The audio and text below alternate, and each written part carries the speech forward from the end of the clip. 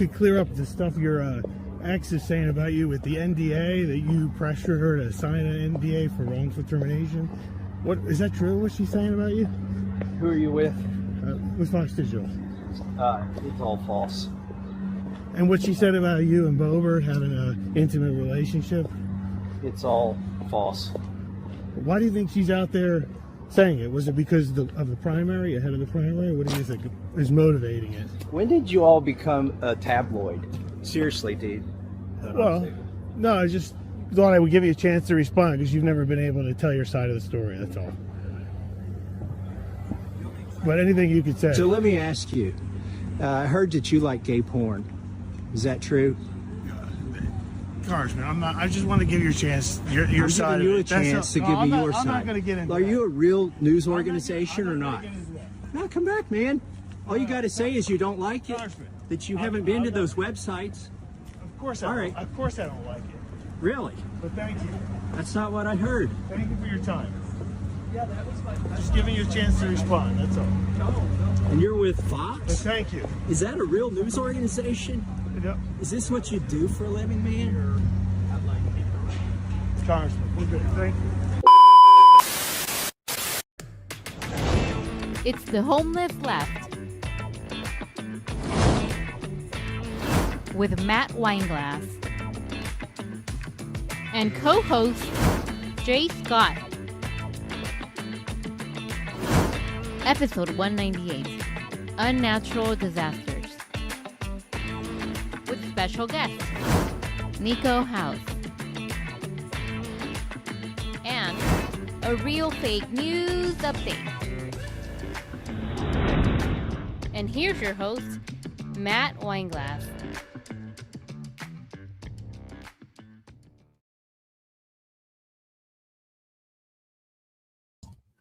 Here we go. All right. Welcome, everyone. We are rolling. We are rocking and rolling right now. We're live right here on the Homeless Left. I'm Matt Weinglass. This is the Non-Tribal News Network. We're here with you guys all afternoon, whatever you're on, whatever channel you're on with us. That could be Twitter. We're trying out Twitch. I think we're running on Facebook right now, but we welcome you guys all, especially if you've been on Rumble or YouTube this whole time. Thank you guys for the support, really helping building the channel and connecting the dots with us here in this space. And what we're doing here is we are using our critical thinking skills. We are taking ourselves outside of the duopoly, the matrix, or whatever you want to call it, the thing that we refuse to be part of. That's why we're here now. And we welcome anybody who feels homeless from whatever camp they were coming from, whatever you were part of. If you felt like your team was the good guy team and you're fighting the bad guys, and that's what you were told your whole life, and then you started to ask questions, you started to wonder, why can't I call out my leadership? Why can't I ask questions to the people to tell them to do a better job so we can do better and do the thing that we were excited to be part of this club in the first place? That's the part where it starts to make you scratch your head and go, wait a minute. I'm not allowed to raise my hand. I'm not allowed to ask questions. I have to get in line. We have to beat the other guys. It's a win-lose situation. That's not what we're doing here. We're not playing that game anymore, win-lose. We're not here to do team sports. We're not here to do tribalism. By the way, that's called tribalism. We are non-tribal in this space. We happen to be homeless from the left. That was the team that we were told was the good guys fighting the bad guys. Well, newsflash, guys. All the teams suck. They're all bad. They're all corrupt. They're all captured. They're all infiltrated. And they're all pretending to be against each other to keep us against each other.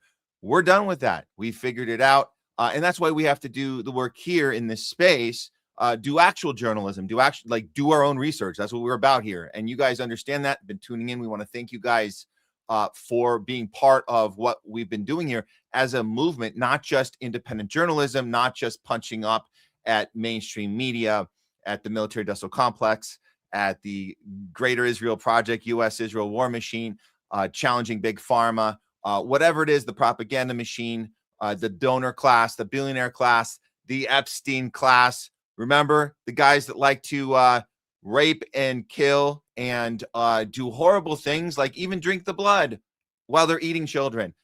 that's not just a particular group of people that happen to be in one part of the clubs that was the bad guys. They're all in on it. They're all part of it. And that's another reason that we know that we've made the right call to get out of that and into this space. And then we can kind of see the world with those open eyes. That those are the lenses that we were deprived of, right? The critical thinking lenses, because we've been stuck in the tribal lenses. So let's go ahead and take those tribal goggles off, guys. Put those critical thinking hats on, and we're gonna get moving on today's show. We're calling it Unnatural Disasters. If you guys saw the title on the platforms, we're going with even the thumbnail. I know it's very intriguing. We are calling out the World Cup. It's completely rigged. We're going to show you why, how, and how to look for it. And it's okay. We discover this as we go.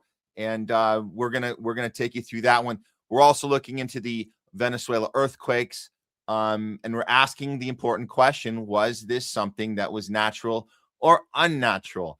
You guys could probably guess the way we're leaning towards. We're gonna have NIKO House joining us later to get more into that story, but we'll be covering Venezuela. We're gonna be getting into that a lot today, along with the World Cup story. Also, Operation Warp Speed 2.0. If you guys aren't familiar with 1.0 and you haven't been paying attention, just another example of both parties being rigged, being all about promoting pharma and pitting us against each other. Because guess what? Newsflash: this administration is exactly like the last administration when it comes to health, right? When it comes to the medical freedom movement, we all got stranded. We all got left behind. And for all you that are out there that still think RFK Jr. is the most crazy person in the planet because of pharma, you have nothing to be worried about. He's not doing anything for anything except protecting the pharma companies that if you were all about championing, like Bernie Sanders and Elizabeth Warren, you have nothing to worry about. It's the same thing. Now, if you understand the mechanism of RFK being crazy when it comes to Israel, well, that is a whole nother story that you might not have been aware of if you haven't been paying attention. But our viewers know, you guys know what's really going on. So we'll get to all that. And that opening, guys, you know what? There you go. There's the one guy on Capitol Hill that's asking the right questions, that's turning the camera on the guy coming after him and saying, you're not doing real news. You're not doing real journalism, and turns it right on him. And the guy runs. And we got to do more of that. And you know what?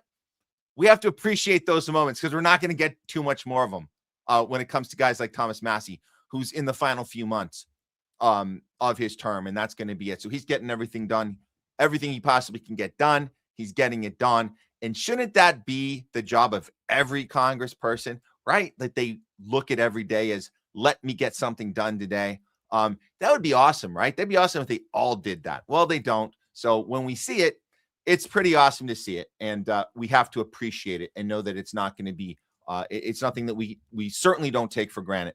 So let's make sure we are going pretty strong here. Let's see. We're on. Yeah, looks like all of our channels are looking good. Rumble's looking good. Little by little, we're getting going. And I appreciate you guys sharing things out and getting the message out, because we are fighting the censorship industrial complex. We're fighting this mechanism. YouTube's been on us the whole way. You guys understand we had our first channel, The Homeless Left, on Rumble doesn't actually, on YouTube, the Homeless Left on YouTube doesn't exist. It was taken down by Google, who told us that our conversations were too dangerous for the community. These conversations right now, too dangerous. So what do? I mean, we tried to fight it. Obviously, they stuck to their guns. They kept the channel gone. So we just started a new one. This is the channel, guys. And we've been having some pretty crazy ups and downs with the channel. Wild stuff. We'll have like 100,000 people watching, and then it goes down, and then it goes up. We don't know what's going on with that, but we're going to ride it as long as we can, and we can certainly give you guys the credit if you're able to, when you're doing the super chats and you're sharing this out and you're just commenting in the chat, in the live chat. We really appreciate it. And also, after we're done, it's really cool to get this out there. Just throw that live out for people. Let them know we're here and we're doing the good work. We're doing this the best we can here in this space. And you guys, we're proud of the work we've done here. We're heading on 200 episodes is coming up next week. So we're counting that down. This is episode, I think, 198. So expect some good, some great shows coming up to you guys. We're going to have the 199 is going to be on Thursday. And the next week, we're going to be doing the 200th episode. So lots to reflect on. This is the last day of June. This is, people don't generally, they kind of skip over this every year, but this is the halfway mark of 2026. So it's a good moment for all of us to reflect how far we've come in this particular calendar year and what we expect, goals we set for the remainder of the year. And of course, you guys know we're counting down to this 250th day of independence. It's not exactly independent at all. We've been very dependent. So that's going to be something that's prominently on our minds leading into our 200th episode next week. Okay. With that said, we did have to move a couple things around. We're going to have NIKO come in later in the show. Jay Scott will be with us. We're going to be doing a lot of that coming up in the next hour, the hour after this hour. For now, what we needed to do is we're gonna go ahead and push our Real Fake News to Thursday's show, and because we really want to get into the World Cup story, we're going to do that one right now. And we got some other stuff. We're going to get to the Venezuela stuff as well. So we got a lot to get into, guys. So let's go ahead and just make sure we're all good here on tech. Tech's looking good. Here we go. Just going to change the balance there. I think we're good to go, guys. So again, appreciate everybody tuning in today for the Homeless Left. Let's kick it off right now. We're going to get into the FIFA story, or the FIFA story of the World Cups. People are talking about the Iran team. And if you guys weren't paying attention, or whether you were kind of halfway paying attention, you probably have heard by now that the Iran team in the World Cup has been eliminated. Some are very happy about that.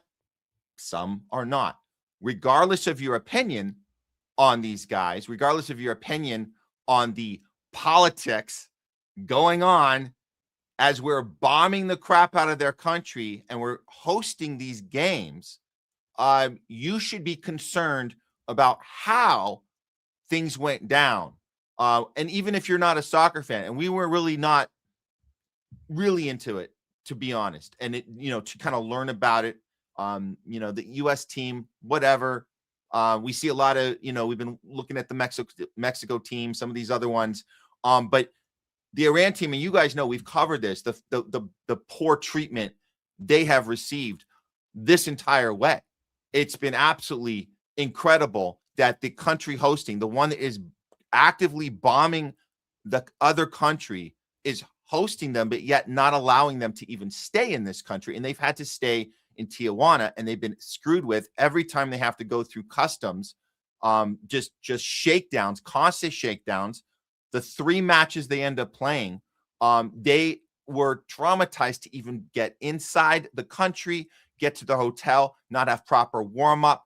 And then when the game's over, and this is what, as athletes in other sports know this, more importantly in soccer, you need calm down time. You need to recover from a long match. They didn't get that either. They were forced back on the plane, all 3 matches, back to Tijuana, where they had to suffer it out, tough it out to their next match. So 3 matches, all they had to do was get a goal more than the other team. They ended up tying all 3 matches. Well, let's look at what happened on this final one, because this one came down to the wire. It was in Seattle. It was against Egypt, and the score was tied up until the very last minute, and something pretty awesome happened. But spoiler alert, it was momentary, and they're not celebrating it now. Here's what happened. Okay. Who are getting attacked constantly by us. And this is like their only thing they can be happy about, is the chance that their team can advance to the final. It's the 32 team tournament, which is what this is about, is who's going to advance to the 32 tournament. And I'm going to tell you guys right now, after studying this, and I'm going to show you guys in a second what happened here. because that looked like a great celebration. Well, unfortunately, it was taken away. The goal was taken away. And here's what happened just moments later. Is this game. So you could say, devil's advocate, okay, bad luck happens. It's cruel. The fates had it. They have to take the goal away because it was some sort of offsides. Now, if you look this up, you're going to see variations of reactions to this. And I'm just going to tell you guys, when I'm looking at this, and this is just trying to do it from non-biased, just looking at this and how the rules work and trying to understand this. They're saying that FIFA made a mistake. There was no offsides. The Belgian player's hand broke the offside trap, so it was a legitimate goal. Why wasn't the replay shown? So when they show the replay, what happens is they do the AI. So that's the problem, is you have an AI replay where they start messing with it and eliminating players. And so that was the red flag for us here. We're like, look, you can argue technicalities and people that are more experts in the sport, they can say, well, here's why it technically is offside. But if you're eliminating, if you're messing with the footage, right? If you're messing with the footage at all, and we notice it, then that should be enough of a red flag. You don't have to be an expert in the rules of soccer to know that something is wrong there. But here's the thing, guys, the story doesn't stop there. What happens? Let's see what happens next. You got the captain of the Iranian team. He's calling this out. He's calling out FIFA and the US at the very end of the game, right before they forced him back on the plane. Here we go. Disaster World Cup. Disaster. Point of charge of FIFA. They have to solve every problem here, but unfortunately they couldn't solve since the beginning. Mr. Infantino came to our changing room first game and he said it's just the beginning, but it's group stage finish tomorrow. And we don't have our logistic people here. They don't have a visa. How possible we always have to travel to Tijuana? We love people of the Mexico. We love Tijuana. It's so good. They are so humble people. We love them. But as a professional players, professional competition, it's not right. Yeah? It's about our opinion, because now we have traveled again going to Tijuana again. So without recovery, without nothing, it's not fair. But by our opinion, it's not fair. If is it fair? And we know it's not fair. But of course, those kind of words can be spun and manipulated and turned into sore loser talk, right? And that's what people have done. They said, oh, it's just complaining, right? Because we see professional athletes in the US complaining after a game, and you know, it can come across as being sore loser. But remember, the context here is so much greater than a team feeling like they got that the game was rigged or the match was rigged. There's so much more weight here. We're talking about a team being mistreated on an international level, and whatever the US is getting away with, which they've gotten away with bullying this team the entire way. And there's no, FIFA's not holding the US accountable for this. So they're all, as far as we're concerned, they're all in this together. So this was the unfortunate plane ride home. The US appears determined to seek revenge for its battlefield defeat on the sports field. So this was, you know, from after this defeat, they weren't going home yet because there was a chance that they could still advance. So the Iranian national team travels directly from Seattle, of course, right? Because they're kicked out immediately, and they have to return to Mexico at 4 a.m. Yeah, that makes a lot of sense, right? That they just have to go, and they have to be back in Tijuana. They have to get there at 4 a.m. after this horrible, emotional, physically draining situation. And what are they doing back in Tijuana? They're not getting ready to go back to Iran yet. What they're doing is, and it looks like, yeah, the U.S. is not qualified to host international. Yeah, we're pretty sure of that. They're not qualified to host international sporting events. If they're gonna pinpoint a team and treat them like this, nobody else gets treated like this. This has been the most unfair World Cup for Iran. Thank you, and thank you, Mexico, for hosting them, right? So this is what the scene looks like. I mean, it's like what would you do, right? What would anybody do in this scenario? This is I mean, this is a tragedy. It's embarrassing, it's humiliating. But okay, so again, back to what they're doing that final day is, and here they come. So it's just exhausting to see this. I mean, we can feel these guys have been through so much. And so what they're doing for this final day, and this is where we get to the real hard stuff, because this is the stuff they have to sit in their hotel room and watch from a distance before they go home. And what we found out was, and this is the very next day, and you can see, yeah, it's just sad. And we would be saying this about any team being treated like this. This is not like about a personal relationship we have with Iran. This is about just common etiquette and professionalism and principle that you treat everybody with the same. I mean, it doesn't make. How could anyone justify otherwise? Even if you fell for the Mossad operation of January, right? The New Year's, where they said, we did it, we pulled it off, we put Mossad agents in the street of Tehran, and we fooled everyone, made them think that 30,000, 50,000, 70,000, 90,000 Iranians were murdered. Rah! So they want revenge. They want us to bomb the shit out of their country. Even if you fell for that shit, you should know this is wrong. You should know this is wrong. It should be enough just to watch how all three matches, now let's be clear, all three matches, they had goals taken away.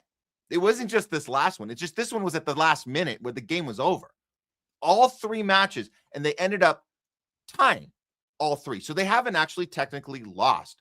They have to fly home now as a team who has not actually lost a match, being eliminated from the tournament. So how did they actually get eliminated? Let's go to that part right now.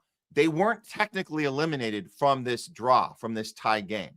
Here were the three scenarios, and they knew them well. They had to watch this from TJ, from their hotel rooms. This was the three opportunities. Only one of these had to happen. So they were in a third place with 3 points and a neutral goal difference.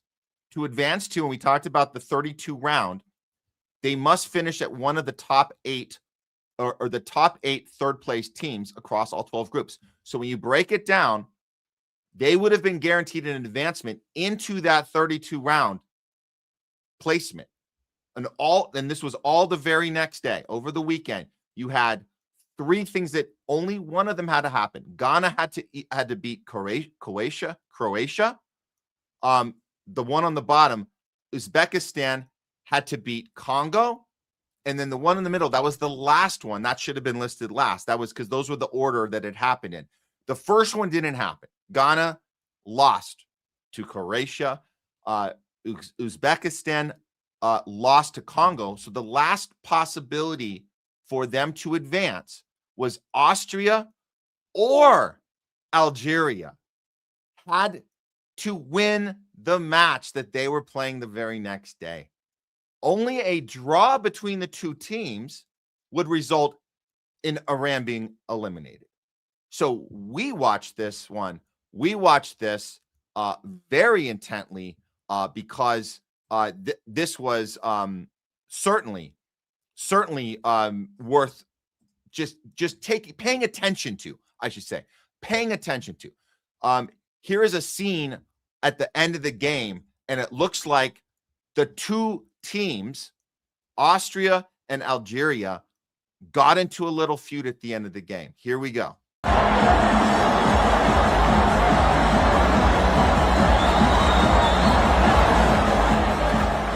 What's going on here? I'll explain. What happened here is that Algeria scored right at the last minute, making the score 3-2. They weren't supposed to do that. You know how we know they weren't supposed to do that? Because the entire 90 minutes, they were doing nothing the entire game except waiting out the clock. The way the score got to 2-2, was one team would score, and then the other one would immediately score after. And if you watched it the whole way, I'm not going to show you the whole thing here. We have a guy that did a breakdown of it here in a second. But you would notice that they were cooperating with each other. Never seen anything like it before. You had both teams hanging out. One team would score. It would be one team scoring, the other one immediately scoring after, and then it was tied again. Again, a tying scenario is the only scenario in which Iran was forced to go home. So that's weird, right? That's weird. So this is actually what went down with that 3-2 score, which was not supposed to happen. There was not supposed to be a 3-2 score. Here's the tweet about it. So Algeria scores in the last minute of extra time. It should be game over.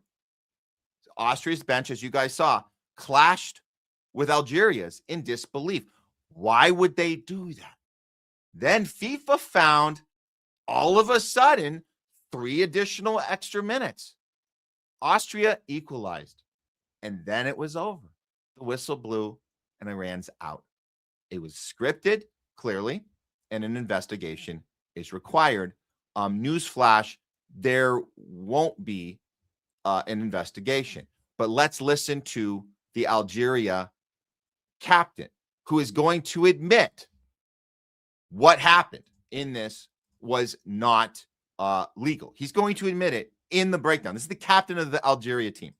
It was a bit awkward, to be honest. We were playing wide and they were sitting. At the last minute, someone plays a ball inside and it turns. I have to make the run. I have to respect football, and the ball arrives in front of the keeper. I have to score. I have to try to score. Like they tried to score as well. They were in front. They were winning 2-1. I know it's an awkward situation, but it's football. I have to respect it, and the good thing for them is they score and they qualify. We both qualify, and it's the most important thing today. Well, as long as you both qualify, then that's the most important thing, right? Like a little, hey, we got each other's backs. All we got to do is hang out for 90 minutes plus and not F each other over, and we'll be okay, right? Yeah. So this is what he's saying. The truth is out. The Algeria's captain, he admits that he had to score against Austria. I know it's embarrassing. What he means by that is the results were fixed. That's a pretty logical interpretation. They advance. Iran pushed out. This is cheating. Now FIFA must investigate, but as we all know, they're not going to do that. Let's hear an actual breakdown so you guys can get a sense of how this game went down. You don't even be a soccer fan to know something is very weird about watching this match. One of the greatest examples of collusion I've ever seen. World Cup, Algeria and Austria. If they draw, they both move to the round of 32, and it was pretty clear that that was their plan all night. They've just been passing to themselves for the last 10 minutes or so. We're in added time, 4 minutes of added time left. The announcers sound like Major League Baseball announcers in the middle of the summer when their team's getting blown out. They just seem bored. But then all of a sudden, Algeria says, you know what? Let's try for one moment real quick. Let's see if we can get a couple passes off. Austria's just sitting there in defense, not doing anything. Algeria gets 2 passes off and scores, and all of a sudden Austria is saying, wait a second, what happened to our deal? So the ref sees all this and says, you know what, clearly Algeria just screwed up whatever agreement you guys had. Let's give you an extra couple minutes here, and Austria moves in. 0 defense from Algeria on these headers.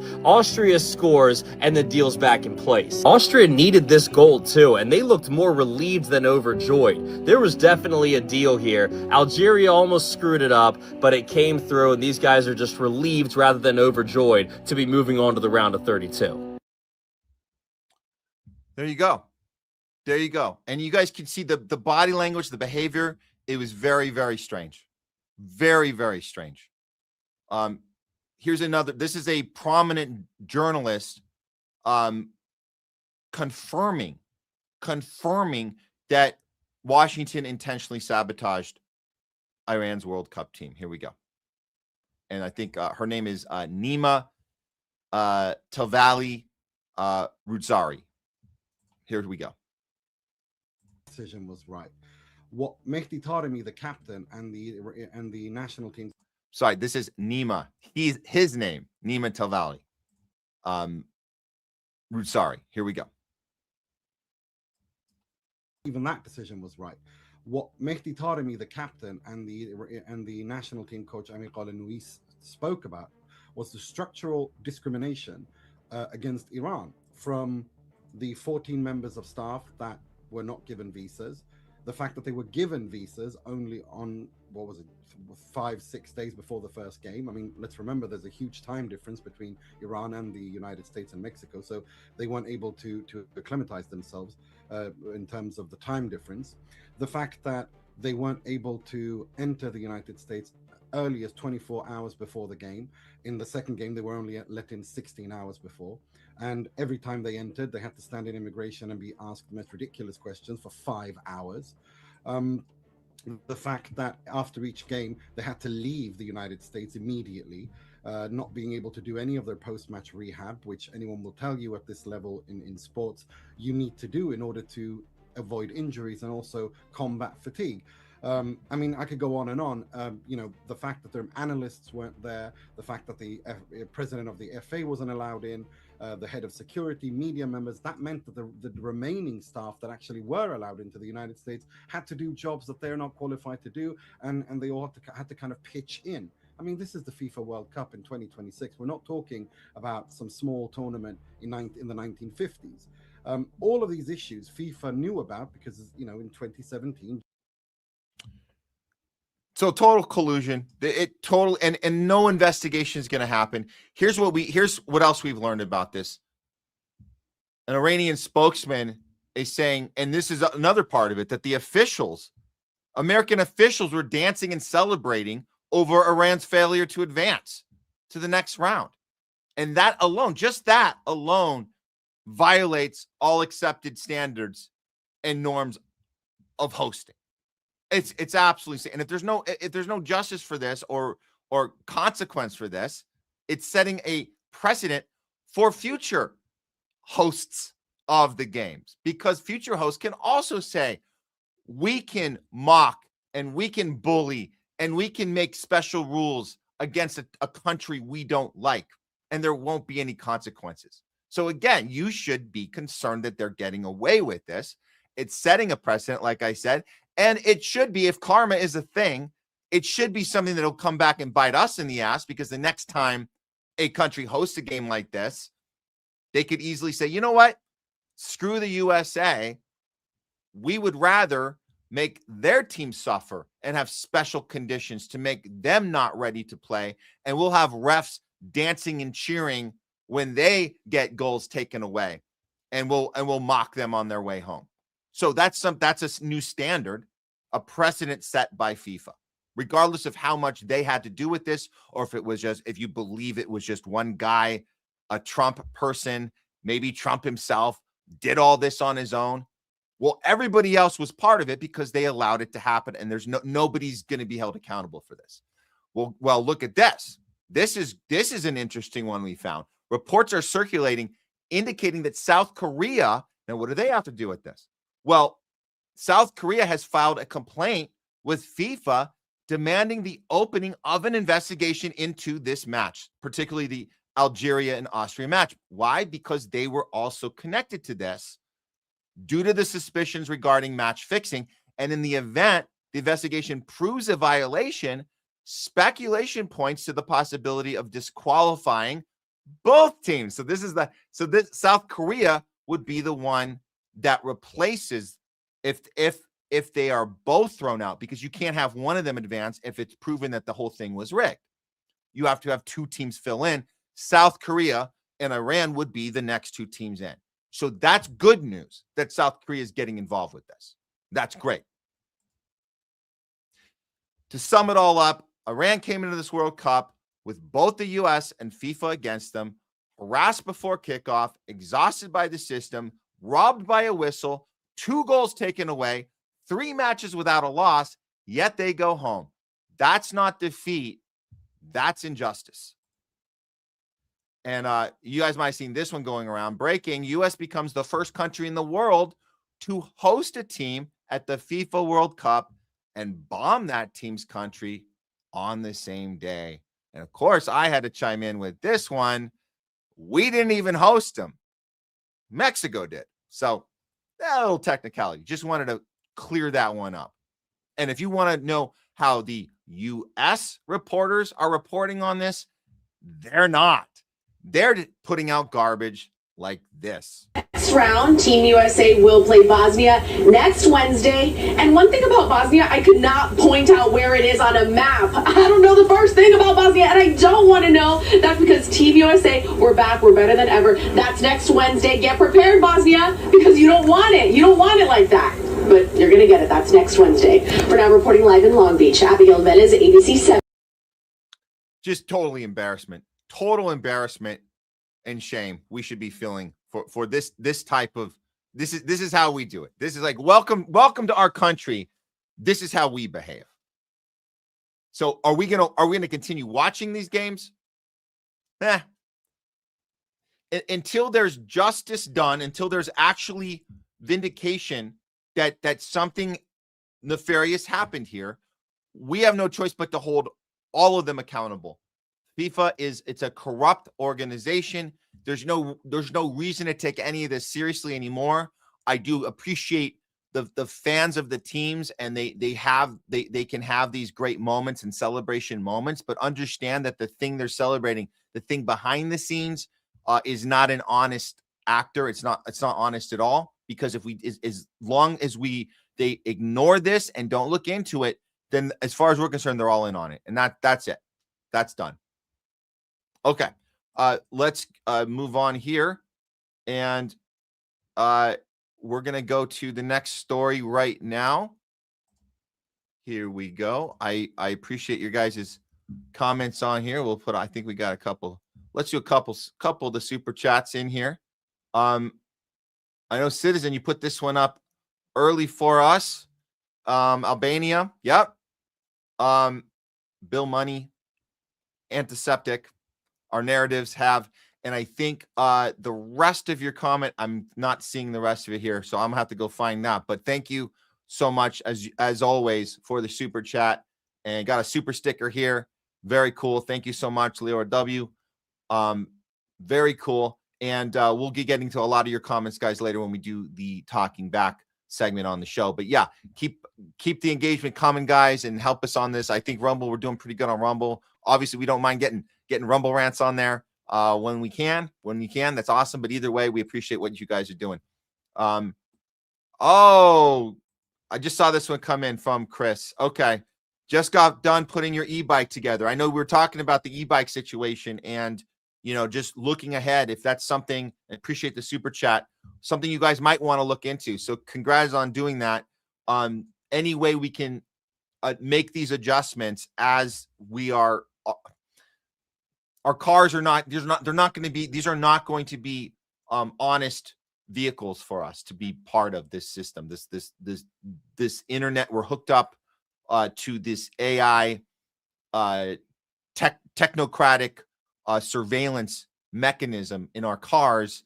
It's something you might want to get out of. So I appreciate Chris getting out of it and looking into e-bikes. You guys should go look into that. If you are able to get through your day and not have to go too far in your travel distance, you might want to look into the e-bike situation, because that's a nice little adjustment I think some of you guys can make. So good for you on that one, Chris. All right, let's go ahead and we'll start in on the next story here. Okay, let's get to this one. I just got to set it up real quick. Here we are. Okay. Boom. All right. Yeah, we need to follow up on this one, because here's what's going down. We where is the notes on this? Okay, here we go. All right, so we got to follow up on this story, guys. This is we talked about the Zionist conventions, right? We had this JNS convention in Israel last week. It was like 5-6 days. All the psychopath Zionists got together trying to figure out ways to amplify their anti-Semitic rhetoric as the biggest problem in the world, and how to push the fear factor, not just convincing the world that they are the victims to all of the hate, all the Jew hate out there, but even more so, they have to convince themselves as well so they can go through the process, right? The process of what? Of being that victim. And so when we see some of these people and how they've responded, and you see how they physically respond to playing that victim, it's pretty remarkable. And I'm talking about this one that's been going around. You might have seen this one. We're gonna look at this. This actress, I guess former actress, Mayim Bialik. Mayim Bialik. She's been on a few shows. You might know the whole Big Bang Theory. Before that, way back in the day, Blossom. Yeah, she's a neuroscientist as well. So she goes back and forth from acting. She's also a hardcore Zionist. And she's kind of nutty. Here is Mayim sitting down, opening up about her delusional fear and her fake anti-Semitism that she claims that her and so many Jews experienced after October 7th. So she goes on this podcast. It's called Second Thought with this other, it's kind of a Jew on Jew podcast. Her name's Susie Wise. Watch the body language in this, and let's try and figure out if she's staging this or she really believes this. I think it's a very interesting investigation here. I might be leaning towards she really believes this. People approach me wearing Zionism is racism shirts in a parking lot not far from here at my favorite vegan joint with my children. And the thought occurred to me, what are my kids about to witness when October 7th? Okay. So the setup of the story is, and she got emotional already. The setup is guys in t-shirts with Zionism is racism, which it is. And she's thinking about her kids. What is it? What's going to happen? So she feels unsafe just by the t-shirt. Well, okay. So tell the story. I would like to know what actually happened in this horrible, traumatic incident. 7th happened, it just magnified. And it was actually Sacha Baron Cohen who said, we're about to see the largest campaign of anti-Semitism we've ever seen in history. And I was like, what's... Well, we agree with that. The campaign is coming from the Zionists. That's the campaign. We're about to see it. And he was right. The campaign is to trick everyone into anti-Semitism can kill you, right? Which, like a t-shirt is literally going to kill you and your kids. That's the campaign that he warned her about. And it seemed to have worked on her. He's talking about. That's what happened. I was afraid, like a lot of public Jews were afraid. I didn't know what I was going to find when I opened the gate to my house. I don't live in an expensive gated community. I live in a place where people can see me walking. I did not know what my children would experience. Did she just get into acting? Oh, wait a minute. She's been doing this since the 80s. So I live in a normal place where people recognize me. This just now became a thing. Okay. So you have people that recognize you. Well, what's the danger part? You already know what life is as a celebrity. You already know people recognize you and your kids as you try to have your normal life. That's the thing you've lived with for years and years and years and years. So what is the thing that what is the thing you're experiencing right now? What is it? I'm really trying to understand this because she seems petrified. She seems shaking in her actual chair right there as she's reliving this account of this horrible, traumatic t-shirt event. And when I saw what started happening to Jewish leaders, when I still see it, of course, many of us wondered, am I next? I had people approach me wearing Zionism is racism shirts in a parking lot not far from here at my favorite vegan joint with my children. And the thought occurred to me, what are my kids about to witness? And here we go. Here comes the story. So you got the setup, you got the backstory. So that little clip at the beginning that's like, now we're here. Here's the story. Here we go. This has to be horrible. What these people did to her in that parking lot. I don't know. You guys might just graphic warning for you guys right now. You might want to step out of the room, get your kids out of the room. She's about to tell you the most horrific thing you've ever can possibly imagine.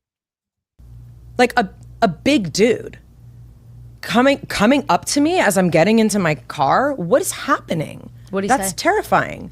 Oh, that's Mayim Bialik. And I said, get in the car. But I'm like, I have like a chill right now. Yeah, it's going terrifying. up the side of my. It's terrifying that somebody recognized you. Holy crap.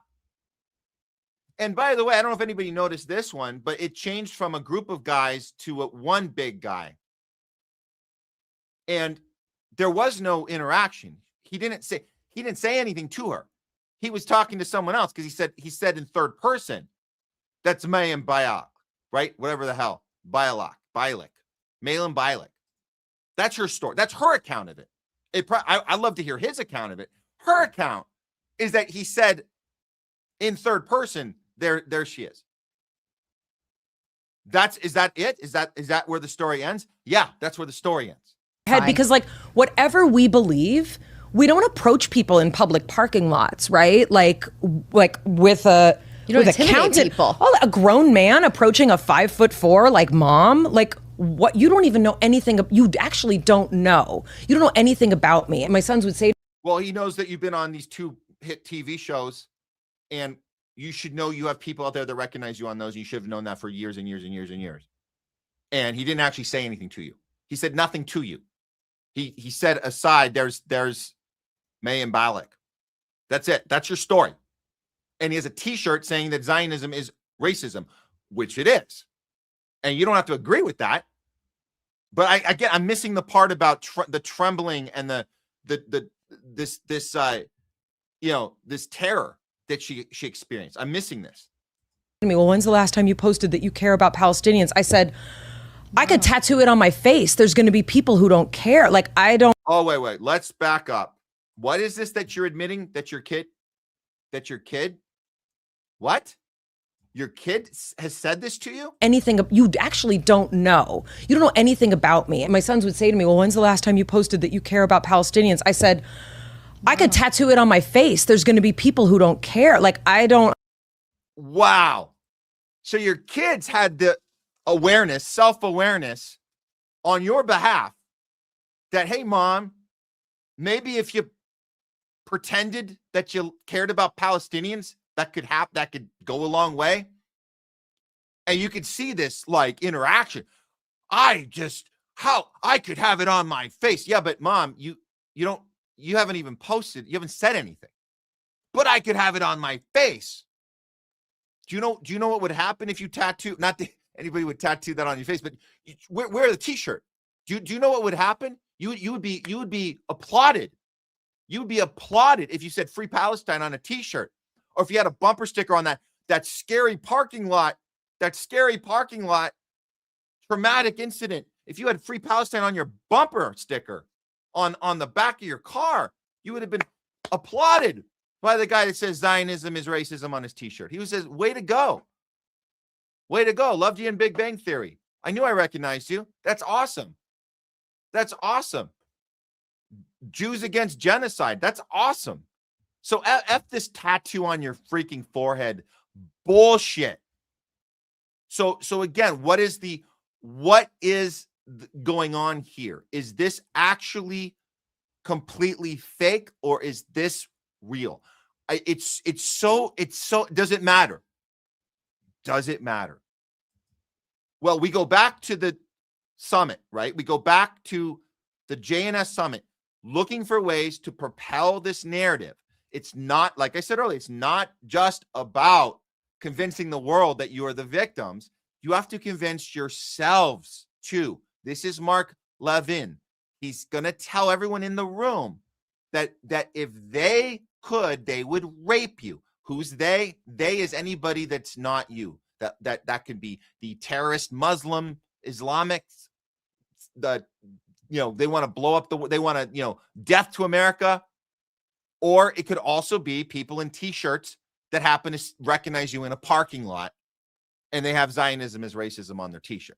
So either way, They want to kill you. They want to rape you. So this actually could be working on the people, on the women, particularly on the women in the room. If this regime in Iran could, it would murder every single one of you sitting in this room. Every single one. Every woman in this room, they would rape you. Every single one. If you had grandchildren here, they would murder them. They would slaughter them. Every single one of you here. Because you're Jews or you're Christians or you're just not one of them. I think there's some that can be effective to a point. I think that's what we're seeing here.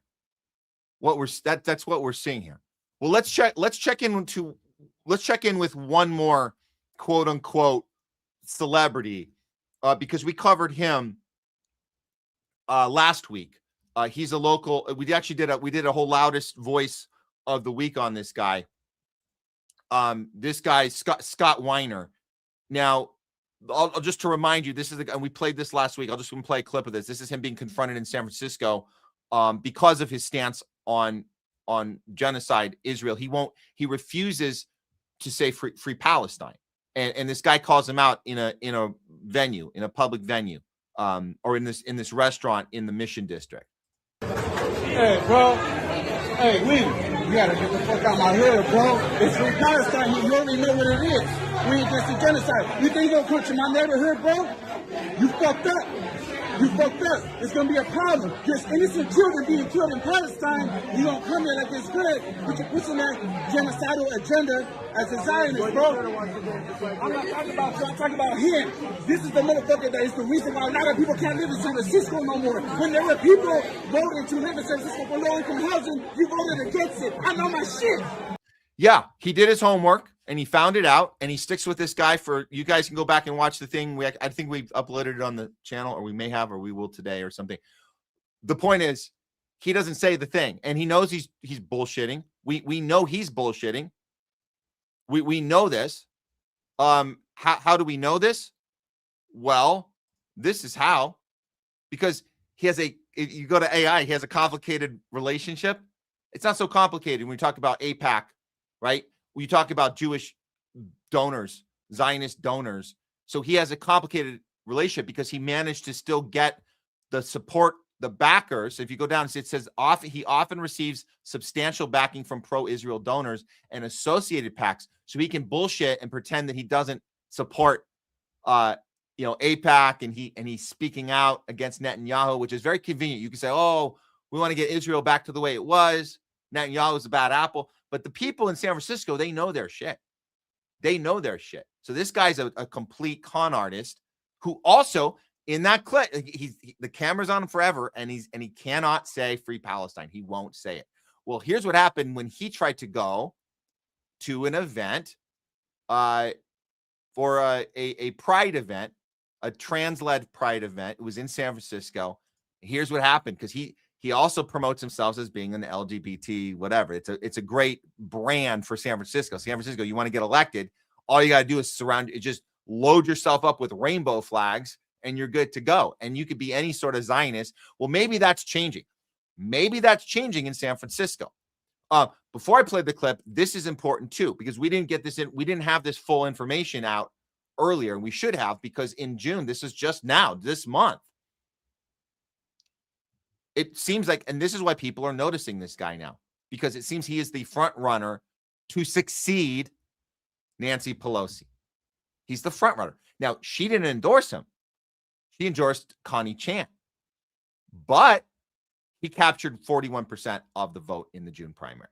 So he's looking like the guy in November is going to take the seat over from Nancy Pelosi, the San Francisco seat that will be open.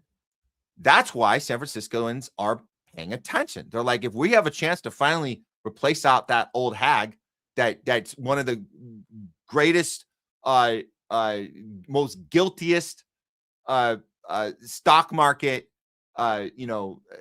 villain, I guess you could say, that has made more money than any other, right? So we know the corruption of Pelosi and where she comes from. Obviously, Zionist supporter everything Israel supporter, Israel first person. So San Franciscoians know maybe this guy's total bullshit. And this is what and I told you guys on the show, we need more of this. We need more people to confront elected officials who are in positions of power. So here's what happened to him at that event. Scott, I think your legislation on trans issues and your legislation specifically protecting queers on the sex offender registry is fantastic. Like, I really applaud you for that, and I think you deserve to be here for that. But I think your housing policy, and specifically your housing policy aligning with YIMBYs, and I think your policy, and I think your policy on the genocide in Gaza, and I think your policy on the genocide in Gaza is terrible. I think you do not belong here. I think you do not belong here. You do not belong here, Scott, anymore. It sucks because you've been wonderful. You've been wonderful for trans people, and you've been terrible. Wait till they find out that that movement's also captured and they're not, it's working against them. But maybe they are. Maybe they're understanding that when people align with your thing and they have a different ulterior motives, it's not helping your thing. Maybe they're getting that now. That's good. That's good. This is great. So they've done their work. They've done their research. They're not going to let this guy bullshit his way and pretend I don't take AIPAC money. It's like the old Bernie Sanders trick. I don't take Super PAC money. Yeah, but you do it. You funnel it through other ways. You son of a bitch. We know that. Bernie tricked us all. He lied to us. A lot of people fell for it. I think people in San Francisco even like this is good. They're saying we don't. You can bullshit other people. You're not going to bullshit us. F you. And you've been terrible. You've been terrible. You've been terrible on Gaza. You do not belong here anymore, Scott, and it breaks my fucking heart. Isn't it funny? Isn't it funny that, oh my God, I'm such a victim. Like, all you got to do is say free Palestine, my friends, free Palestine. And they would be like, oh, maybe he's okay. Even though he's not. I mean, you could bullshit them. You won't even do it. You won't even freaking do it. When what's her name? Big Bang bitch, when she said, what did she say?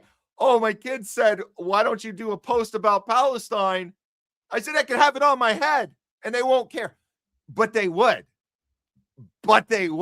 You can't even say free Palestine. You can't even freaking say it. You disgusting piece of shit human being.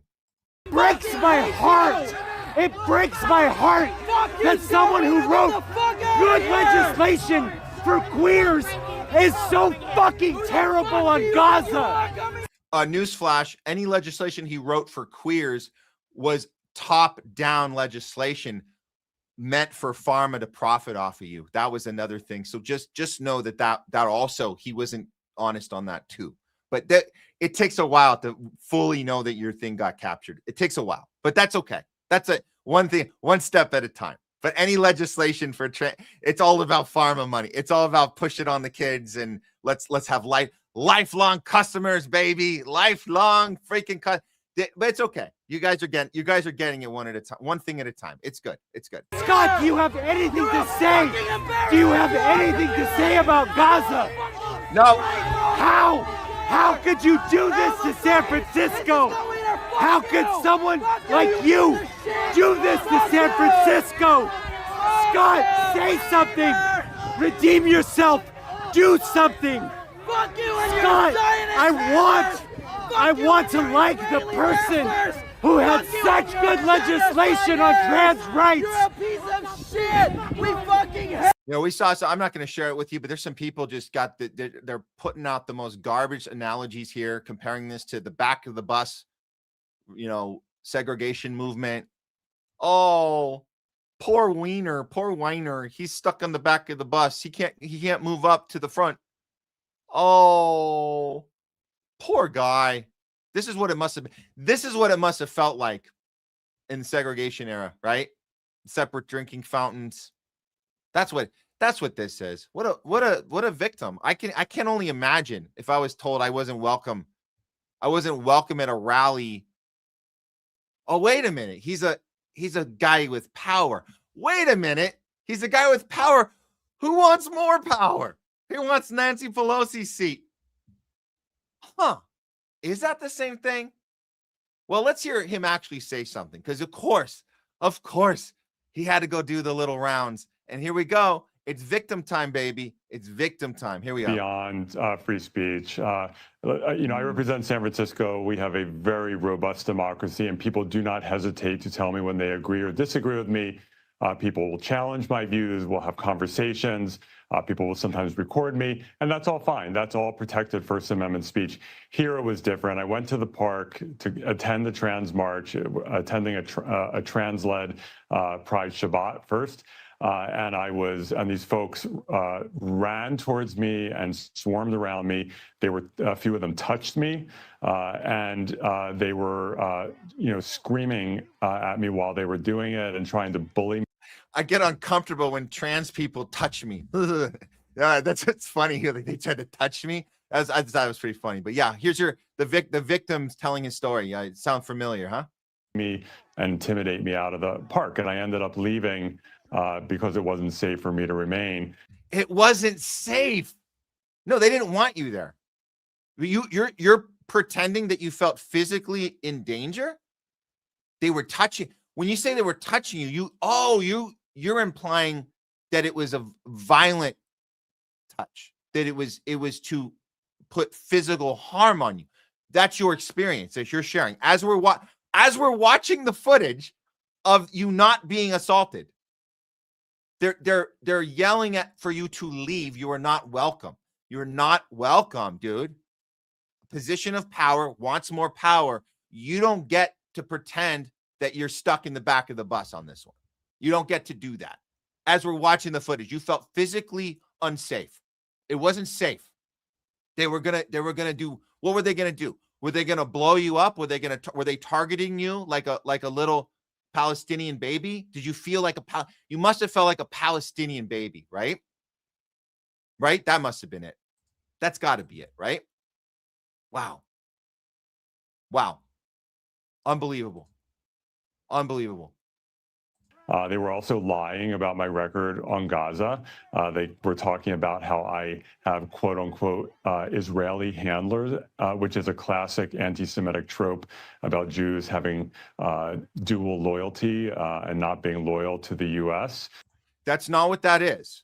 It's calling you out for your shady taking of Israeli money funneled through other PACs besides AIPAC. They're calling your ass out. So stop pretending that this is racist, anti-Semitic tropes that are just dishonest. You are the dishonest one.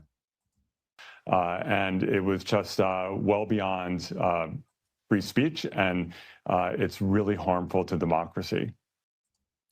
No, what you're doing is harmful to democracy. What you're doing. What they're doing is expressing their free speech, and they're waking up to the capture that you have had on their what seemed to be an honest movement to start with has now been totally captured, and they don't know that part. That's a whole nother can of worms for them. They don't know that it's not just that the entire LGBT movement's been 100% captured, which is sad. It's sad that but they're waking up to that. Before I end the segment, I got to go back to this because we didn't share this off of, and they're connected, right? This is a guy with he's spewing this. I feel unsafe, just like Mayim Balak. I feel unsafe. And to remind you, just a reminder about Mayim Balak, because I should have put this up earlier, but she has a history of saying and writing absolute disgraceful, inhumane, and obscene things about women in Palestine. So obviously, and you could do a whole search on her. This is a woman who, at the height of Me Too, she wrote a op-ed blaming survivors of their own assaults because of how they dressed. Well, that whole thing.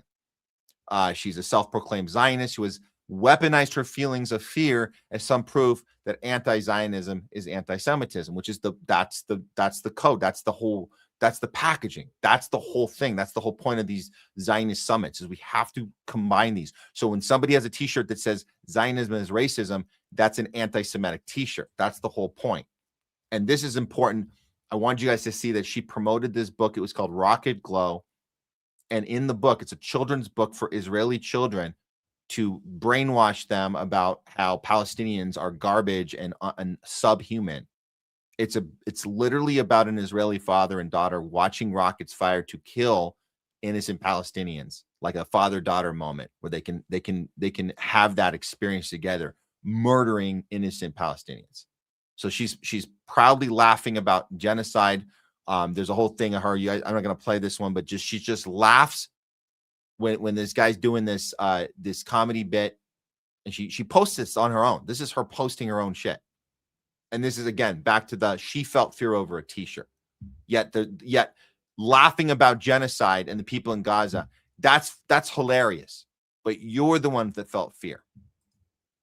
And then another reason, just one last thing about her. Here she is, straight up admitting that she's a descendant of Zionist visionaries. Zionist visionaries. Wow. Supporting the genocide in Palestine. And her family has been memorialized in towns and streets and names all across occupied Palestine. So she tells this story about how her great-great-grandfather, first cousin, he has a street, it's called a Balak Street, and in his home it's a museum in Tel Aviv. He was a Zionist visionary, a gifted poet, and of course a lover of Israel. And so she champions that thumbprint, that footprint that she has. She's part of this psychopathic, occupational, genocidal, lunatic, supremacist-minded people. She's proud of that. And they all are. And look, I don't know if they all are posting like this. Some of them are worse than others. But the messaging has been made clear. Is feel the fear. It's not just pretend the fear. It's feel the fear. And they've done a great job at doing it. And actors are going to be the best at it, right? They are actors. She's an actor. So you feel the fear. Once you get to the place where you actually feel it, it's not acting anymore. And that's the goal for a lot of actors, is that you can get to that. It's called method acting, where you're actually feeling the thing. So I think she's fully feeling it. I don't know about Weiner. I think he's a fraud. I don't think he's feeling any sort of danger. I think he just wants the power.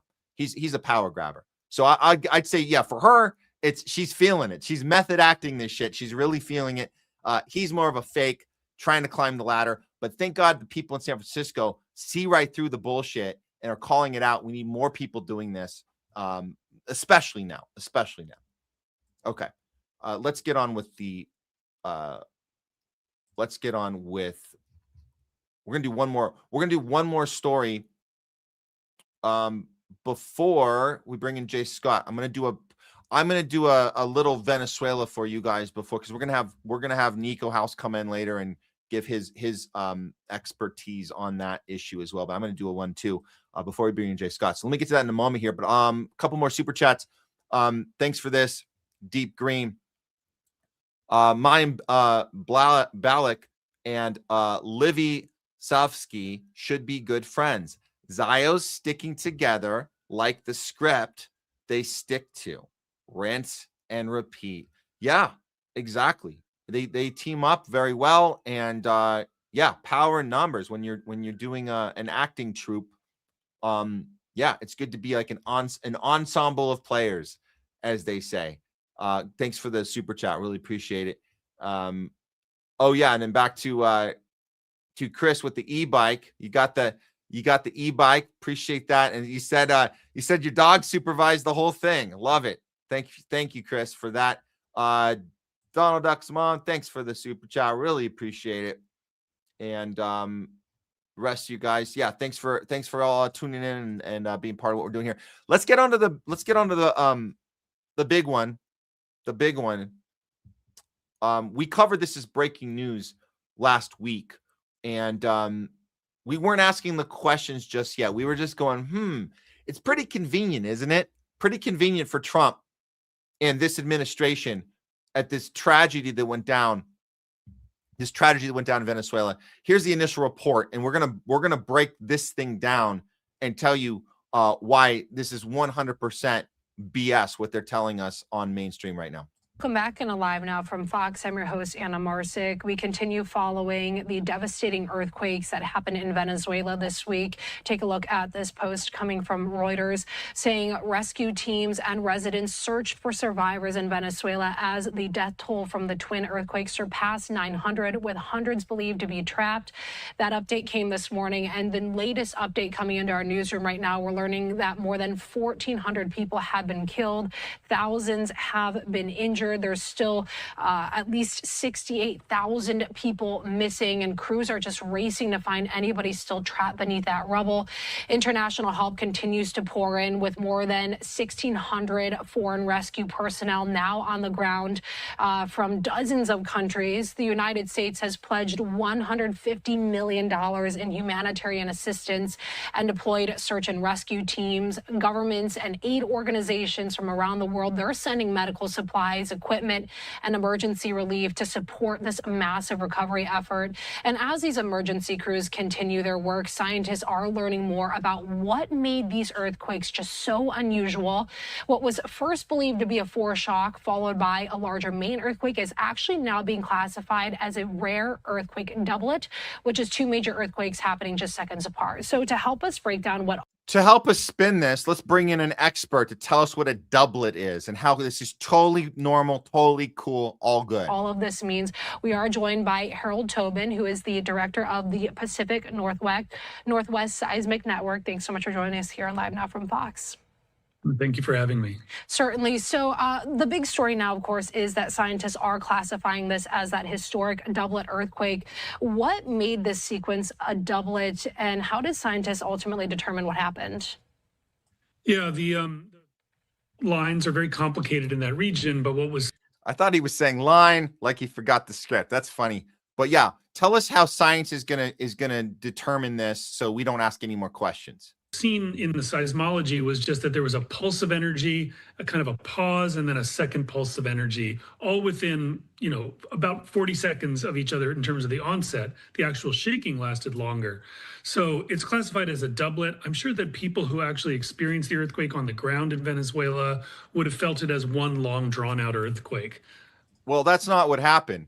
There was Welcome back. That was not what happened. They had 36 to 38 seconds in between. So it wasn't one long one. And we've seen the footage of that. So he's just making that up. A doublet is that's not really a thing. And you don't really have at this level of 7.1 or 2 and then a 7.5. That doesn't happen. That's not a thing to have them back to back with 36 seconds, 38 seconds in between them. But we have to look at like I said, the initial curiosity is where does the U.S. empire come into play here? And Trump will spell this out pretty clearly, as he always does. I mean, this guy just says the thing out loud. I mean, but just to be clear, we're talking about 1,700 people right now. That's the latest number, is 1,700 people declared dead, even though there is now 70,000 missing. So the number of death toll has gone up. So has the number of people missing, 70,000. And the damage is at 8 billion plus right now. 8 billion. 8 billion. When you talk about the U.S. pledging 150 million, that is a big FU, a huge FU. That is clearly not enough. I mean, and you add to the fact that we stole all their oil. We stole their president. Maduro's still sitting in a cell in New York with no due process. We haven't lifted any sanctions. We haven't done anything. But Trump's going to tell you that the people in Venezuela are doing really well, and they're dancing in the freaking streets. Venezuela, we have a great, and by the way, we're helping Venezuela. They had a tremendous earthquake, a lot of people killed, and unbelievable, right in Caracas.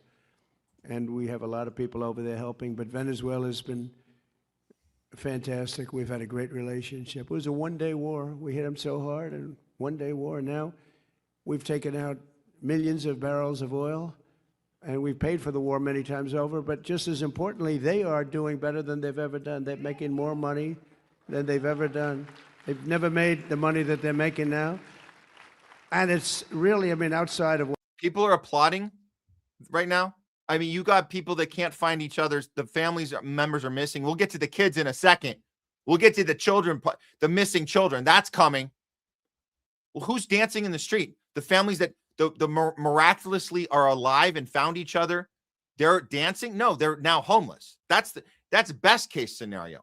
Best case scenario is you found all your family members, your children weren't stolen away, and everyone's alive. You're homeless now. You're sleeping in the street. Where's this? I'm missing the part about where the dancing comes into play here. What happened last night with that was terrible what happened. It was a big earthquake, knocked down buildings. But outside, it was really, it's a happy country again. The people are happy. They're dancing in the streets.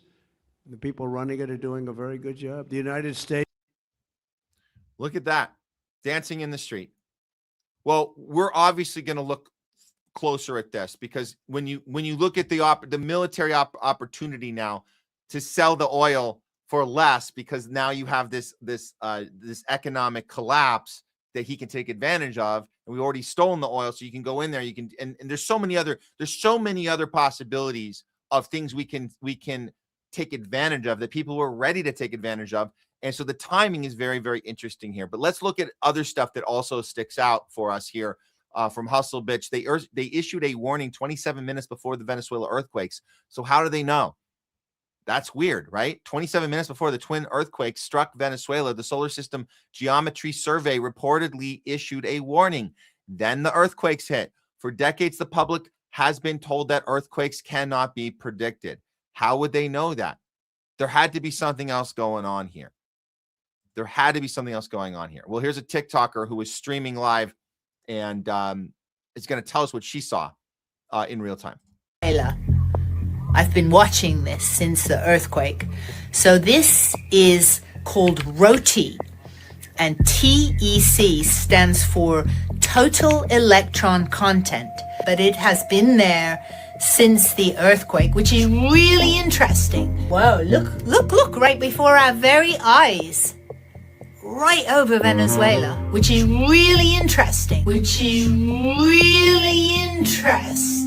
That is called total electron content. So it's heightened agitation, usually caused by lightning or solar flares. But there is a lot of scientific sort of research to indicate that earthquakes can also disturb the ionosphere. So I can absolutely vouch that since those earthquakes in Venezuela, I've been monitoring this, and there has basically been a constant ionospheric disturbance.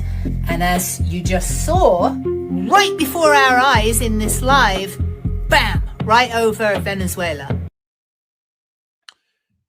So that was happening before, it was happening after. There's been this picture's been going up, video shots of the same image, and every time you try to get information on this, they say, oh, that's fake. That's been proven fake. Really? Because people said it was before. This was actually probably after. It was after the occurrence. That's why it's night. So there's a whole, like, they tried. There's a deflection mechanism so you don't think that anything is weird here, that this is totally normal. The scientists are coming on TV. They're telling you that this doublet hit. It's real. You know what it's really called? I was with Garland Nixon. He said, we were talking about this the other day on Garland Nixon's show, and he said, this is called a double tap. It's called a double tap. And so there's way too many signs here that something's off here. Here's another thing that came up. There were 17 earthquakes near Area 51 in the same 24-hour period that these two big quakes happened. This actually happened. Check this out. Saying what happened in Venezuela wasn't an earthquake. It was a warning. They have the tech, and they're starting to test it again.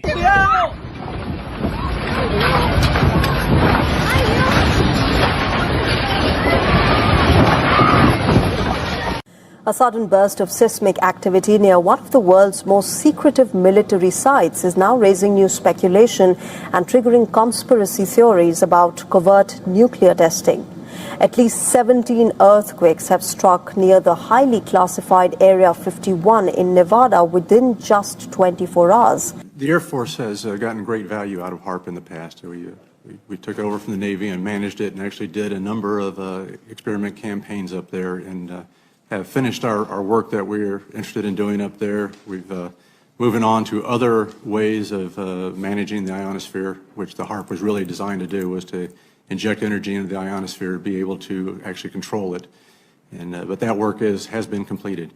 The Air Force has maintained the site for other government agencies to use for several years now. And with DARPA completing their project, that's our last government customer that we have in the site. Wow. So HAARP exists. I don't think anybody says it doesn't. They just are deflecting now what it actually its intentions and its usage are, and also the technology that we've had available for several years, dating back to the 80s. We've had this technology, but let's start with this. As far as we're trying to get down to what HAARP actually does, we're talking about electromagnetic waves that are created in a non-organic way. And you could call this, and this isn't the first time we've seen this in Venezuela. This is an article from 2018 talking about experiments we were doing with this same technology 8 years ago. Here it is. So this is HAARP, and this is the article. So perhaps, so the U.S. implementing the HAARP project in Venezuela. Again, this is from 8 years ago. Perhaps there are a few who have heard about this project, and many others do not know what these acronyms mean.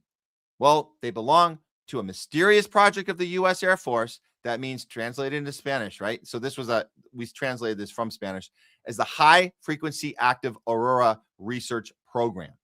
At the military installations in Gacona, Alaska, this mysterious project is being developed, consisting of 180 antennas that, working together, act as a single antenna that will emit 1 trillion high-frequency radio waves which penetrate the lower atmosphere and interact with the current of the electrojet Aurelius. So we've known this for a long time. It's electricity floating on the Earth. When depositing energy in it, the medium is changing the current and generating waves of low and very low frequency. HAARP intends to bring the electrojet closer to the Earth with the aim of harnessing it in a large generating station. But there are those who believe that behind HAARP there is something else hidden, such as strange experiments in weather modification. Here we go. Mind control, and to produce freaking earthquakes. Yes, storms and strong winds, as is now happening in Cuba. Something strange at this time of year. So we've been doing these type of experiments for many, many, many years. And then we have to talk about 2010, right? 3 earthquakes occurred over Honduras, Venezuela, and Haiti, all with a depth of 10 kilometers. Russia and China denounced the existence and use of HAARP by the United States. Southern Command was already alert what would happen in Haiti and immediately deployed 1,300 Marines to the island. Wow, that was quick.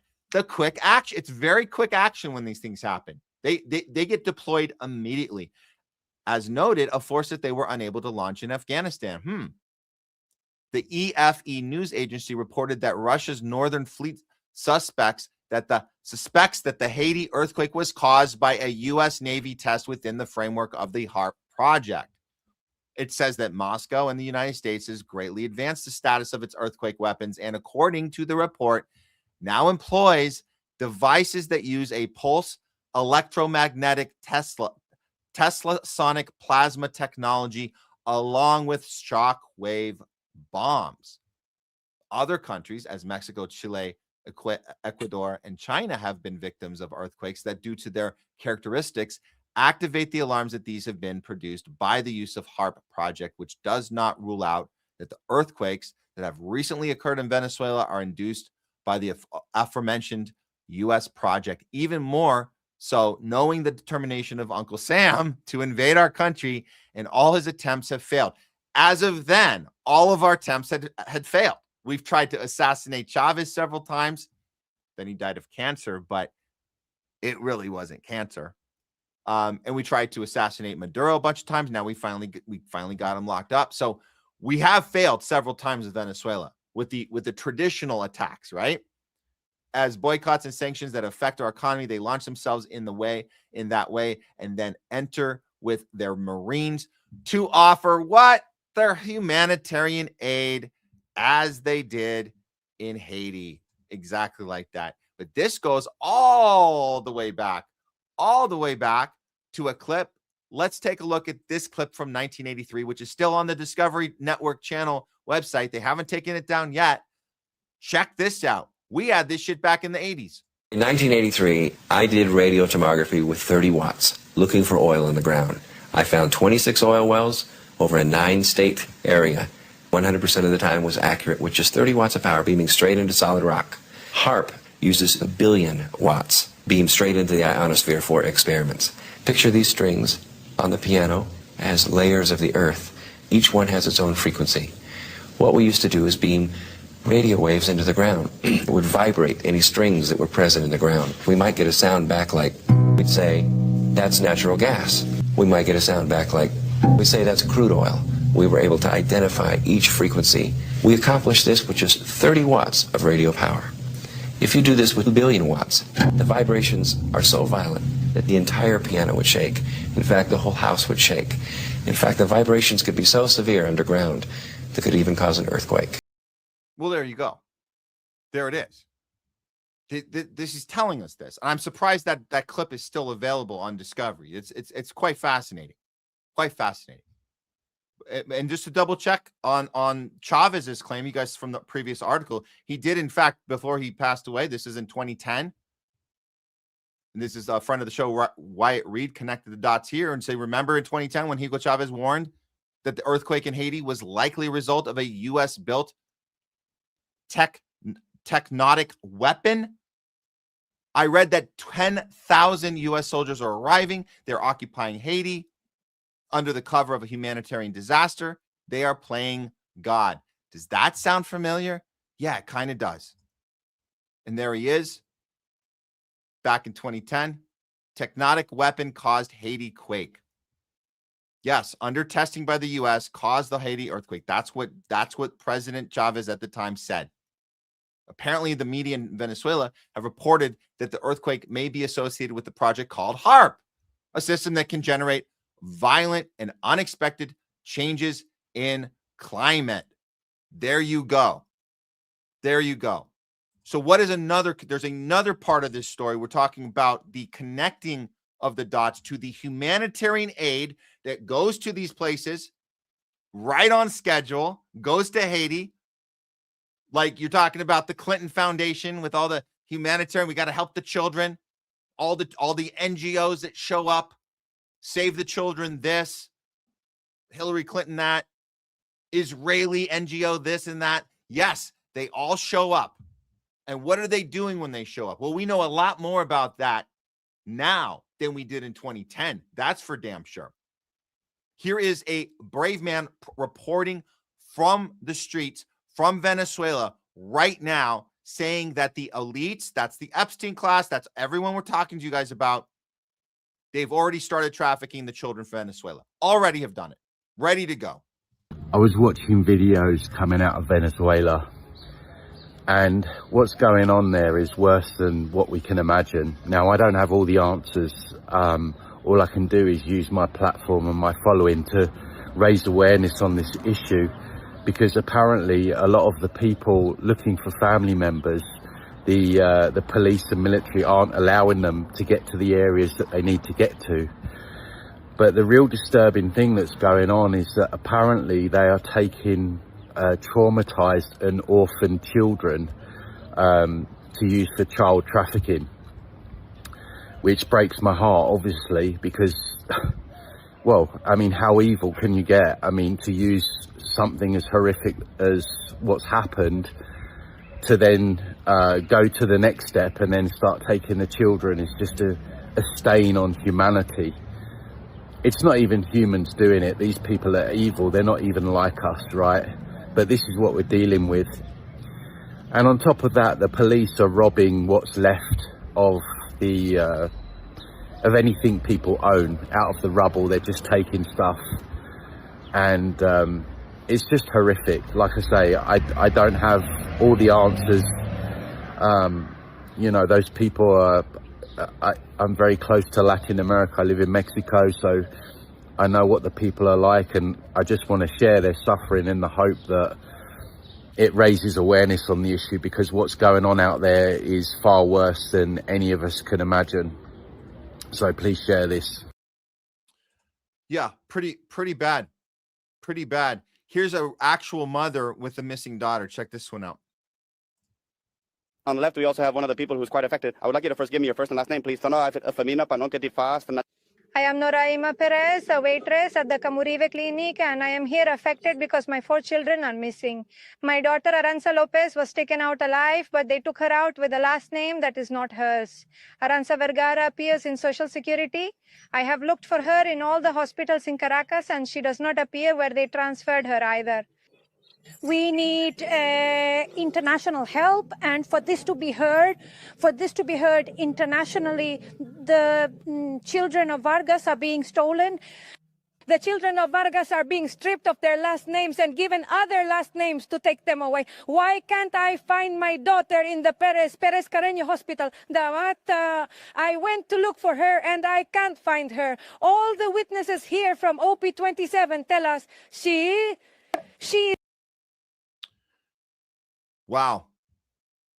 So this is a very, very deliberate operation of how you steal children. And there's a massive history of doing this. We know that the Clinton Foundation has been part of this back in Haiti. We know they're showing up there right now, along with Israeli NGOs, Save the Children, all these crappy organizations that pretend to be doing humanitarian aid, and they're ready to go. They're ready to do this. Shadow of Ezra, Hillary Clinton and the Clinton Global Initiative are now active in Venezuela, where children are missing after the massive earthquake. The Clinton Global Initiative's partners are actively deploying humanitarian aid, and we should always do that in quotations, humanitarian aid. The Clinton family has a long history of exploiting children after disasters. The Epstein class, specifically the Clinton family, did this in Haiti during the 2010 disaster. The second I heard that Trump announced America's coming to aid Venezuela, I just knew this was going to happen. Lord have mercy. And we got to throw it in for good measure. It's called Smart Aid. It's an Israeli organization, another NGO, specializing in integrating technology into humanitarian aid. Sunday, they showed up to search and rescue. They got to work right away because, as we know, Israelis, they care about children that are trapped under rubble. Oh, wait, sorry. They don't have any history of caring about that. My bad. My bad. So there we are. And what we need to be doing, not just as journalists, independent journalists, I'm not just talking to our coworkers and our colleagues. I'm talking to you guys. We all have to think this way. The second these things happen, we don't wait. We don't wait and see. There's no waiting and seeing. We act immediately. We ask questions immediately. We talk about HAARP. We talk about child trafficking. We do it absolutely immediately. We don't freaking wait. What is the excuse for waiting? What did they tell us? What did we buy? What bullshit did we buy? We were told that we were hurting the victims, hurting the families. It's too soon. They need time. You're going to mess things up. Think about that. Really think about that. We're going to mess things up. What is the worst that could happen? What? We're wrong about the child trafficking? We're wrong about HAARP? What damage did we actually do? Nothing. That's the worst thing. And that would be great. I wish we were wrong about this. I hope we were wrong about this. If we are wrong about this, that means less people are being intentionally killed. And you can chalk it up to natural shit happens. Oh, well, lightning happened to strike and kill my whole family. And my children happened to go missing. And their last names got changed in the process. But God works in mysterious ways. That would be best case scenario that we were wrong. Are we going to fall for that anymore? No. Hell freaking no. The onus is on them to prove that this was natural. The onus is on them to prove that nothing shady is going on. Why is it on them? Because they have struck out every single freaking time. Conspiracy theorists, we are batting a freaking 1,000 right now. And there's no trophy or prize ceremony coming. We don't need it. We don't want it. We just want to know that we're doing it right. And the next time, and here we go. This is the next time. This is the next. We had Lahaina fires. We had the LA fires. We don't wait. We don't wait. We ask the questions. And we're probably going to be right. We probably are right. But if we were wrong, we didn't hurt anyone. If we don't ask questions, we can hurt a lot of people if we keep silent and we stay compliant and we say, let's just wait and see. Then we're actually hurting people. Like the woman who said, what happened to my freaking children? Why did this happen? Who's coming to help? Who's going to say something about it? Who's going to ask the right questions? Well, we're going to do that. We're going to ask the right questions. And we're going to stay on this story. Okay. That should do it, guys, on that one. We'll be getting into more of that later in the show. We'll be joined by NIKO House and get another perspective on this pretty massive story. So we'll come back to it later. But we have a lot more we're going to get into right now because it's time to bring in our co-host. Please welcome back to the show, Jay Scott. What's going on, Matt? Appreciated that story you covered just now very much. My partner lost her best friend and first cousin in the earthquake in Haiti, back which you mentioned in that story just now too. So, and unfortunately, too many people still call it like a conspiracy theory to say, something else might have been going on over there. So that's touched, like me personally, in my own life, and just sending all the prayers and positive vibes to everyone in Venezuela, who's suffering through it right now. And the fact that kids are going missing, like on a massive scale, like especially given everything we saw in the Epstein files, like them literally joking about eating children's intestines. We got to get justice, man. We got to find a way to stop it for sure. Yeah, and we're not going to go back to let's be careful, let's be cautious, let's be polite. We hear the words humanitarian aid, it's on its way. We're done with that shit. We know it's all bullshit. How is the same class of, like you said, baby eaters? How are they also, we care? It's just as ridiculous as you saw the Israel tweet where they're like, we care about, and there's a lot of these Zionists coming out of the woodwork saying, we care about what's going on in Venezuela. It's like, you do? Really? We don't buy that. No, you don't. What money are you spending to send people over, and what are you doing when you get there? What are you up to?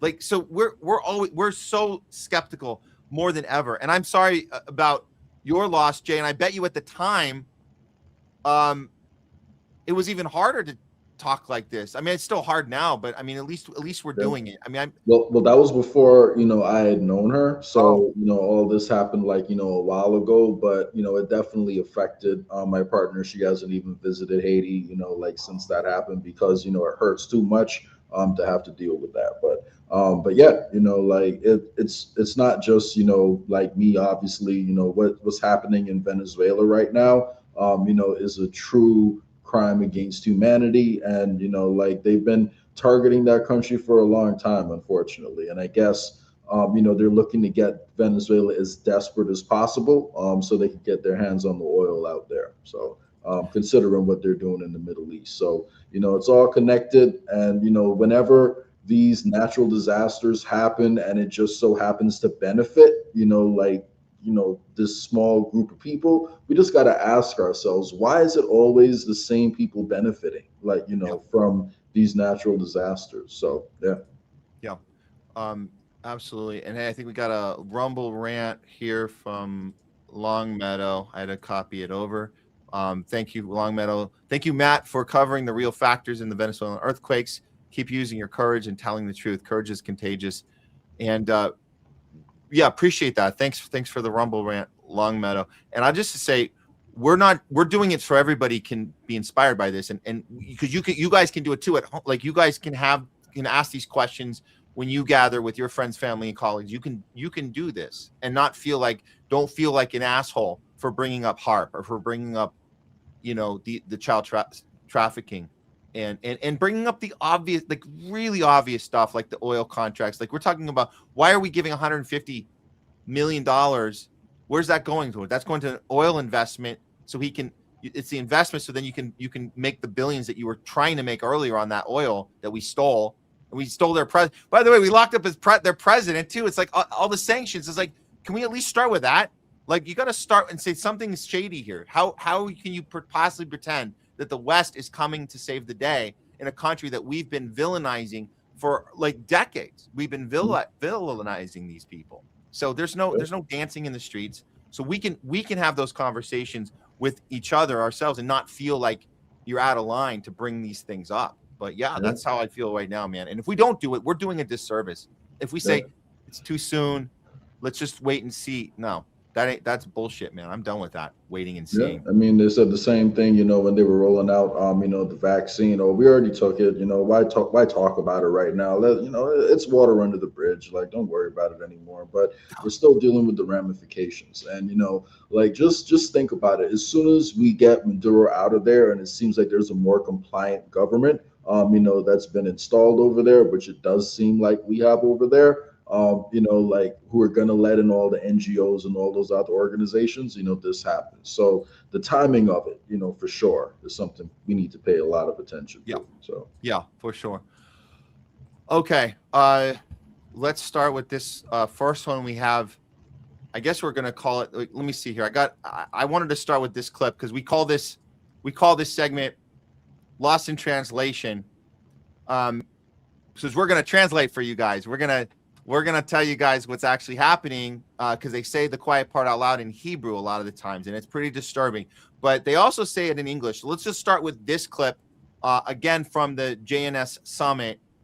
This is Norm Coleman. He's the new vice chair of the Secretary of War. So he works directly with Pete Hegseth and their defense. I call it defense. It's offense. It's a policy board. And he's going to tell us in English that they have all the tools they need to do anything they want. Why? Because they are the self-proclaimed masters of the universe. I'm not saying it. He is. A majority of Gen Z have an unfavorable impression of Israel. And my friends, I think the reason for that is that we're losing the digital war. Okay, they're getting their information from TikTok and whatever it is, and we're losing that war. When you think about it, the masters of the universe are Jews. We've got Altman and AI, we got Zuckerberg, we got Sergey Brin, we got the whole group across the board. Jan Combs, founded WhatsApp. It's us, and we have to figure out a way to win the digital battle. Amelia, we got to get our digital sneakers on so that the truth can prevail over the lies. And when we do that, the future of Israel will be stronger because a majority of all Americans will support Israel. We'll make that happen. We have to make it happen. Thank you.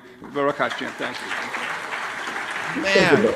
Just think about that for a sec, right? Like, this guy literally said the masters of the universe got defeated by TikTok. Like, seriously, how masterful could you possibly be? How could you possibly be if you got defeated by a app that plays videos for 30 seconds? Come on, guys. Come on. I mean, it's wild because he's pretending that we're the room of the good guys. We got to beat those bad TikTokers. Mm-hmm. But it's so bizarre because you just said we own everything. You just said we're the masters of the universe, so we have to defeat these lies. If I was in that room and part of this Zionist cult, I would still be curious. I'd be like, could you explain to us, because it's important that we understand, as the masters of the universe, being the good guys against all those liars, could you explain to the room how the liars were able to do so well against us truth tellers with no money and no power when we have all the money and power? Please explain. Oh, you can't explain that because they were the ones telling the truth. Yeah. We were the ones lying, and that's why it's hard. It's hard to get lies, right? To repackage lies when we've already pulled the curtain back on your genocide. We already see it. So I think that's what's going. Yeah. And you know, like the truth is, if someone who is against Zionism said those exact same things, like what do you think they would call that? Like clearly they would say you're anti-Semitic if we you think Jews run the universe and all that. But if he gets up there and says it, oh, it's all good, you know, like he could say he didn't mean it like that. He didn't mean it in the anti-Semitic way. Just to run your whole government and control everything you see kind of way, I guess. That's the way he meant it. But like the truth is though, you know, like I still gotta double down. I truly hope people look into the layers above it, because how out and bold they are right now doesn't make sense to me. Like, why would you draw this much attention to yourself? I think they want us to actually focus on it at this point. I don't understand how we could not focus on it given everything that they're doing. So I don't know. But yeah. Oh man, it's wild, man. You can say you're master of the universe, and then we said it. You did. We can't say it. They can say it. Okay.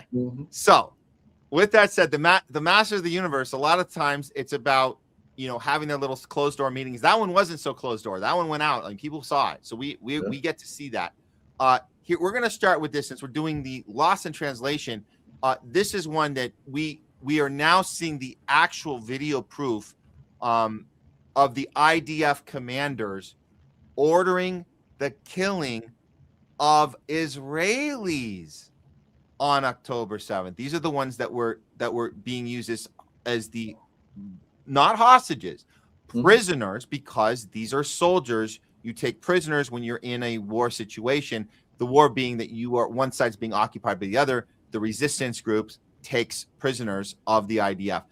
This footage is the conducting of the Hannibal Directive. And luckily, it's been translated for us to read it. So anybody, make no mistake, this isn't just, oh, he said, she said, Max Blumenthal reported it first, Aaron Mate reported it first, but where did they, who knows if they didn't, maybe their information got lost in translation, and it's not, no, this actually happened. This is the actual footage of the order of the Hannibal Directive being given. Here it is. So let's put the volume down on that. Yeah. Right now. Yeah. You want to read this one? Okay. Yeah. So right now. So right now, I would bomb the entire Gaza border with artillery. Hit them with a blow so they'd have a real problem. It looks like they're on it. I wrote this to Amir. They're not even getting fighter helicopters in the air. You think they're on it? No, on Gaza. Break it all apart, along with the soldiers who got abducted. These are the first moments in the police command center. Where? In which community? Even before the minister in charge arrives. Before it was decided what will be broadcasted and what will be censored. Wait, are you filming me? You could film when I give you permission. Didn't know he was on camera. Please take this out. And he wants it to be taken out because he clearly said, kill everyone, including the people who got abducted. And then we'll decide what gets censored, what gets shown out. How do we spin this? So that's it. That's the whole plan right there. Yeah. So let's just be 100% clear here. We're not just, oh, so-and-so reported a, gray zone got it, but maybe they got maybe this or that. And, oh, we're doing the best we can with the information we have. Really? You're doing your best you can with the 40 beheaded baby story. You're doing the best you can with the rape victims where there are no victims on October 7th. There are no victims. You just make it up. You're doing no. It's deliberate packaging of lies, and it starts with this closed door meeting that wasn't supposed to be filmed. So we have this now, and there it is. Yeah. So because of this, the entire population in Palestine, through Gaza specifically, had to experience the worst imaginable. Like we can't even imagine what it was like to turn their entire area into a parking lot. 2.1 million people either killed, starving to death, displaced. Like every single person in there affected. There's still Yeah, go ahead. Yeah, I was going to say really quick on that point about the Hannibal directive. You know, people reported that at the time. And what do you think they said? Oh, conspiracy theorists, anti-Semitic, painting Jews as evil, blah, blah, blah, all this stuff. But like clearly now, like this has been on record before. We knew that an order was given, but now we see the actual moment. But the reporting in the mainstream media never still reflects that updated opinion, right? Like you would think the people on TV could revise their opinion now that they receive new information, but either they completely block out all this information and ignore it, or they hear it and refuse to update their info. But either way, it just shows you, you know, how dishonest and useless like the people on TV actually are, because like they still say the beheaded babies, they still, you know, they still pin all the deaths that day on Hamas, even though we know the Israeli military ordered the execution of everybody. So if there's one thing you can say about them, you know, maybe they can argue they treat human shields equally, whether they're Palestinian or Israeli. They don't give a damn like who is taken hostage, you know, quote unquote. They're going to kill them anyway to get to whoever they want to get to. When the truth is, they're making it up 9 times out of 10 when they say Palestinians are using human shields. So, yeah. Well, every accusation is a confession. So even like whoever came up with that human shield thing is probably someone who likes to think of human shield as an actual chess move on the board. Very right? true. That's you're thinking about that. Whoever came up with the beheaded babies, whoever came up with the raping, maybe it was the side that literally likes to rape their hostages. Which Maybe they he got do. confused between what they did and last weekend, you know. Yeah. So oh God, man, that's a ooh, I can't say that's even a good one because it's like it's just it stings. It stings because it's so true, man. It's so true. Ooh. All right. Well, here's another one we're going to decode for you guys. This is the Israeli Minister of Social Equality, Florame Bedra Golan. She's saying, I am personally proud of the Holocaust of Gaza. You're proud of it. Huh. The And Minister of Equality. That is rich, bro. That is rich. And she talks about 80 years from now, we're gonna tell the grandchildren what the Jews did because it was so remarkable. Here it is. So you want to read this one? So now listen up, Mr. Fifth Column. Mr. Kassif, neither you nor your partners who are defending you from home and abroad matter to us even one bit. The government does not stutter about you. You can keep dreaming that we will end the war without victory. We are not ashamed to say that we want to see the soldiers of the IDF, the holy heroes of ours, catching Sinwar and his terrorists by the ears and dragging them all across the Gaza Strip on their way to the dungeons of the prison authority. But Ben-Gvir's prison authority, not of Bar-Lev or Mikhaili, or in the best case scenario, to a coffin. I am personally proud of the ruins of Gaza, and that every baby, even 80 years from now, will tell their grandchildren what the Jews did when their families were murdered and raped and their civilians were kidnapped. And you and your friends can dream that we will allow you to build a government, because if you think that the prize, the rape, wounded, beheading, and kidnapping of civilians will be to sit on a government of change, you are dreaming. You can keep shouting peace now and elections now, from Kaplan to Gaza. Let them hear you. We have a mission. I am concluding. And the last thing we will allow is for Ofer Kassif to go up to the Temple Mount with a flag of Palestine for Sinwar to be the Minister of Defense, or of the Palestinian state, like his brother. Not a dove, not an olive branch, only a sword to cut off Sinwar's head. That's what he will receive from us. And Sinwar is clearly, you know, like a leader, you know, in Hamas. So what she's saying just now is 80 years from now, they're going to be proud of the fact that in reaction to what they describe as a terrorist attack carried out by some people, like, you know, from Palestine, that their response to that was to wipe out the entire civilization. They're going to be proud of that fact. But if you call it genocide, you're anti-Semitic. Don't forget that. That's not genocide, Matt. That's self-defense. All the women and babies, like the babies, they are guilty too because of what, the quote unquote terrorists did on October 7th. Oh, the babies are totally guilty because they're going to grow up and do. And I do think there's a lot to what we were just saying about the accusations or confessions, because if you are hardwired to hate with all your fiber of your being another people, you're going to assume those same characteristics into your enemy. And you're going to assume, of course, the babies are going to grow up and want to kill every last one of us. Of course, when they chant Free Palestine, that means they want us all dead. Of course, because that's how you think. And you just assume that a people is going to be leading with hate and superiority and entitlement because that's how you lead. But they don't.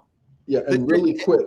Yeah. Sorry, they are the most anti-Semitic people on the planet, to be honest with you, because Max Blumenthal is a Jew, and I don't think he would agree, with what she was saying just now. So when they get up there and say, we're going to be proud that the Jews did this to the Palestinians, like, what do you guys think that's doing? Like for anti-Semitism in the world. So Zionists are the most anti-Semitic people on the planet. Have you heard that? I've heard directly from a Zionist that I know in Israel. I haven't talked to her in a long time because I can't, man. It's so I try to keep my cool. I try to be like our friend Derek Bros and just keep cool like he does with Naomi Wolf. I can't. I brought it up with her. I've talked about, and this isn't like on a stream. This is like private phone call, and I brought it up with her about Max Blumenthal, Aaron Mate's father. I mean, the list is long, and she has her comeback, and she really believes this. Her comeback is they suffer from mental illness. That's the comeback. Yeah, they think that they're crazy or they self-hate themselves. Like they're just Jews who hate other Jews. That's how they. No. She's showing you the fake. Like I really thought about it, and I think the only answer I could, because I asked her, what do you? Because she's not attacking. She's actually very calm. I'm the one that's about. I have to end the call because I'm the one getting upset because she's so calm when she goes, "Yeah, I think Aaron Mate and his father, like they have suffered from mental illness. That's all. I feel bad for them. Like that's like I'm just like, are you freaking kidding me? And I'm like, I can't do this. This is so it's going to be that excuse, or like you said, the more easy excuse is that the self-hating Jew excuse, but like they do it for every one of them. That's the point, right? So they've already determined that, and that's why they can continue with their BS and pretend that that's a legitimate critique when it's not. Obviously, that's a deflection. Completely, obviously. Well, they can't argue, the facts. So most of them, I would assume, on purpose ignore most of the history there because they don't want to know about it. Because the more they have to think about it, the more they'll realize they're exactly like or worse than the Nazis that they were taught, were the most evil people on the face of the earth. So hey, I like this one. This is good. Another projection. I just realized that's true. The mental illness claim is another. Exactly. Kind of a confession. You got to be living in your own world. So that means that is kind of a mental illness, right? You're not acknowledging reality. That is a mental illness. So. Yeah, that's very good. All right. So this one was not transferred with the subtitles, but I have another translation came through. So I'm going to read this one while he's talking. This is the finance minister of Israel who's announcing, his name is Bezalel Smotrich, Smotrich. He is proudly announcing the colonization of the West Bank. Because again, it was never about Hamas, obviously. This is about the new settlements, 100 settlements, and the goal to bring over 1 million new settlers to steal more land from the Palestinians in the West Bank. Go ahead, Jim. And right before you say that, just to give you a little background on this guy, Smug Bitch or Smug Rich, whatever you said his name was. Smart Rich, Smug Rich. Right, just to give a little background on him, he got in trouble. I want to say about 7-8 years back because he went up to the UN and displayed a map of the Greater Israel Project that encompassed all these parts of different countries, like as part of Israel. So he's been talking about this for a long time. He's been in power for a long time. This Greater Israel Project is not some fringe idea that some crazy people in Israel believe. The majority of the people in Israel want the Greater Israel Project to happen, and that's why he can talk so openly like this. Yeah, here we go. I will say this. This is the settlements they're doing right now. This is bringing over the plan is to bring over 1 million new settlers. Where are they going to get them from? I don't know. I'm just going to plant a seed for you guys. Think about, while you're watching this clip, think about where you get 1 million new settlers from. Perhaps some very, very scared Jews in New York right now that are looking for an escape. Just throwing it out to you. That might have been why Memdani was allowed to get in there and do what he's doing. We need people to move. Interesting. We need you to come over here. It's much better and safer over here in the West Bank. Well, tell us about the West Bank here, Smotrich. Okay, so I'm gonna do that on. Okay, so I'm just going to narrate because we can't read this translation. So what he's saying is we have established 103 new settler settlements and 160 Israeli villages in the West Bank. Our goal is to bring 1 million settlers to the West Bank. I have killed the Palestinian state. We are investing billions to fill it with settlers.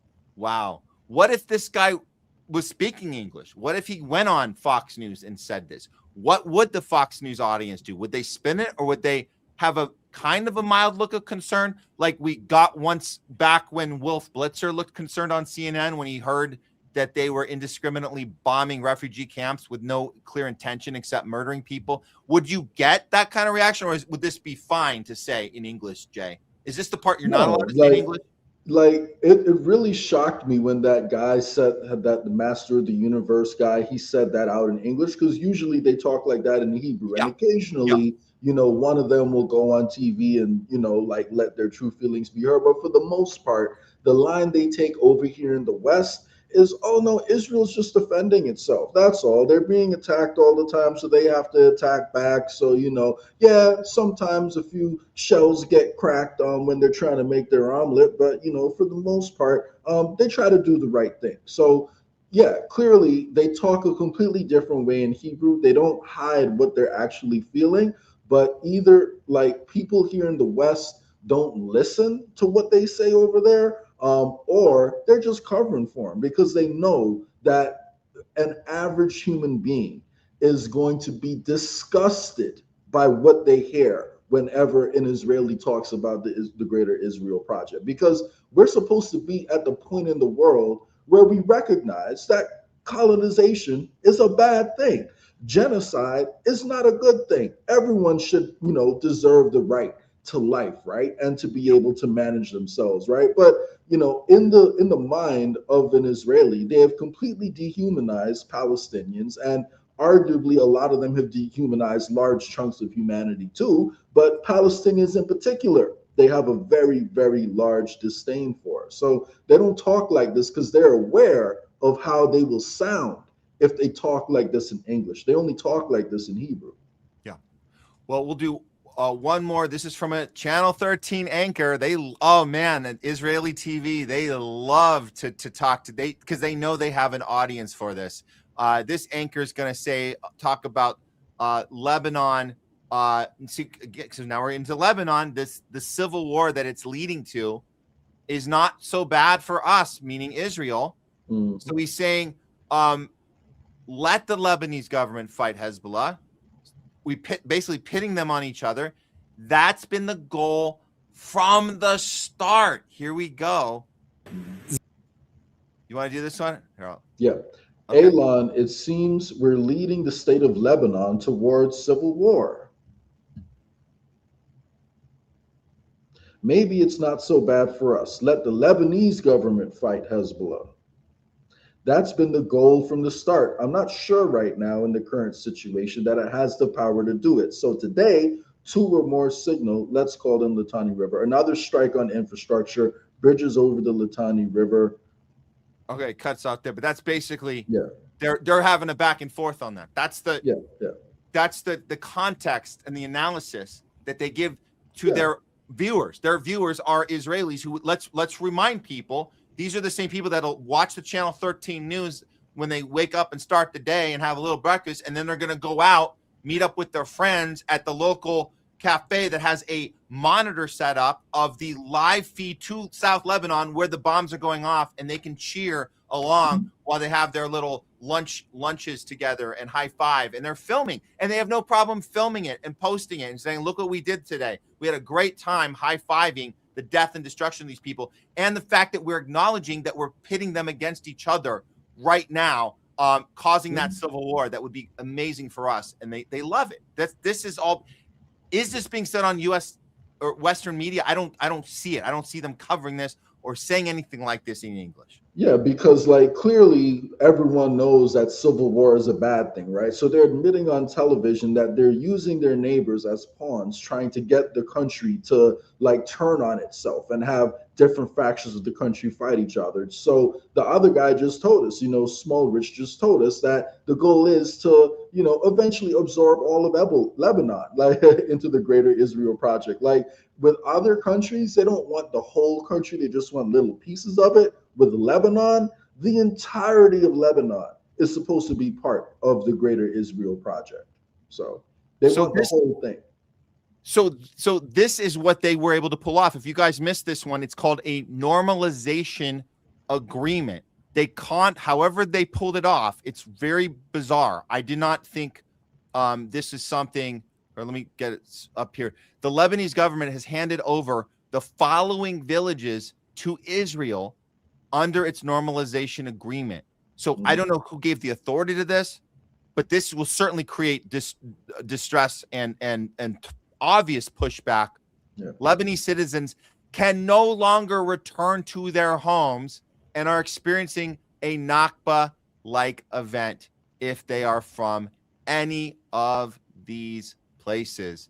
Holy crap, man. How is this not? These are the same places that Google took off the map. Yes. Remember we covered that story a few months ago? Yeah. Google took all these places off the map and pretended like it was no man's land. All of a sudden, all those people can no longer go back to their villages. So the fact that the Lebanese government, signed off on this also puts Iran in a very bad position, because the deal with Iran was that like they have to stop fighting like in Lebanon. But if you can get Lebanon to fight itself, then like maybe they're going to figure they can tone down the strikes over there. Or if they're fighting with the Lebanese government to quote unquote fight insurgents, they're just trying to find a workaround like for the MOU that's been signed to try to find a way to keep that alive. But like it's just so sad seeing in real time, like people's territory and like being taken from them, and colonization moving in slow motion, and not even in slow motion anymore.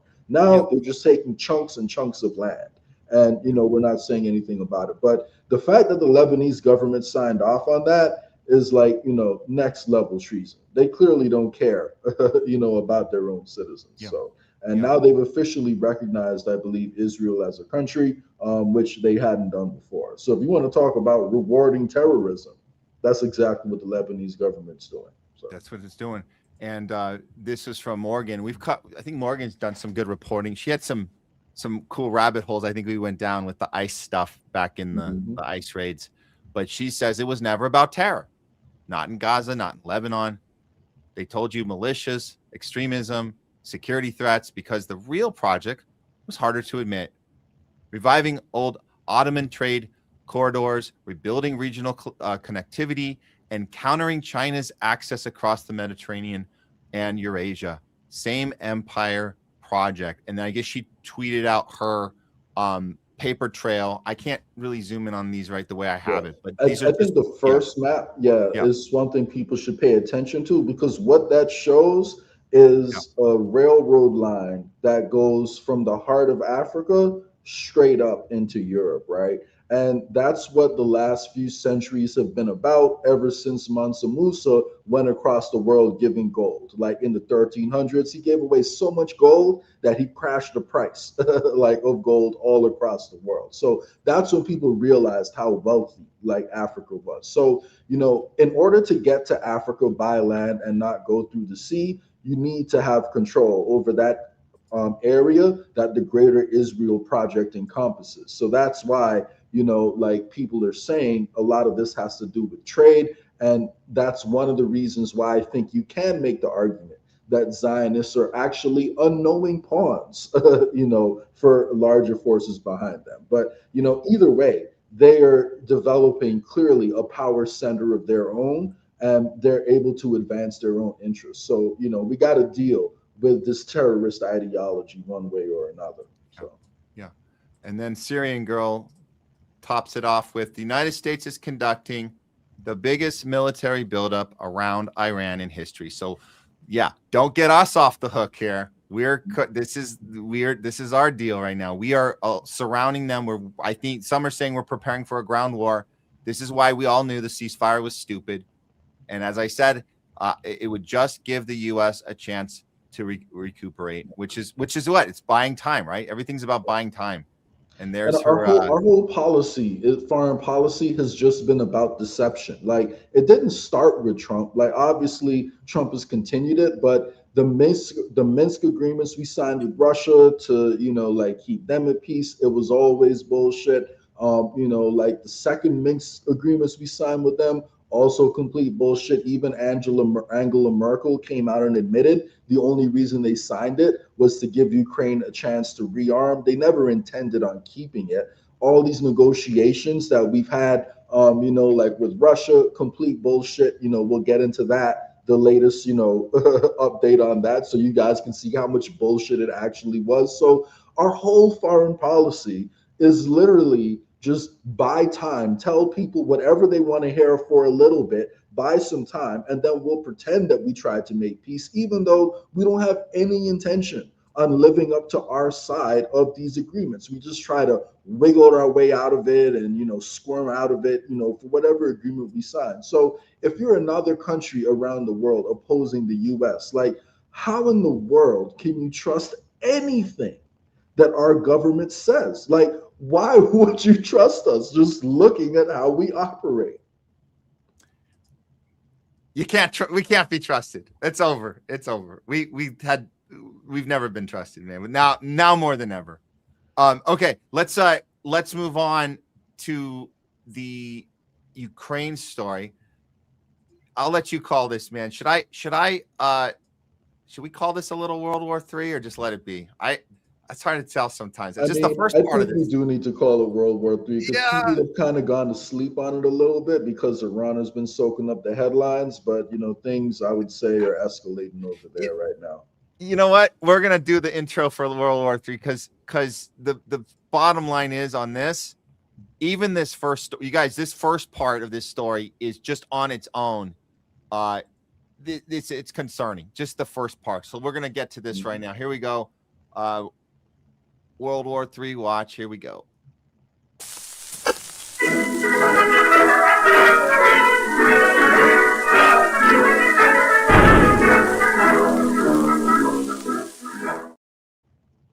It's World War III watch. Let's just face it, it's already started. I'm here with co-host Jay Scott. We're looking at the latest from Ukraine, NATO, Russia. You guys remember the war that was supposed to end in the first 24 hours of Trump's administration?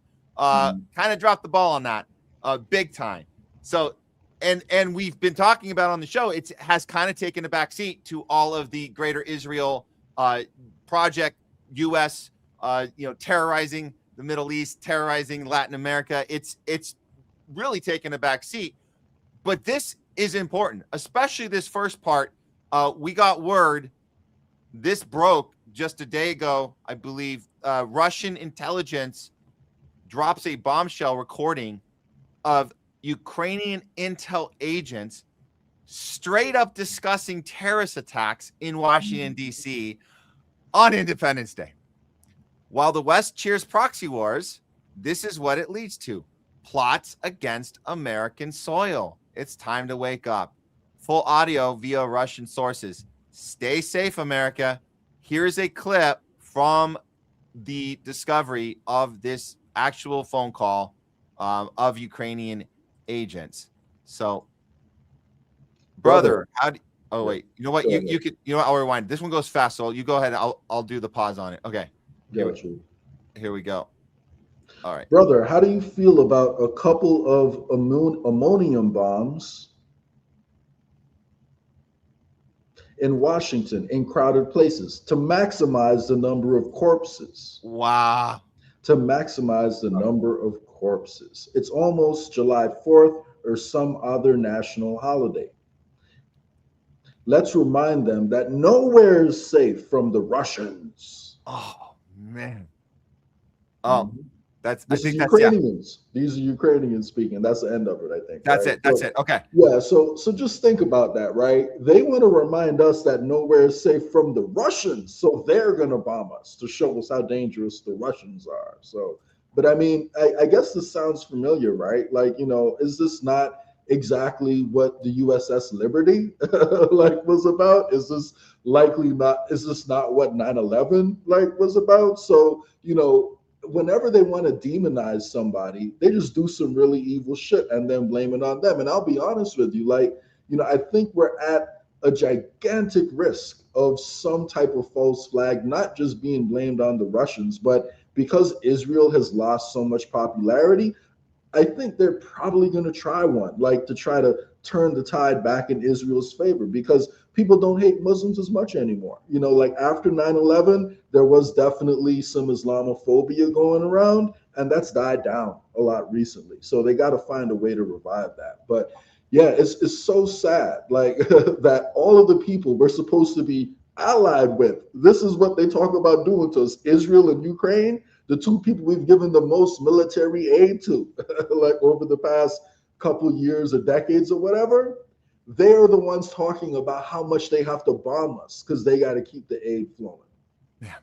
Well, look, this is I think I want to share your tweet here because I think you break this down, that where Russia is right now, and I'll let you guide it through, but you're basically saying that when Russia basically, they're saying enough's enough. At some point, there's going to be a breaking point, and Putin's going to have to strike back here. So and this is based off, you know, the channel, the Duran. Alexander Mercouris does some great reporting. You know, I watch him pretty often, but you know, I looked up what he was saying, and all of it does check out. But just to summarize, you know, in response to Russian military and government officials that have been targeted, Russian state media announced the country took responsibility for the assassination of Colonel Rustam Fakriv of Ukrainian military intelligence. So Mercouris of the Duran recently explained how Russia effectively eliminated the spread of Western-financed Islamic terrorism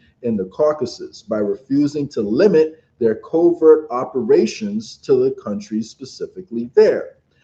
Russia had found that people responsible for the terrorist operations often hid across the Middle East and in Europe, and they took decisive covert actions in those countries. So if the Russian military and intelligence communities apply the same logic in this conflict, does that mean in order to end the war, they may need to assassinate or strike targets in the West, egging on Ukraine? They have recently given warnings that decision-making centers in Kiev, Ukraine's capital, are no longer off limits, and they have set many red lines about striking pre-2014 Russia, which NATO has consistently broken. So the collective West and NATO have supported the assassination of government officials by a few different ways. And if you scroll down a little bit, it's by battlefield intelligence sharing for Russian generals, long-term capacity building of Ukrainian intelligence services, you know, general military and technical, you know, enabling operations, and sanctions and political framing that essentially manufactures consent, you know, for war against Russia. So, you know, they wouldn't be in this position if we weren't financing them and giving them all this intelligence. And there's a big distinction between, how Russia solves problems and what the Ukrainians just proposed. The Ukrainians in that call just proposed terrorism, to just go blow up places and blame it on Russia. When in the past, when Russia's been fighting terrorism, what they do is targeted assassinations on the people who were pulling the strings. So targeted assassinations and blowing shit up, two very different things. So we have to ask ourselves, is it possible that, Russia may start striking people, not just in Ukraine, but in different parts of the world, who are actively assassinating their own government officials? So it's a fair question to ask, in my opinion. Well, let's hear what Marco Rubio has to say about this. It's been debilitating for Europe, but especially for Ukraine and for Russia increasingly. So we are prepared to step forward and play a constructive role if there's one for us to play in bringing the parties together and bringing that war to an end. That's what the president's tried to do now for a year and a half, but there was no agreement in Alaska. There was a proposal made in Alaska, but it was never an agreement. So which is a complete bullshit, complete contradiction, yo. Sorry, what were you going to say? No, he's admitting that they haven't gotten anything done, even though the president's been working on it the whole time. Really? So there's no. But yeah, go ahead. So if I offer you something and you accept, that is an agreement. America went to the meeting in Alaska, offered them a deal. Russia accepted the deal, so therefore an agreement was made. Now, as they accepted the deal, Putin asked Trump, "Are you sure you can deliver on this? If I agree to it, are you really sure that you can make the Ukrainians agree to what it is we discussed just now?" Trump said, "Yes, for sure. Got you." Went back. Of course, this is what I'm talking about. Our foreign policy is just deception in everything that we do. All we do is deceive people who we claim are our adversaries. So we never had any intention on making Ukraine hold up its end of the deal, because guess what? The truth is, Trump could snap his fingers and make Zelensky and Ukraine do anything that he wanted them to do, because the moment we stop intelligence sharing and giving them, the ability to use our satellites for targeting and spying, it's done. Like they're completely dependent on drone warfare at this point, because they've lost so many soldiers and they cannot operate their drone warfare without Americans' help. So Trump could literally make Zelensky do whatever it is he wanted Zelensky to do, but we won't do it. So it's all bullshit. Like our entire foreign policy is just lie to people to get them to do what we want, so we can buy time to then go back and attack them after the fact. And don't forget the part about bragging about it after, which we have to give credit. It's not just the U.S., it's all the NATO countries. We got, what was it, Angela Merkel bragging about the Minsk Accord, how we signed it under false pretenses, and she's like laughing about it. We tricked them, we tricked Putin, we bought ourselves time so we could switch out the Ukrainian military with the Azov battalion. We could fund them with weapons, bomb the shit out of the Donbass, and push them into this war, and then take U.S. taxpayer money and funnel into the pockets of warmongers. Like, she literally said that. And then we sent Boris Johnson making sure that Zelensky didn't do a deal because Zelensky wanted a deal. He didn't want this. But I'm starting to question that part, Jay. I'm starting to question whether they even needed to send Boris Johnson to tell Zelensky. But the reason I'm questioning that is because Zelensky seems like he had that war bug, that war trait in him the whole time. Even as this fake actor, literally an actor on a stage playing a president, he seemed to be kind of that war-hungry guy from the beginning. Was he really trying to do a deal with Putin, or was he okay with this from the beginning? And the Boris Johnson thing was just to make sure. We just wanted to make sure you weren't going to do anything that we didn't approve, because we want war and we want endless war. And the reason I'm saying this, Jay, is because of this. It looks like Zelensky wants to use our tax dollars to start a new war. He's threatening, he's stepping up threats against Belarus for aiding drone attacks. Ukrainian officials say their northern neighbor is allowing its radio relay stations to be used to guide Russian attack drones more precisely. What is that? Is that So there's more to this one. This one was So, yeah, so that's a great point, right? But that is like the main point that I wanted to bring up when I sent you that link. But what I would say, right, is if you have someone who's already guilty of a crime, like if a guy is about to be arrested for murder and police are trying to pull him over, that's the guy who's going to run from the police, right? So that's the guy who's going to continue doing more and more illegal shit because he has nowhere to go. And he's got no other options. Zelensky has dug his hole so deep at this point from the moment he decided to engage with the UK and Boris Johnson and the West and follow those orders. He's just been digging the hole. So at this point, could he reverse course? Sure. But what will the Azov battalion do to his entire family? So, that's the question we have to ask. So Zelensky could have been a good guy. Zelensky could have gone in with the right intentions. And then you have the literal Nazi Azov battalion empowered in Ukraine. And they tell you, listen, not only are we going to kill you, we're going to do all this shit to everyone you care about. If you don't do exactly as we say, that person is just going to do whatever you say at that point, unfortunately. So, what we need to pay attention to with this situation in Belarus is the fact that, Ukraine has lost so much manpower. Their forces are depleted. The only reason they're still in this war is through the drone warfare that they're conducting. And the drone warfare just gives them headlines and good photo ops. It's not actually doing any damage to serious damage to Russian infrastructure. They'll cause a fire at an oil refinery, or maybe they'll, set a part of a factory on fire for a little bit. Then the Russians fix it and they're back up and running, within a week or two. Whereas the Russians are sending in gigantically, amazingly powerful Oreshnik missiles and leveling blocks, and they're destroying essentially the Ukrainian army in front lines, right? So it's not an even-sided war. Ukraine only has so much time.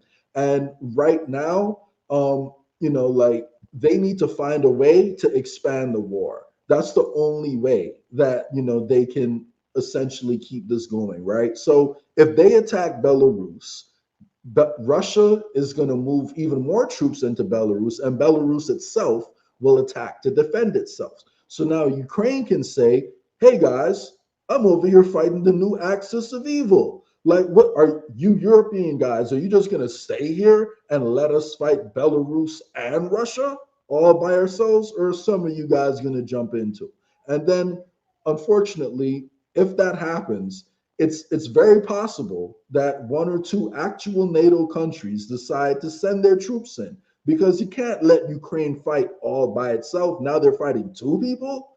Now that creates more justification, to send NATO in over there. So, we have to ask ourselves, is this the start of Ukraine trying to expand the war? Because the ultimate goal, don't get it twisted, the ultimate goal is to find a way to get America involved, because Europe can't do shit. They have no military to speak of that can actually do anything to Russia. Unless America jumps in, then they're done for. So the whole purpose could be to eventually try to draw us, into the fight. So, yeah. And I think you make a good point about Zelensky being what else can he do? He has to keep digging the hole. Exactly. So this reminds me of, I don't remember what propaganda war movie. It might have been Saving Private Ryan, one of the propaganda war films where you had the prisoner, they have them digging their own hole and okay, we're done.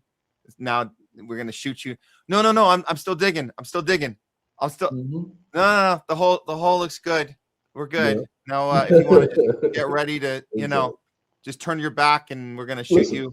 They're probably giving him two choices right now, right? Yeah. Either you will continue on until Ukraine falls, and then you'll live a life in happy exile in Israel or London or something like that, and you'll have money and you'll be cool. Or you go against us and we kill and torture your whole family and everybody you know. So those are probably the two choices he's looking at, because think about who the Azov battalion is.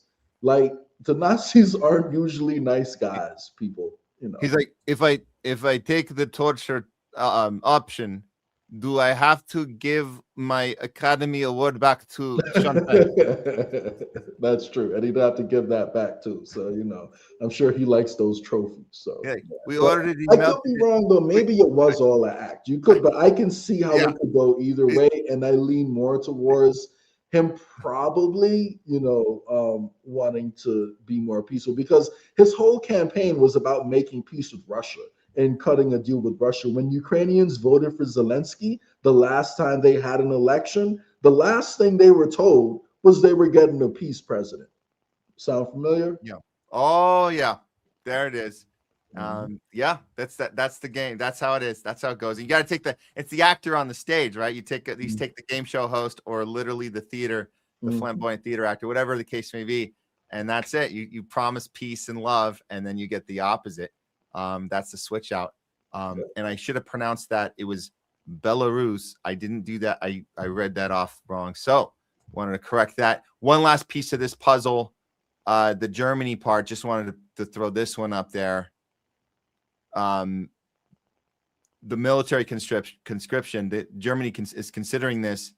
The Defense Committee chairman calls for a compulsory scheme for all men to counter threat from Russia. Is that so? This is a move against the fact that they're anticipating Putin's next move. Is that what this is? They're rallying the troops. Yeah, listen, essentially, Putin has been very clear about what he's doing and why he's doing it every step of the way. He invaded Ukraine because we did a coup in 2014 and we're trying to install a hostile government and then put nukes and weapons on their border to attack them and destabilize their country. In response to that, he took Crimea, which is a key interest of Russian defense, and something that, Russia and Ukraine had been operating on, together for a long time. So, in response to, like that, then, America decided to arm Ukraine even more, and he saw where it was going. We started talking about bringing Ukraine in NATO, and they simply said, it's not going to happen. So they have said, if you just let us know Ukraine cannot join NATO, and you kill this idea and you allowed Ukraine to be neutral, we won't do it. So they have been clear about why they went into Ukraine in the first place. But unfortunately, we are now pretending that the reason he went into Ukraine is because he wants to restart the USSR. That's what we are saying in the West. So the West keeps repeating this lie, and now they're using it to manufacture consent for war against Russia, and unfortunately, a lot of Europeans, they don't want to die for their country, but they do believe that Putin is truly evil. And, that's where we're at. So they're floating this plan right now. It would be really unpopular. I don't know if they're going to go through with it because it might create a lot of pushback for them. So even though they like Putin, they're not ready to sign up to die just like that. So. And that's been World War III watch. Let's just face it, it's already started. One sec. I got someone at the door. 1 second. Okay, cool, man. No worries. I'll bring you back here. Okay, let's see. We got some action going on here. Love the engagement, guys. We got some back and forth going on Rumble and YouTube. We'll get to some of your guys' comments later in the show. For now, actually, I think we're good. We can move on with the next story here. We'll go ahead and bring Jay back in. And you're mute. You're mute. Okay. Yeah, sorry about that, guys. Maintenance pulling up. Just had to let him inside. That's all. No worries. Yeah. No worries. Okay. We got to do the other headliner. Here we go. We've been doing a bunch of these like twice a week because there's so much of it, but I don't care. We're going to do it again. Let's lead it in. Oh, I fixed the intro. Jay, I fixed the intro to We Know What It's Not. You guys are going to hear a very clear voice of Rachel Maddow to open it. And it's so much better because it lines up with what the name of the segment is. And you guys know it's called We Know What It's Not. Here we go. Now we know that the vaccines work well enough that the virus stops. with every vaccinated person. But this is a pandemic of the unvaccinated. We had to really move at the speed of science. Doctors are baffled. They're looking into it. We don't know what's going on with all the medical emergencies and sudden deaths and rapid cancers and all of that good stuff. But what we do know is that there's one thing that we can just take it right off that list. And that is, we know what it's not. And that's a great starting point. We've been in that mindset this whole time, and we're going to stay there. We're not going to ask questions, but we still have to report what's going on. We have to report the news. So yeah, I'm here with Jay Scott. Let's go ahead and look at the next installment of the anti-Maha movement, which is literally what the Maha movement became when Trump got in and put all his RFK Jr. people in.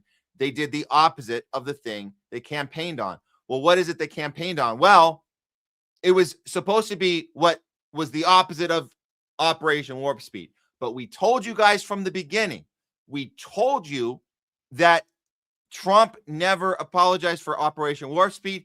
He didn't even have to apologize. He never switched out the policy. He never said, since we know new information, we're going to go a different direction. He latched onto it. He championed it all the way up until Inauguration Day. And then what happened on day one? He brought in Larry Ellison with his Oracle, spyware, mRNA, cancer, minority reporting, health stuff. Billions and billions of dollars went to that. And we said, this movement is dead. And what do you know?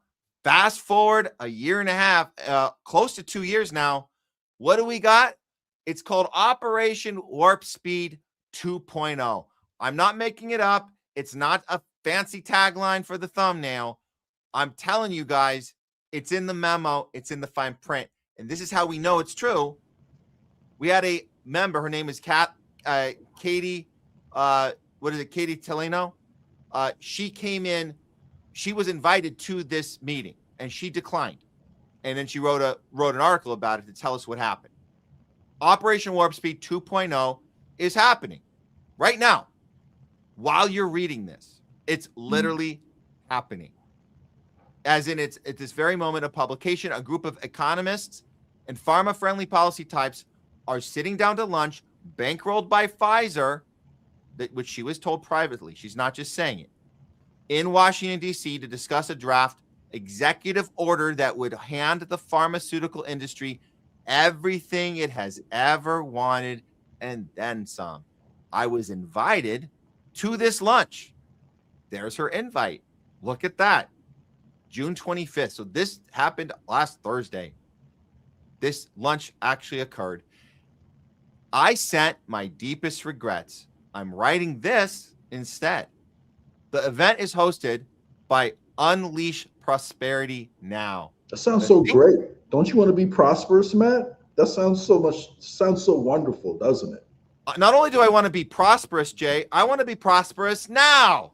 Yeah, so exactly. And alive, being alive would help me enjoy being prosperous, but I don't know. I guess the prosperity, that's the part we got to focus on for now. Well, we should be thinking about what gets written on our tombstones. And I think something in the Unleash and the Prosperity Now, there's something there. There's something there. Just like a nice little mantra, right? Slap it on the tombstone. Okay. The think tank, which is a think tank, it was founded by Steve Forbes. The featured guests are Steve Moore, he's a former presidential economic advisor, and Thomas Phillipson, who was a former acting chair of the Council of Economic Advisors and apparently the academic health economist behind this draft. And we'll get to that in a second. Now, you might be wondering what any of us should care what a room full of think tankers, farmer bros, and ex-Trump advisors say to each other over lunch on Pfizer's dime. Well, the very real concern is that these aren't cranks shouting into the void. The powerful people who show up in rooms like these are serious players with strong ties to senior officials at the White House, at HHS, and the president himself. And those ties aren't just hypothetical. A draft cooked up by outsiders becomes real policy when someone on the inside thinks it has merit, picks it up, and runs with it. It's kind of like in Hollywood where we have a studio will take a good film if somebody high up says, oh, we'll grab that one. And then they take it, and then it's done, and it's over, and it's no longer outside. It's now inside, and they control it. That's how it works. And they say, sign here. Great idea. We got it now. We'll take it from here. Okay, so one day, it's being passed around a salon luncheon. The next, it's got the president's signature on it. I know because I've had my own version of that story. So she's had that happen before. So she has from experience. It's how price transparency came to be. Pointing out this method isn't a knock on anyone. It's how policy gets made too. So she's just saying this is how shit works. I'm telling you because I know I've been on the inside. That's why she was invited to the lunch, because she's part of this little group that does this shit. Writes stuff on napkins and then puts it in the, writes stuff on napkins over a drink the night before, and then it gets put into policy the next day. The difference is what's getting pushed. That one was a populist issue. Despised by industry interest that polled at 90% with voters. Well, she's talking about the one that was going against the pharma, right? That was the 90%. We talked about 90% of voters wanting to hold pharma accountable. The ones that voted for Trump, we know that they did that. This one is a wish list for big pharma and well-connected biotech, paid for by Pfizer, of course. It's billed as an intimate salon lunch to discuss the extraordinary economic promise of curing cancer. And this is the same shit we heard from Ellison, from the whole, we got to cure cancer by finding it before it gets to you. We're going to know first, and then we're going to give you your mRNA and all this stuff. Okay. The modernizing of the FDA so that regulatory pathways keep pace with today's scientific realities. So in other words, however bad it was for COVID, at the speed of science that Pfizer told us, Pfizer literally told us, and we showed you in the intro, you heard that's the voice. The voice in the intro is the VP of Pfizer saying we had to really move at the speed of science. This plan, this idea, this whatever you call it, it's the 2.0 warp speed 2.0. It's about making it even faster, keeping pace with today's scientific realities, that we're going to push scientific conclusions even faster. So we have to have these regulatory agencies bend down even faster. Who could be against curing cancer or keeping up with science? I know this language. So do we. So do we. I've spoken this language. I know the free marketing policy that it is code for, which I very often have agreed with over the past couple decades in conservative policy making. But the Shakespearean flaw of laissez-faire economics is that it's a knee-jerk defense of private industry interests in healthcare, even when, as in the case of the past decade or so, that industry has become increasingly indefensible. So I read what's actually being proposed, then I read it again because I couldn't believe my eyes, and then I wrote 34 ranting comments in the margins. The metadata of the draft of the executive order lists this guy Thomas as its author, which of course doesn't mean he doesn't have other collaborators. I worked alongside Thomas in the first Trump White House. He's committed, credentialed, and is about as laissez-faire as they come. University of Chicago health economist who made his bones arguing for policies just like those in the draft of the executive order. Less and less FDA as the key to more and more pharma products. The draft was attached to the invitation, so the actual subject matter could be discussed. The name of the draft is Advancing Cost-Cutting Treatments and Diagnostics for Old Age Populations through, here it comes, Operation Warp Speed 2.0. And there's the attachment directly from the email. There's the guy that penned it, and all his other people, which aren't mentioned here, that were part of his team to put this together. Hence the lunch meeting she did not go to. That happened on Thursday. Jay, why is nobody talking about this? Because, Kennedy is running the HHS. So obviously he's protecting us, right? He's in there making America healthy again. So we don't have anything to worry about. We just got to trust the process and recognize that they're playing 5D chess. And I guess the next chess move is to kill off a third of the population, so then the 2/3 of us like live happily ever after. I don't know. Is that the chess move that they're playing? I haven't heard of that chess move before, but maybe that's what they're planning right now. So, this is really, really sad to see that they have consistently done this same strategy like throughout their entire existence, right? They give you drugs that destroy other health systems in your body, and then give you more drugs to try to deal with the symptoms of the other health systems that are being destroyed, while never actually addressing the underlying causes, driving this disease. Like, that is the whole business model of pharmaceutical industry, right? So it's all about managing symptoms, not curing the underlying disease, not treating the person as a whole. So, unfortunately, that's what we have. Trump was never going to be the one to change it. I still don't understand how so many people who were involved with Kennedy thought the party that has been in favor of deregulating everything was somehow going to get the poison out of our environment. Like, the free market is good for, a lot of things, but it's not going to stop big corporations from poisoning us, guys. Like it's just not going to do it. I'm sorry. And even if you take their logic that, if you just let us sue the people who are poisoning us, then they won't do it anymore. I mean, clearly they've shown us that is part of their strategy. They know that sometimes they're going to get sued, and they'll only have to pay back a portion of their profits that they're actually sued for. So at some point, we have to recognize that the free market cannot solve every problem. Yeah. And, anybody who saw that article, reading along with us, if you're doubting, if you're thinking, they're doing this behind Trump's back, these are ex-Trump employees, if Kennedy finds out about this, he's going to stop it. No, none of that is true.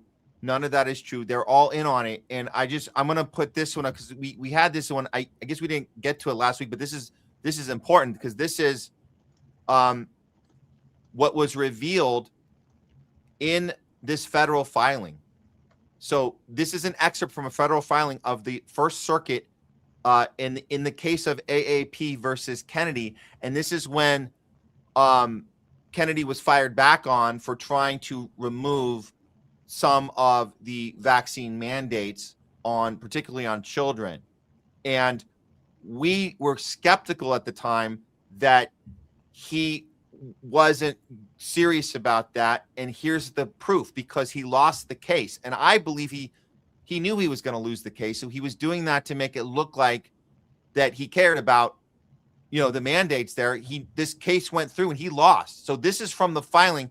And then, of course, in the filing, we find a reveal from the prosecution. They're revealing what was actually in their paperwork, which he pointed out. And now it's for public record now. The ACIP expressed no problem with expanding the definition of the word vaccine to include experimental gene therapy. That is literally the heading. And this is from the team that won the case. This is in the filing supporting the brief, the case. The brief argues that before the change, and we told you guys, and I know a lot of people thought we were over exaggerating. We said no. Merriam-Webster actually changed the definition of vaccine. It happened on May of 2021.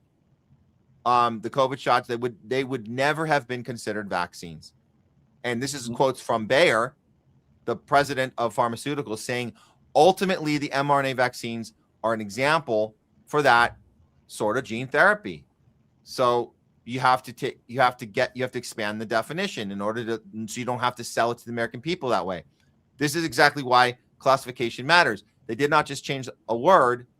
This sleight of hand changed the gateway to all of these things: mandates, informed consent, liability shield, CDC schedule placement, insurance coverage, federal purchasing, public trust, billings and payments. There's more to that list. That's just the highlights. There's a lot of stuff it set the stage for.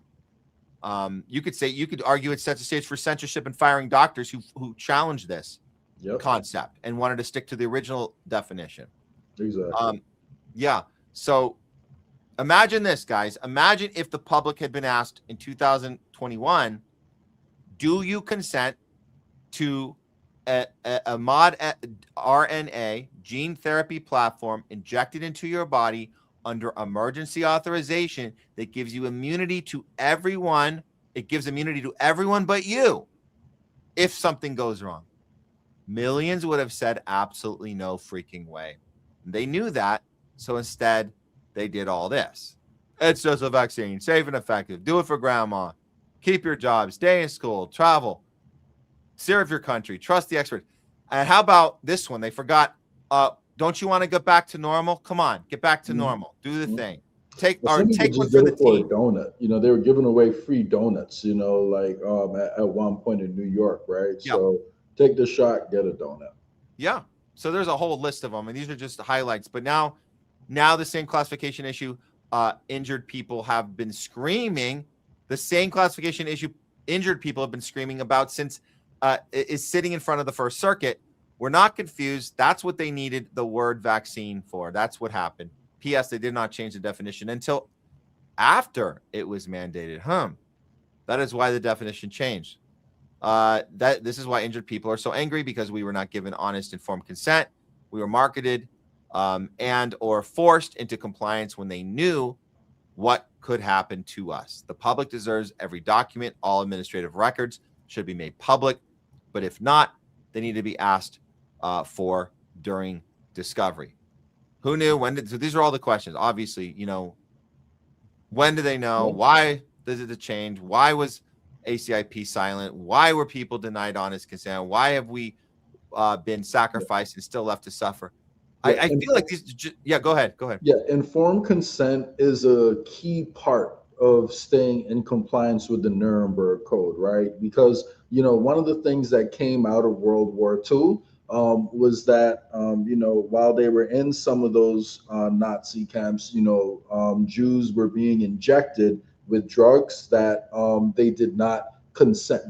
Were not given informed consent about. They didn't know the impact. They didn't have a choice in it. So as a result of that, the whole world came together and decided we can never let this happen again. If anyone does this, this is considered a crime against humanity, not just some low-level crime, not just some little white-collar crime, little mistake here and there. This is a literal crime against humanity. So the fact that so many people were injected without being given informed consent, like, literally makes this a perfect example for the Nuremberg Code. So so many people should be in jail based off what happened. And I don't want to hear the excuse that, oh, things were really bad and they were just trying to figure out how to get the world running again. No, this was intentional. Yeah, sure, there were some people who may have been tricked by it and some people who bought into the propaganda. I want to believe that, you know, a majority of the healthcare professionals who went along with this, you know, were really being misled by the data.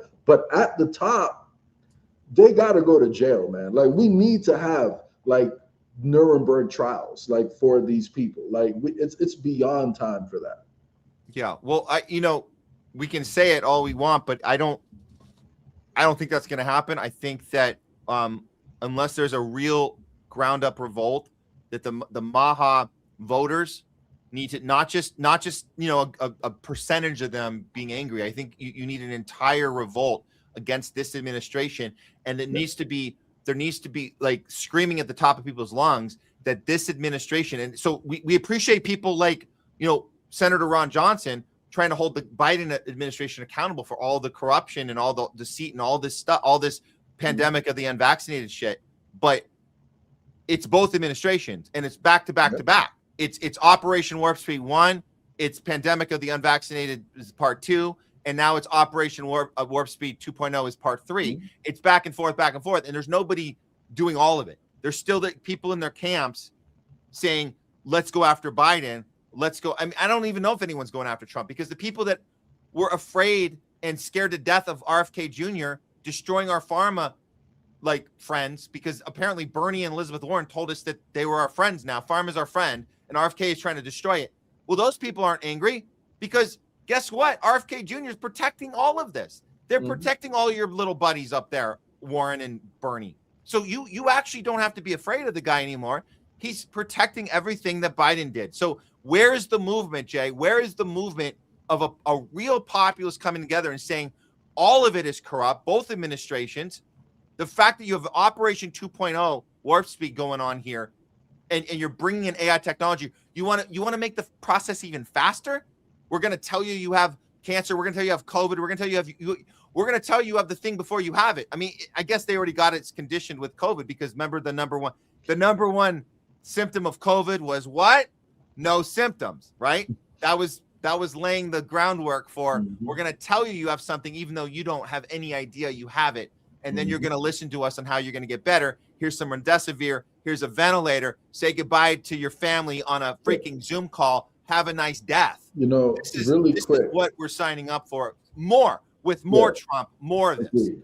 And really quick, cancer gets killed in our bodies every single day. Like, you know, this is something that's constantly, you know, our immune system is handling all the time. So, you know, like for all we know, like they're going to turn up the sensitivity on this thing. And anytime there's something in your body that normally would have been handled by the immune system, they'll still tell you that you got cancer so you can take whatever injection or drug it is they want to give you, right? So like we really have to ask ourselves, you know, like, where is this going? Like, and the fact that they're doing this, as Kennedy spent so much time talking about repurposed drugs and holistic remedies for underlying conditions, like we literally have peer-reviewed studies coming out right now about ivermectin and fenbendazole, talking about how it can, you know, help fight cancer, right? Why is it not a single person in the CDC or the FDA has announced that they're going to do a government study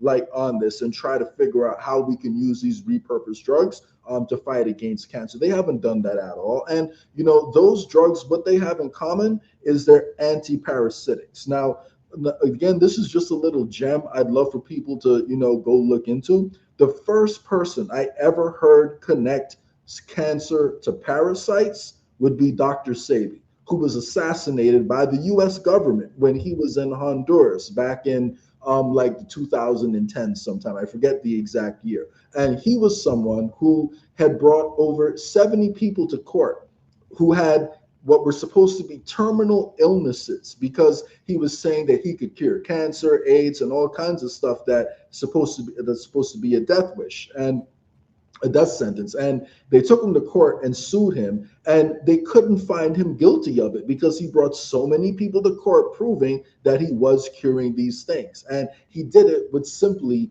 herbs, fasting, and an alkaline vegan diet. So I'm not saying everyone has to go vegan. I'm just saying, what if we did a study, a government funded study on some of these things and really looked into what people are saying? So instead of exploring any of these options, they're doubling down on the failed technology that is causing the cancer in the first place. The reason why cancer rates have taken a sharp spike up, and yes, they were going up before anyway, but as soon as the shots went out, the cancer rate spiked up even more because of the mRNA. And now they want to give us more mRNA to solve that. At the same time, we know there are other things they could be doing. I mean, the fact that this is coming from a Kennedy administration is beyond disappointing. So, we'll finish this segment up with a reminder from the last lunch that Bill Gates attended with Trump.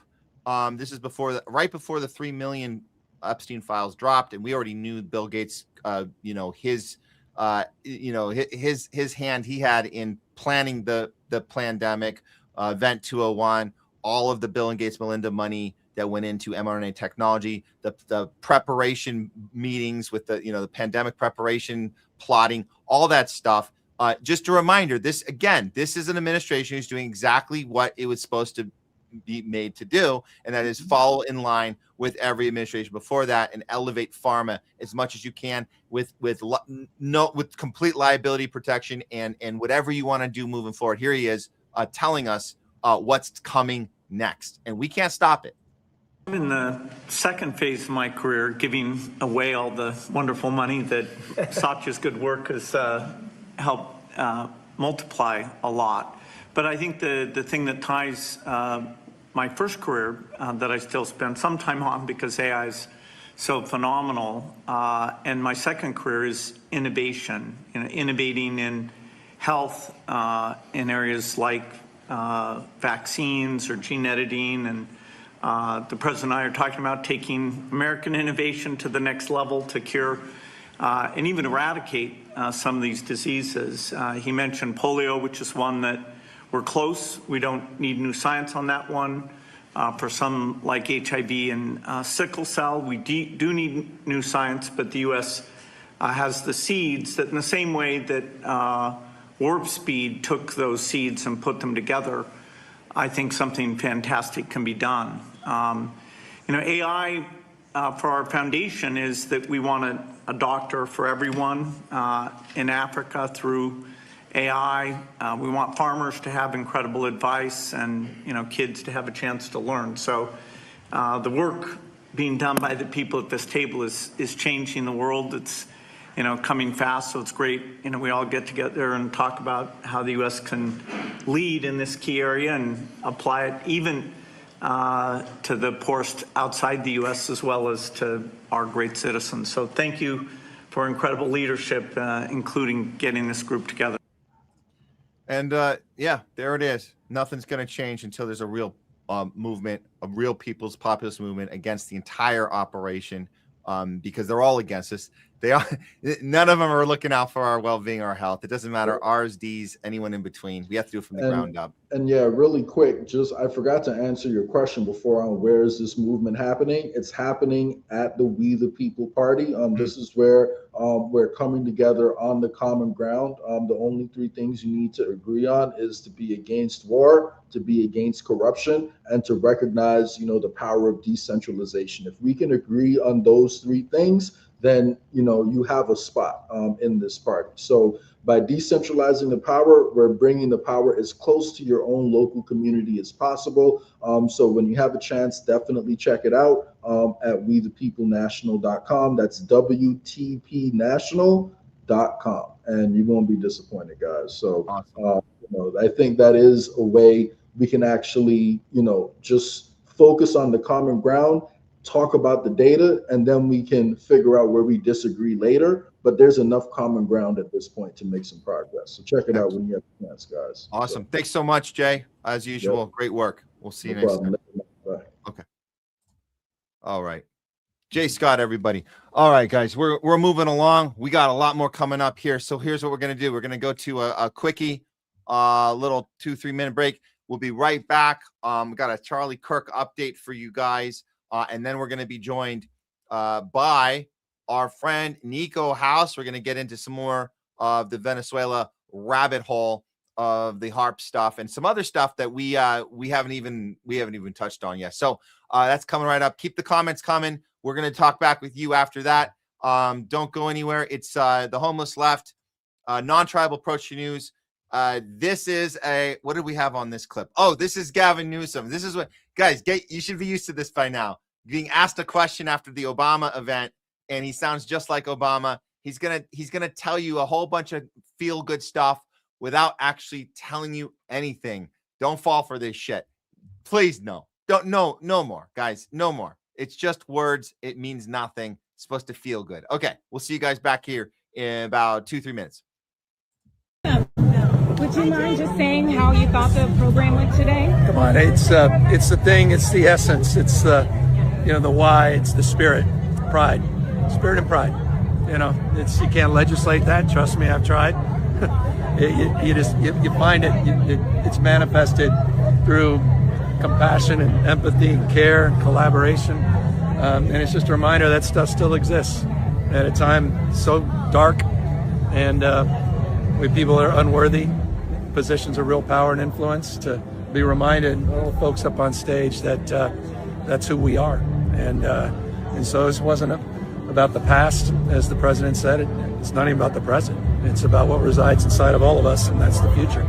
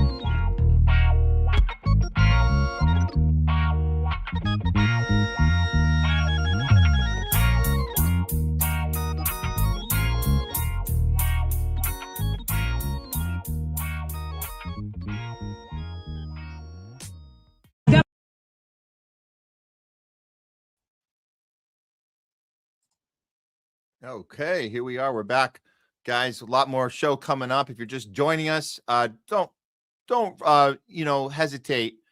Put a like, do a comment, show us you're here. We're fighting the censorship industrial complex. Also, check that subscribe button. Make sure it wasn't unsubscribed. That happens sometimes. We've certainly seen that. Another thing we've been seeing is comments being removed from our live stream in real time. We've had several viewers mention this to us, and it could be a trigger word. Who knows? We know you guys like to do. Sometimes it's the little code words work, right? PDF instead of what it's supposed to be. We talk about antiseptic. That's a good one. We learned that one from Jake GTV. Little code words help a lot, but you never know. You never know what they're censoring, what they're looking for. But generally, we like to think that comments and engagement should help amplify the channel, not bring it even lower. So it's a juggle. We're trying to find that flow, that even flow that can get us back to those 100,000 numbers. For whatever reason, it's been up and down like that, but whatever, we don't care. We're just going to do the work. But we do appreciate all you guys' support. Let's do a couple more super chats before we get to the next story. And then we will have NIKO House joining us at the top of the hour. So I'm going to do this story real quick, but first, Citizen, you gave us a couple more super chats. We really appreciate it. And of course, the PDFs that the Republicans picked for a reason. Gates' dad led eugenics organization for sure. Everybody that gets selected is on purpose. Everybody has that connection to the thing that they need to bring to the table. So it's all inside stuff always. It's never, because if you're bringing outside people in, guess what? They're not going to let you in. They're not going to let you in. So if you're getting in, there's a reason. You've compromised. You've brought in the right team that's going to keep your mind right, keep RFK's mind right. Don't let him. Well, his mind's right on Israel. That's for damn sure. His mind is right. Don't worry. He won't be a problem. But yeah, all of the other people. But we know this game. They've been doing this shit since Obama. We know WikiLeaks showed us. Everybody in the board that Obama assigned, they were all Citigroup, all of them, city. And then you bail out the banks. 5.4 million people get kicked out of their homes. That's because of the people in place in these positions. Very important that people understand that you're not bringing an outside team in. It's always inside placements. Always. If it wasn't, they wouldn't let you in. That's how it works. Okay. With that said, let's go ahead and move on. I'm going to do this quick update on Charlie Kirk, and then we're going to bring in Nico. So let's go ahead on this one. And we haven't said much about Charlie Kirk in a little while because this trial, as you guys know, the trial is insane against Tyler Robinson. You got two different fake text chains being presented to the jury, two different versions of what they were going to fake. It's all fake. Whether Tyler Robinson was supposed to be dead, they have a whole text chain about that. He didn't die. We got to do a plan B. So they have a whole text chain, and that's why that one was so ridiculous. They made up the whole thing about what Tyler was saying to his furry boyfriend, and all. So everything is jumbled. And that jury, they must be confused as how that thing ain't moving right now. But what is moving is that we're understanding the people doing the work on the ground on this that are putting pieces together, particularly about how Charlie Kirk was murdered. And so this part is important. I know you guys probably know about the exploding mic, but it's important to get as much proof on this as possible that we can share and educate people that are in our vicinity. And so I'm just want to help give you guys some stuff to work with if this topic does come up with you. So just to be absolutely clear, Charlie Kirk wasn't killed by Tyler Robinson, a lone gunman wielding a .30-06 rifle. Furthermore, his death wasn't a result of his views on transgenderism. Charlie Kirk lost his life to an exploding Rode microphone. His demise was brought upon him by the very people he trusted the most. Kirk's evolving perspective on Israel, his unwavering commitment to accountability, and his staunch opposition to neoconservative ideologies may have directly contributed to his downfall. Any questions? No, that pretty much sums it up. Notice how I didn't start with Candace Owens, because that's the other thing they like to do. They like to kill the messenger and not look at the material. Candace has been on point on all her material, but guess what? The material kind of does stand on its own. Videos like this kind of tend to stand on its own. That's as best as we can get. Clear as day. That's not because someone's trying to get views, someone's doing an over-the-top podcast, trying to, create a personality. Don't listen to what Candace says. This needs to be explained.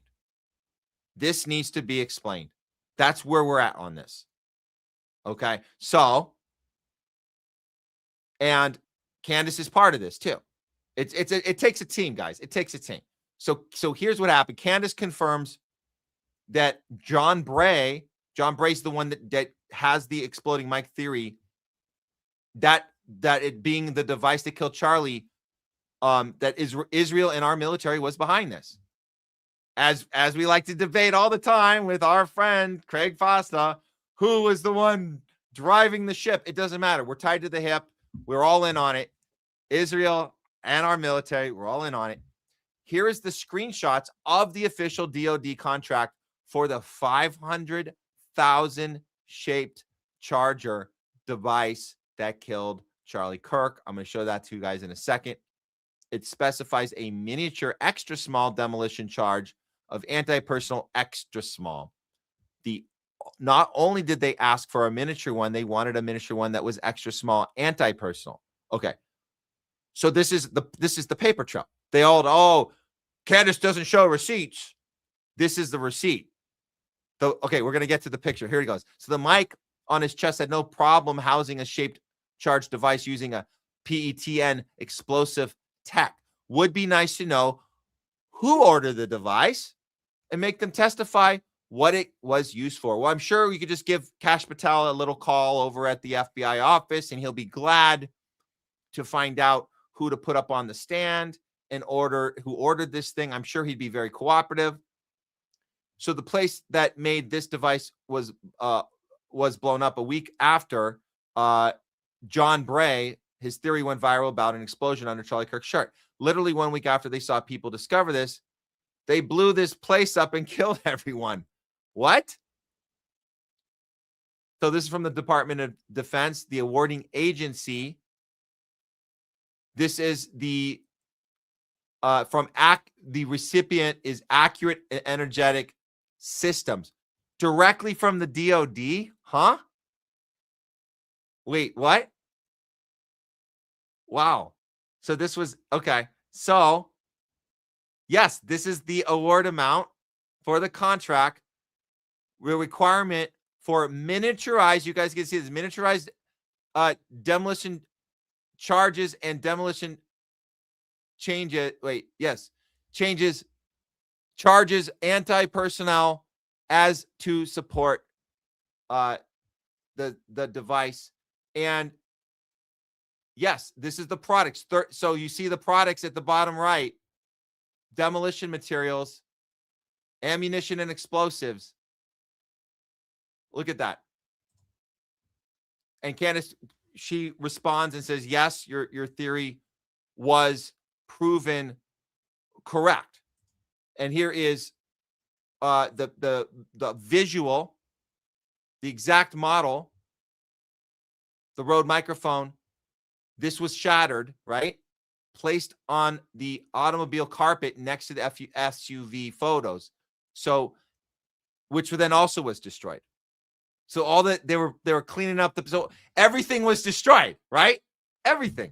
You got the scene of the crime was destroyed. Everything was cleaned up. You guys have seen the footage of everything being cleaned up all quickly. You had a team come in and cement over the lawn. So there's no, so everything, the van was destroyed. Everything was destroyed. The paper trail's destroyed. The microphone, this is from John Bray, the microphone theory, the microphone theory, details in action, the bulge, the trajectory. So we're trying to explain the bulge, right? The trajectory, the shrapnel, the impact, and the wound. The microphone theory allows for reconciliation of all the phenomenon we witness. So it manages to tie together all of the evidence together. And let's be clear. Let's be 100% clear. The next time any of us, if you guys have ever been harassed about, you don't show me the proof, show me the proof. There's a difference between evidence and proof. I want to be absolutely clear about this. All of this is evidence. Everything Candace has been doing is evidence. Evidence isn't solving a case. Evidence is gathering exhibits, right, for the jury, right? If you were going to go into an honest jury, which we're not going into an honest courtroom. You say, I like to submit to the court Exhibit A. I like to submit to the court Exhibit B. So all of that has been exhibits, gathering.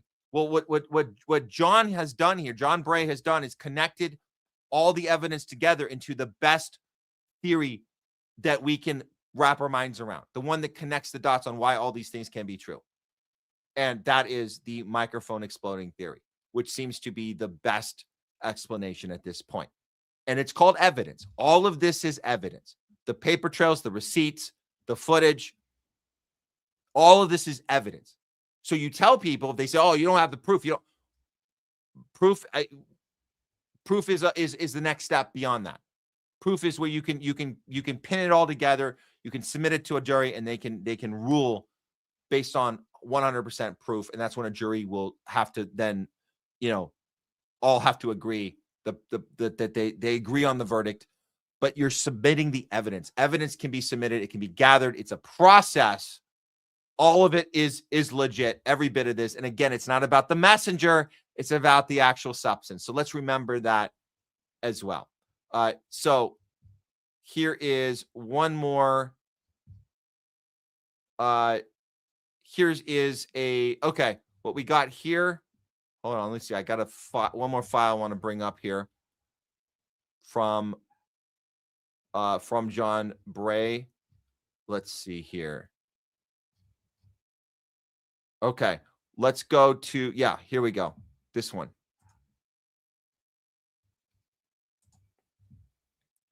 This is piecing together what you saw earlier, guys, the bulge, and then you have, so what we call this is a reenactment. He does this reenactment here of how this trajectory of the exploding microphone, how it comes up with the exact same results, which is that bulge in the back.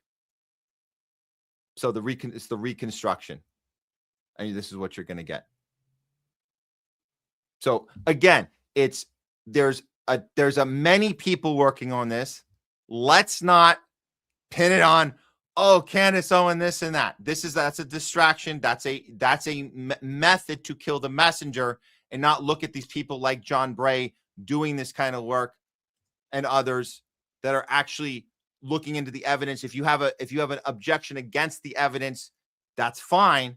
But this is evidence. This is when you reenact and you try to look for ways. And this is something that should be presented to the jury. It's not going to be, but it should. It absolutely should. So there you go, guys. There you go. And I just want to say,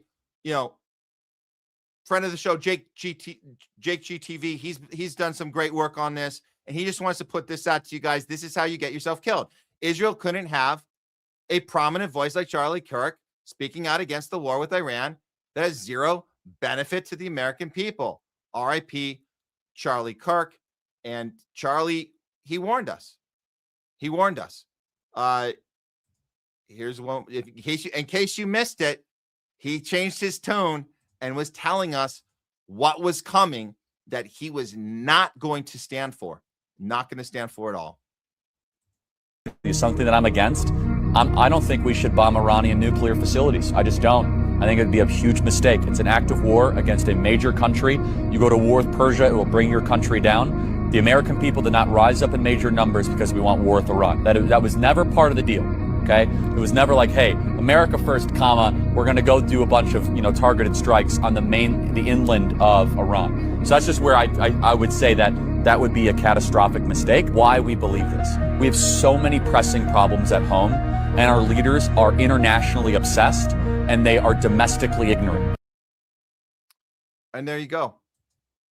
So fortunately, more people are having this discussion. It's you could say it isn't the number one story anymore, but it needs to be. And I understand people tell us, look, Epstein files should be number one all the time, right? Because that shows you the entire mechanism of how you cover up the most horrible stuff you can possibly imagine. And you do it over and over again. And compared to Charlie Kirk is one case. Imagine one. We just looked at one case in the Epstein files, and that's the only one. But again, this is about public persuasion, manufacturing consent. You have an entire slew of people that are affected by this. They would have been anti-Iran the entire way if Charlie was alive, and that's the point. So we show you guys that mechanism of controlling the masses by it's not even just teaching a lesson or making an example of. This is literally called damage control. That's what this is. So as people say, oh, well, how does Israel even benefit?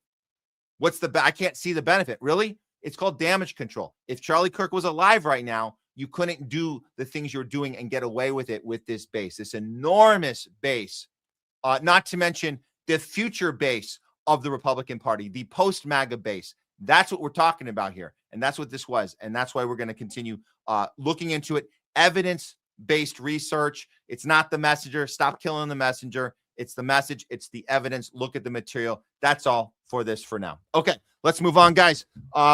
Quickly, we're going to get to our guest right now. Let's just go ahead and bring him in, and we're going to get into this discussion on Venezuela. We talked about it earlier, but we're going to get into even more. So we're very happy to have him back on the show. The host for the People podcast, creator of alternative news media company Hotspot. Please welcome back to the Homeless Left, NIKO House. Hey. What's up, man? Can you hear me okay? I got you, man. Got you. Thanks for being back. Jay wanted to be here, but we had our whole schedules and stuff, so we'll get the three of us back next time. But yeah, man, how's everything going? It's good, man. It's good. Just living the dad life, surviving one day at a time, losing the war. I'm not gonna lie to you, but but other than that, man, no, I can't complain. It's been a pretty good few weeks. Brazil just won, put us through a little scare, so we're happy about that. And other than that, man, just trying to keep up with all the crazy stuff that's been going on. It feels like we're being hit with distraction after distraction after distraction. It's almost as if the elite are trying to purposely overwhelm us with I mean between those earthquakes and then I'm sure you're familiar with what's going on with the NDAA. With now Section 219 was 244. Yeah, no one's talking about it. You literally have Netanyahu going on camera saying, "I don't want U.S. aid. It's kind of like welfare." Meanwhile, they're about to put an Israeli in the DOD as an executive officer. That's happening, by the way. It's a formality at this point because it's already gotten through the committee. Massey and Ro Khanna introduced an amendment to try and block that. Did not work out. You're going to see a bunch of Democrats try to pretend as if they are approving this blockage of aid to Israel, blockage of military aid to Israel, but also that's just theater. Because if 219 passes in the House and in the Senate and the NDAA, which it looks like it's going to, it doesn't matter. The money's going to go to Israel. That's the whole point of the amendment. And so with everything going on, man, it is kind of hard to keep focused because I feel like we're getting hit from all different angles and all different sides. But, that's our job, man. We got to try to parcel through it the best we can. We do. And I think one of the ways we can do that, Nico, is we can be faster at what we're doing. The work is hard. It takes a long time to, do the research, gather information, figure out how to put it out there, all this stuff. Obviously, that takes a while. But where our minds are, we can't afford to wait to ask questions about, for example, we're going to talk about the Venezuela earthquakes. We can't afford to wait a month or 2 months, or let's let it simmer and then we'll come in. No, because like you said, they're pushing it out on us. It's like 10 times the speed it used to be just 2-3 years ago. It's faster and faster, and we should know better. We should know better that by us waiting, we're doing a disservice to the people affected by this chaos. The people affected in Venezuela, they need us to ask these questions. They need us to connect dots, and they need us to do it right away. And I think that's how we can fight back against the speed at which the shit is coming at us. We can also be speedy in the fact that we can ask a question right away. And I appreciate that you did that with this story. I almost feel like we gave a little hiccup because the earthquakes, they kind of broke the night before or we got the information as we were putting the show together. We made it as kind of this breaking news from last week. And we didn't have enough time to look into it. So we were just like, hey, this looks a little suspect, but we didn't actually come out. In your defense, it took me almost a day and a half to put that video together. Okay. Yeah. It was a lot of, because I just felt like something was off. I'm like, there's a piece missing. Yes. And then I saw it was Trump and then a couple of other people announced that they were going to do the 150 million in aid, and then specifically it was going to be done majority through NGOs. And I was like, hold up, are these the same NGOs that were in Haiti? Yep.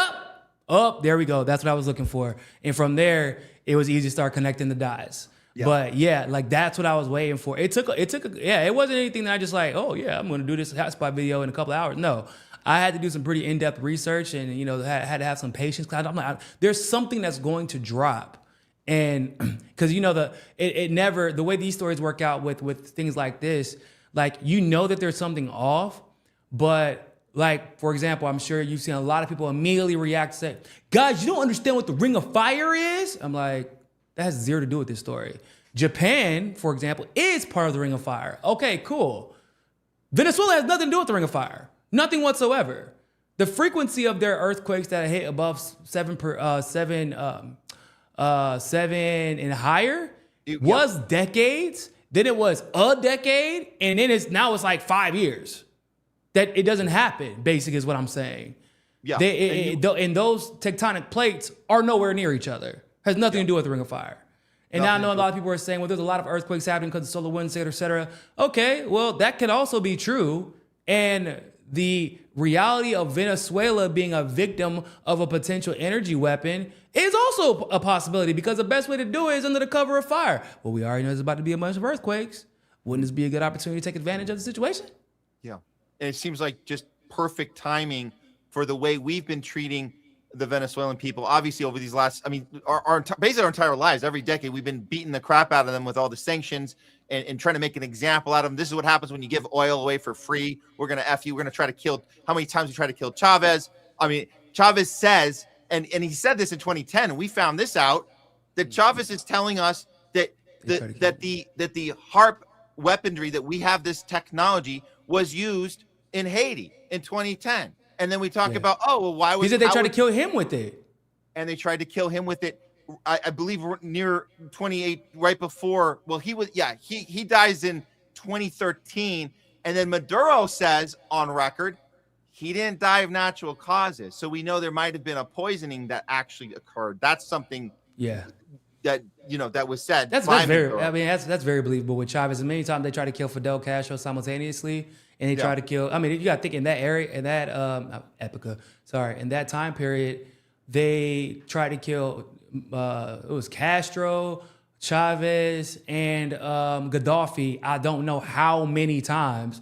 So they were going to get one, but it's perfectly believable they didn't die of natural causes. But yeah, man, this whole situation. I mean, you have to think about it to accept this narrative. First, I want to address the thing that you said about being on top of things. Like at one point, I honestly understand why. It was easier for people to say, well, until otherwise proven, I don't understand why we shouldn't accept that this earthquake happened on a natural pretense. And like, cool, maybe 15, 20 years ago. We live in a new world now, guys. We know better. The default is to question until they prove us wrong. Because what I'm not going to do is listen to a bunch of scientists get on TV and tell me it's a scientific coincidence.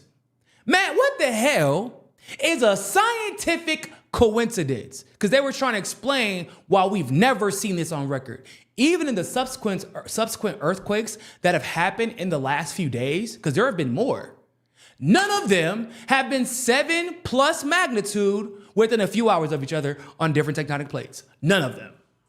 They immediately brought out these on the mainstream outlets. They immediately bring out these quote unquote scientists experts that'll tell you, it's called a doublet and it happens and it's a thing. And you're like, you guys are okay.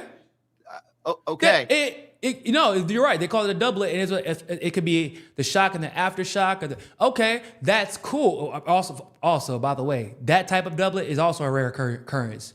An aftershock of 7.5 and like 7.2. That is insane. And the aftershock was 7.5. It was 7.2, then a 7.5. Well, even crazier, actually. Yeah. That's not how an aftershock is supposed to work. If the aftershock is supposed to dissipate over, a time period in a distance, not increase. But okay, so explain the 7.0 in Japan. That happened just hours later. Yeah, no one's talking about the Japan earthquake. So you discovered that was in the same time period, right? So we had it was within 3 to 4 hours of Venezuela. Wow. That is what's crazy about it. And then obviously there was one in California as well. But it was in Northern California, which is kind of weird. It was almost on the border, I think, of Oregon, and was off on the coast. I believe, right on that border of California, Oregon, yeah. So the thing about I believe it was northern Venezuela, near Caracas, and there's an argument about the tectonic plates and how close they were. And I'm like, well, if you're going to make that kind of argument, why didn't LA feel it? Because it was in Northern California, border of Oregon, and northern Venezuela. Why didn't LA feel it? Yeah. Oh, well, if anyone was going to feel it in California, you would expect it to be LA. Mm-hmm. Nothing. We haven't heard anything about that. So then what was interesting to me and what really made me jump on top of this was the time period. So it's 7.0 plus in Venezuela. Okay, that's strange. They don't have earthquakes like that. But right now, these earthquakes, by the way, people, were very destructive. And on top of that, Japan, okay? It wouldn't be weird in a vacuum if Japan had an earthquake during this time of year. But the fact that it happened so closely to Venezuela's. But what was even stranger is how quick. This government that was sanctioning Venezuela into oblivion, this government that was blocking oil from getting to Cuba and allowing blackout after blackout, having surgeons conduct surgery in the darkness using flashlights in Cuba.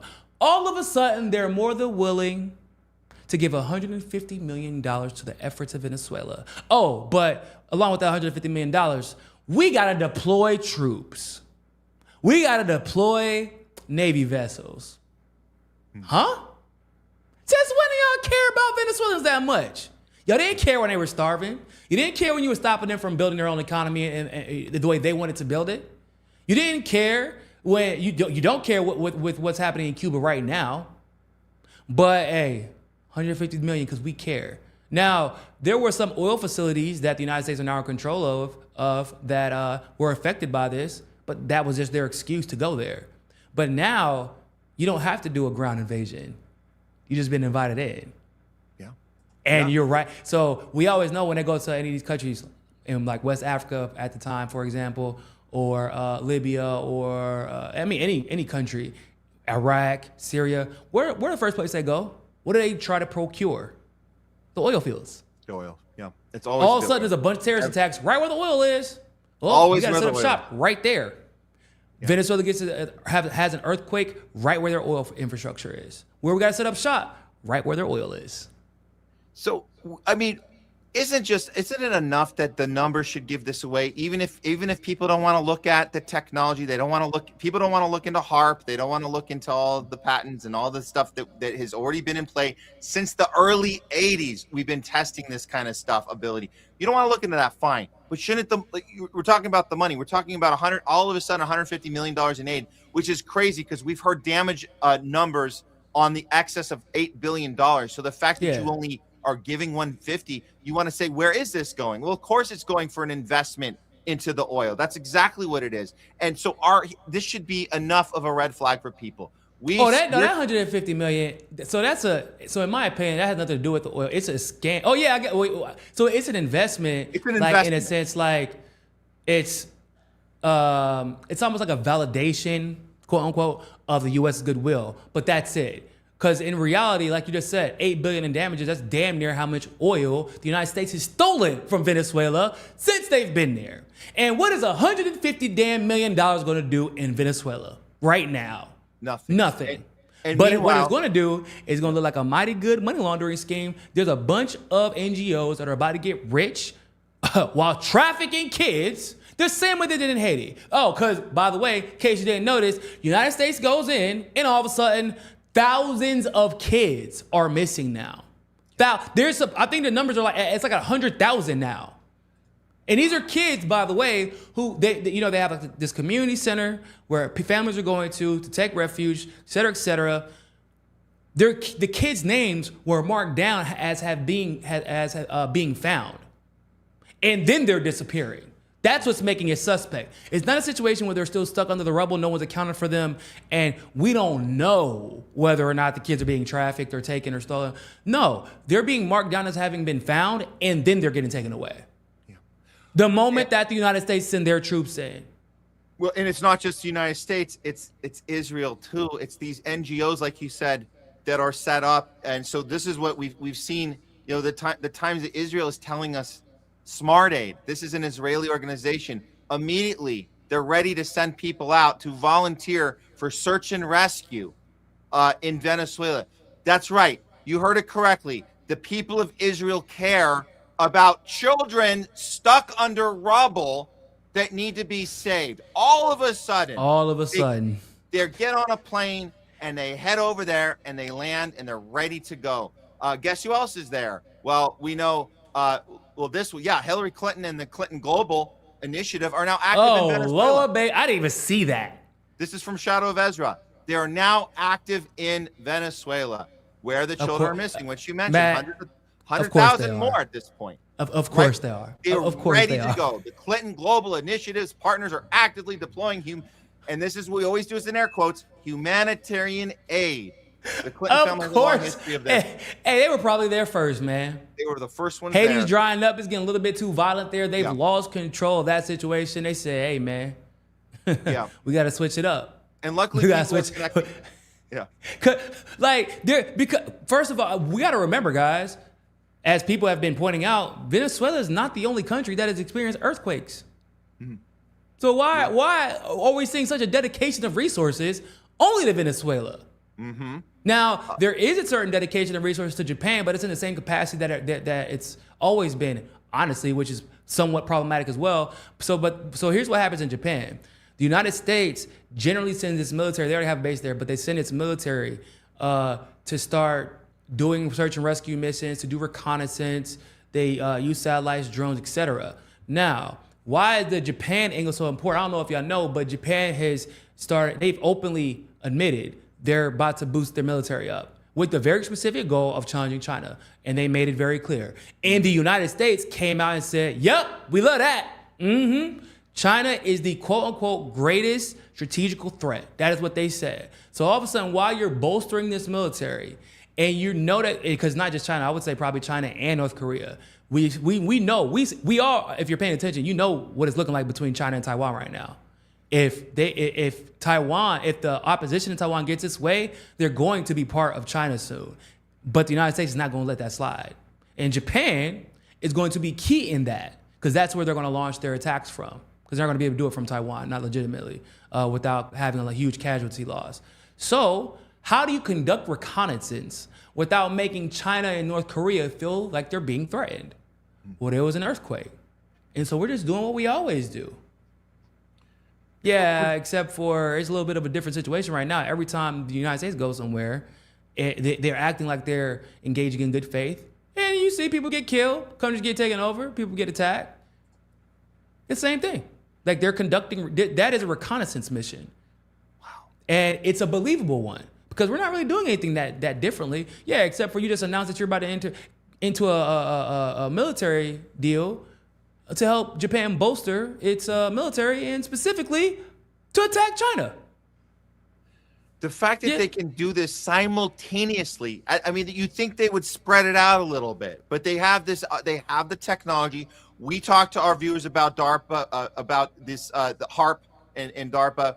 HAARP specifically, this testing of technology that they're able to I guess they say they accidentally figured out that they can create earthquakes in the early 80s.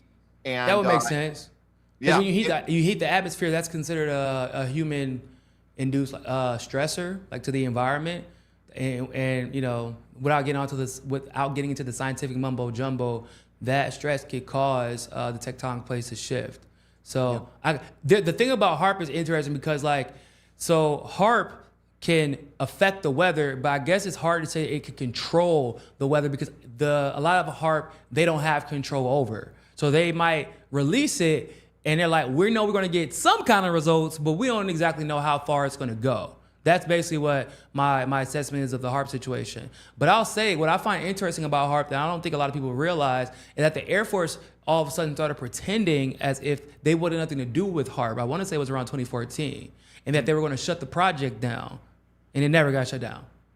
It was a big discussion to pretend as if the military wanted nothing to do with it. There was no military application for HAARP, even though it was never. The military application for HAARP was just to see how they could use it for radars and communication. That was what that $400 million at the time project was about.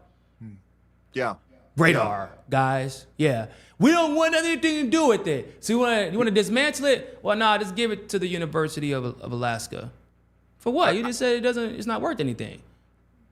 That's that is such a childish take. This is like, I always go back to, we referenced Back to the Future, the Doc Brown that says, destroy the time machine, Marty. We don't want to, it's like, nobody in that room is going to do the right thing and destroy the time machine. They're going to keep it and use it for, They're going to be grabbing another sports almanac and betting on a future that they can predict, because because they cheat and they have the technology and they figure it out. And I agree with you, Nico. This is a trial and error situation. They go, oopsie, look what we figured out we can do. If anybody in that room says, you know what, guys, I think we might be going a little too far with this playing God stuff, they say, clean out your desk and be out by 5. That's what they do to the person in the room. That has the moral... expect to knock on your door. Yeah. Your time here has been, great, but it's time for you to move on to something else that doesn't involve you chiming in on any moral discussion, because we don't do that here. I also think it's important for us to remember, I know we use HAARP a lot and we talk about that, but I feel like there's just an assumption that that will be the only energy weapon that is like, guys, come on, it's the U.S. government. I know there's somebody who made an argument, and they were making it in good faith. They were like, well, they can't even defeat Yemen, or they can't detect hypersonic missiles from Iran. So why would the U.S. military be able to create, or the U.S. government be able to create something like HAARP? I said, they don't. Y'all forget the U.S. government. Their best and brightest ideas never come from the U.S. government. A bunch of idiots work for them. What they do is they take these inventions from private citizens, and then they learn that they can be weaponized. And so whenever a private citizen goes to get a patent for it or whatever, they're like, we ain't giving you a patent for shit. What we're going to do is we're going to let you live, maybe, and we're going to take control of this. Because we could never come up with something like this. But I appreciate you for doing it. And that's what happens. That is, bro, there is a, I talked about it in my video. There is a, I think it's called, I want to say tectonic seismic inducer. Basically, what it does is it tries to prevent major earthquakes by shooting seismic waves, smaller seismic waves, into the planet. Now, the patent was just quote unquote abandoned. It was never really pursued, but it doesn't mean that the invention was just all of a sudden thrown away. If I was the U.S. government, I wouldn't want anyone knowing what happened to the invention. Especially if someone figured out a way to create a machine that directly shot seismic waves into the planet. Why would I? No, I need that. Give me that. That's mine now. Yeah. Pay him off. You pay him off, and you hope that shuts him up, or you shut him up for good and you take it anyway. Yeah. That's how the United States government operates, guys. I mean, Tesla invented a way to give us infinite energy, and they were like, hey, hell nah, give us that shit. That was like, I mean, that's like the best example I can think of. These inventions from the U.S. federal government, our government is in China, let's remember. These inventions from the U.S. federal government are not from the federal government. They're usually from private civilians, and they get co-opted by the federal government to be used for nefarious purposes and military applications. Yeah. Like, that's where we're at. No, our government has not been able to create a hypersonic missile, and because private inventors know what they would use those missiles for, a lot of them wouldn't want to take part in it. Yeah. So that's why they're having trouble replicating it. But when somebody has good intentions, unfortunately, inventions made with good intentions could still be co-opted and used for military applications. And that's a lot of the stuff, but that's the description of a lot of things that we're seeing right now. Yeah. So before we head out here, I'm just going to play this clip of the woman with the missing daughters. And I don't know if you've seen this one, but this is important. So even if you guys are still doubting or on the fence about HAARP or any of that stuff, this is real. This is people, their daughters are not, her daughters, I guess 3 of them are unknown where they are, but one of them, she knows exactly where she is. And it's the most chilling part of this interview. And she does manage to get her voice out. And this did go viral. And people are seeing this, that something's a little off about what's happening there right now in Caracas. Here it is. On the left, we also have one of the people who's quite affected. I would like you to first give me your first and last name, please. I am Noraima Perez, a waitress at the Camurive Clinic, and I am here affected because my 4 children are missing. My daughter Aranza Lopez was taken out alive, but they took her out with a last name that is not hers. Aranza Vergara appears in Social Security. I have looked for her in all the hospitals in Caracas, and she does not appear where they transferred her either. We need international help, and for this to be heard internationally, the children of Vargas are being stolen. The children of Vargas are being stripped of their last names and given other last names to take them away. Why can't I find my daughter in the Perez Carreño Hospital? I went to look for her and I can't find her. All the witnesses here from OP27 tell us she Bro, that's crazy. That's so sad, man. That's so sad. She did her own investigation and found the name change and everything. So this is a deliberate operation and we talked about, Clinton was the first one there and then, Israel's there and they're all these NGOs are showing up, but it's like, and you can still believe this was just a fluke of bad luck. God works in mysterious ways, striking Venezuela back to back. They call it a doublet. We call it a double tap. But whatever you think it is, this is happening. The children are getting snatched up and names changed, and we know how child trafficking works, and that's what's happening here. And that's not enough to get people furious. And if we don't see any investigation, which I don't think we are, that's the point. We don't investigate. There's just going to be us screaming and yelling about it. NIKO, what is this? Does this change anything? The fact that people like this woman getting this out there and people are seeing it, does it change anything? It'll change if people, like you and myself and others cover this. Because I covered the earthquakes, and there are more people arguing with me about the possibility of these weapons existing, and it's just coincidence. I'm like, how are y'all arguing with me about something that's literally never happened before? No, it's not a coincidence. I mean, it's easier for me to prove that it's not a coincidence based off of the history and the facts and the context than it is for you to just pass it off. And I'm like, okay, no, not only is it not a coincidence, but look at what's happening. Why is this the conversation y'all have with me? Instead of the fact that the United States is clearly taking advantage of the situation regardless. If you want to have that discussion, I don't mind having a back and forth about that. Yeah. But hey, can we first address the fact that kids are missing? That the U.S. didn't say, they said, we about to send the military in there. Huh? What the fuck they gonna do? You said it was humanitarian aid. Military is not humanitarian. They are inherently there to take over a country. They conduct occupations. That's what they do. Yeah. And that's what's happening. And every time, once again, the U.S. military and these NGOs get involved, what happens? Kids go missing at the end of the day. It's so sad, bro. It's so sad. And I thought that this story would actually be bigger. But once again, this is just goes back to the distractions.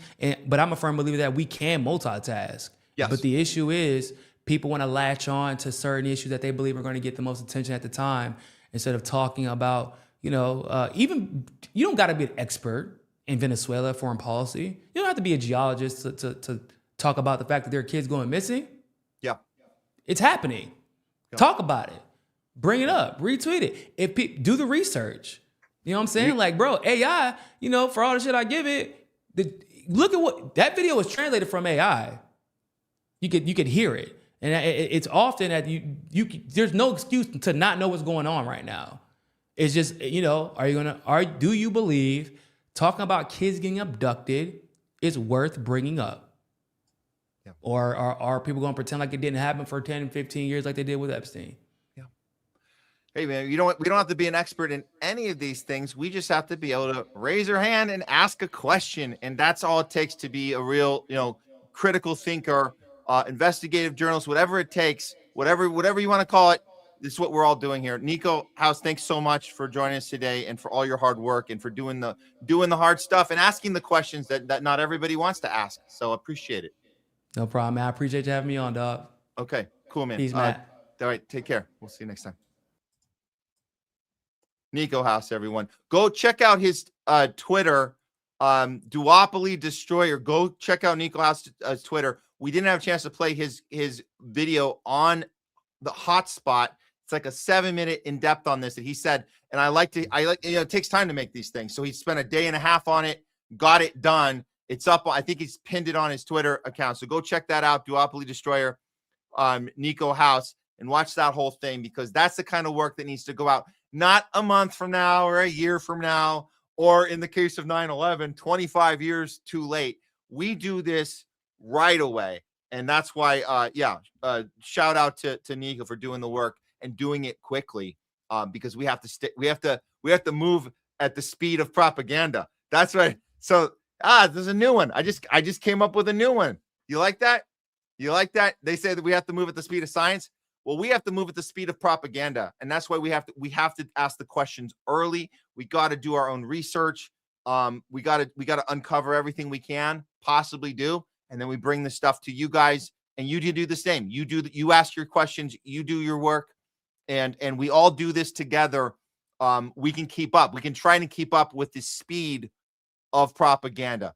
Okay. On that note, we'll be right back I'm going to do some talking back with you guys next. Coming right up after this short break, another 2-minute for you guys. And this one's going to be, this is pretty funny. This is crypto explained to you in 24 seconds. So pay attention. to this little funny video of what crypto, the analogy of crypto in 24 seconds. Pay attention to the wallet that's falling on the ground. We'll see you guys here, back here in 2 minutes on the Homeless Left. Matt Weinglass, your non-tribal approach to news. See you in a sec. Look at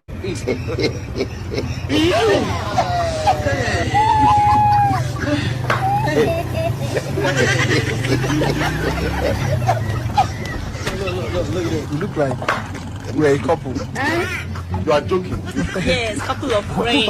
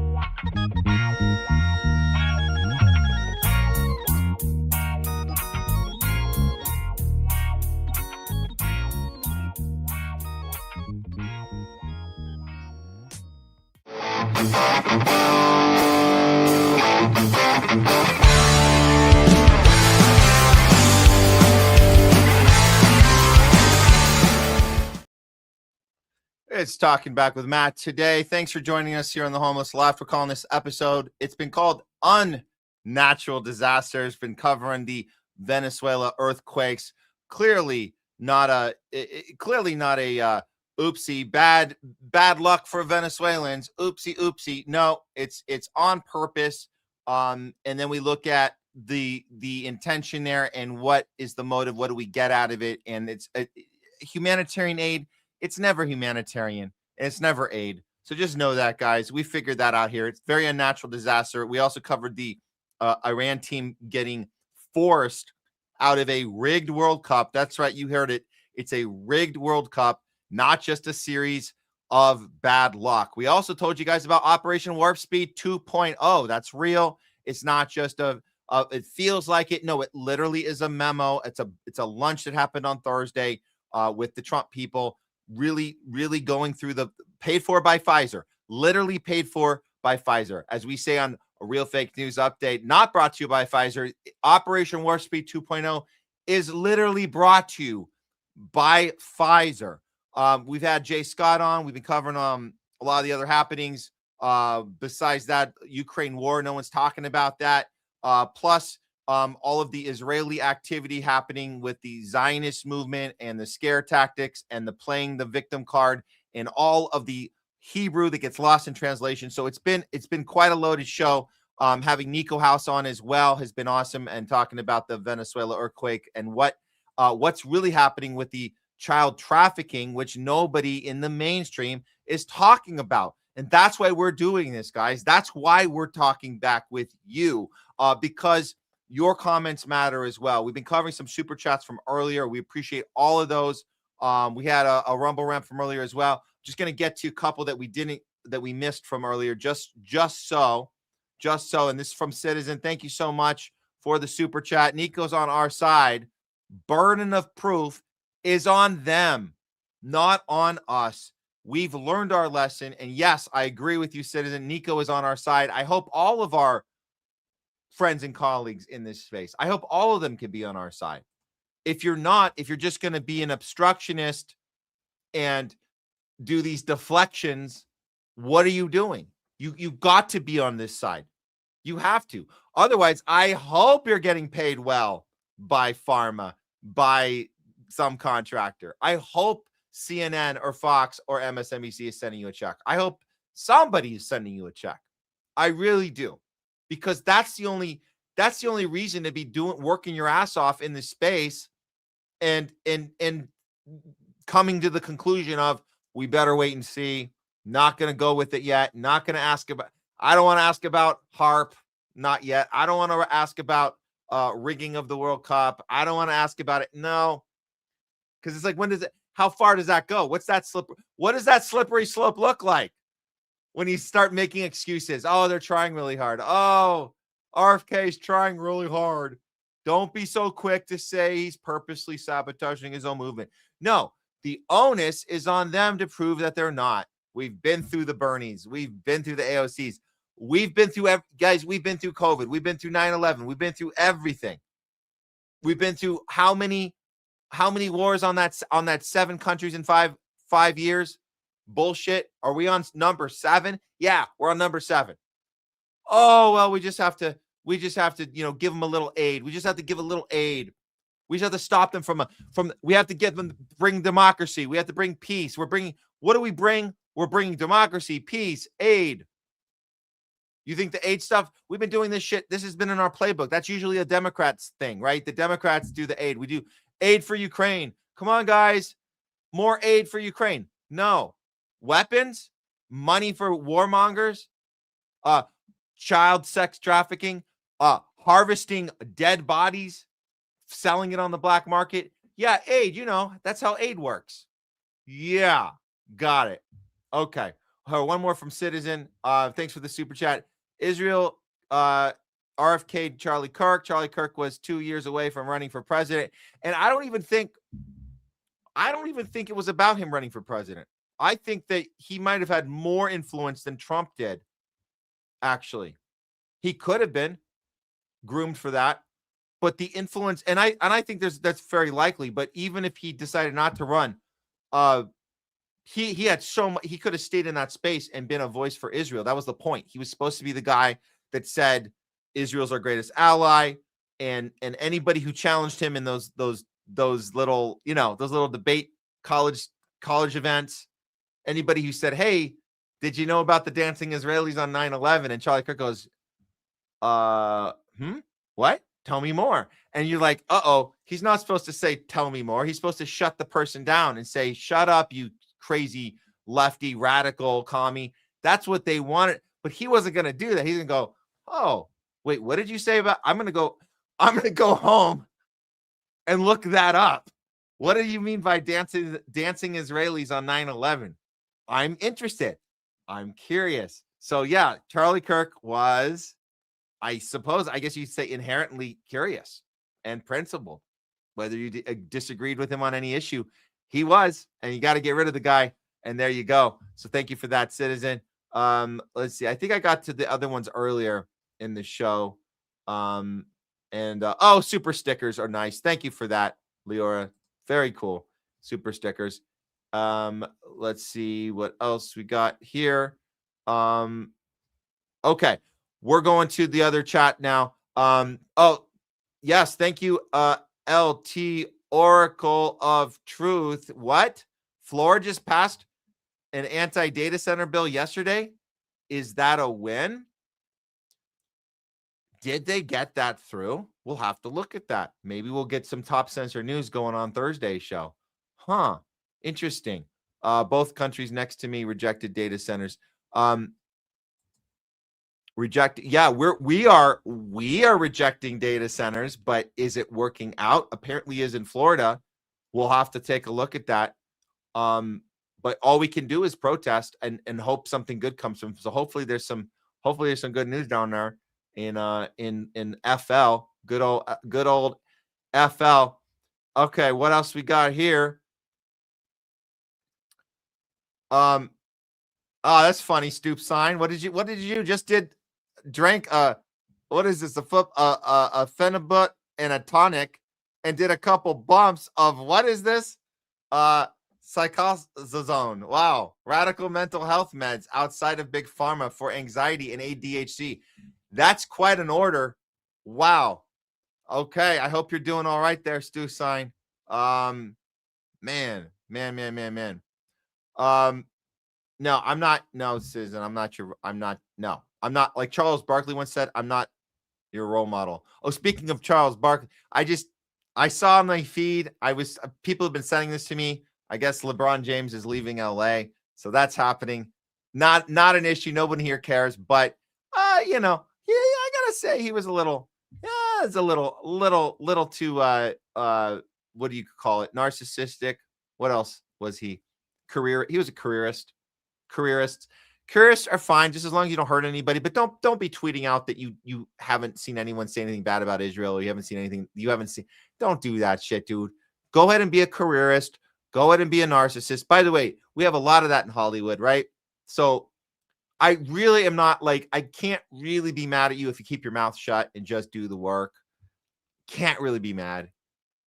But if you're going to open your mouth, what are you doing, dude? What are you doing? So yeah, good call on him. Yeah, get out of here, man. Good riddance.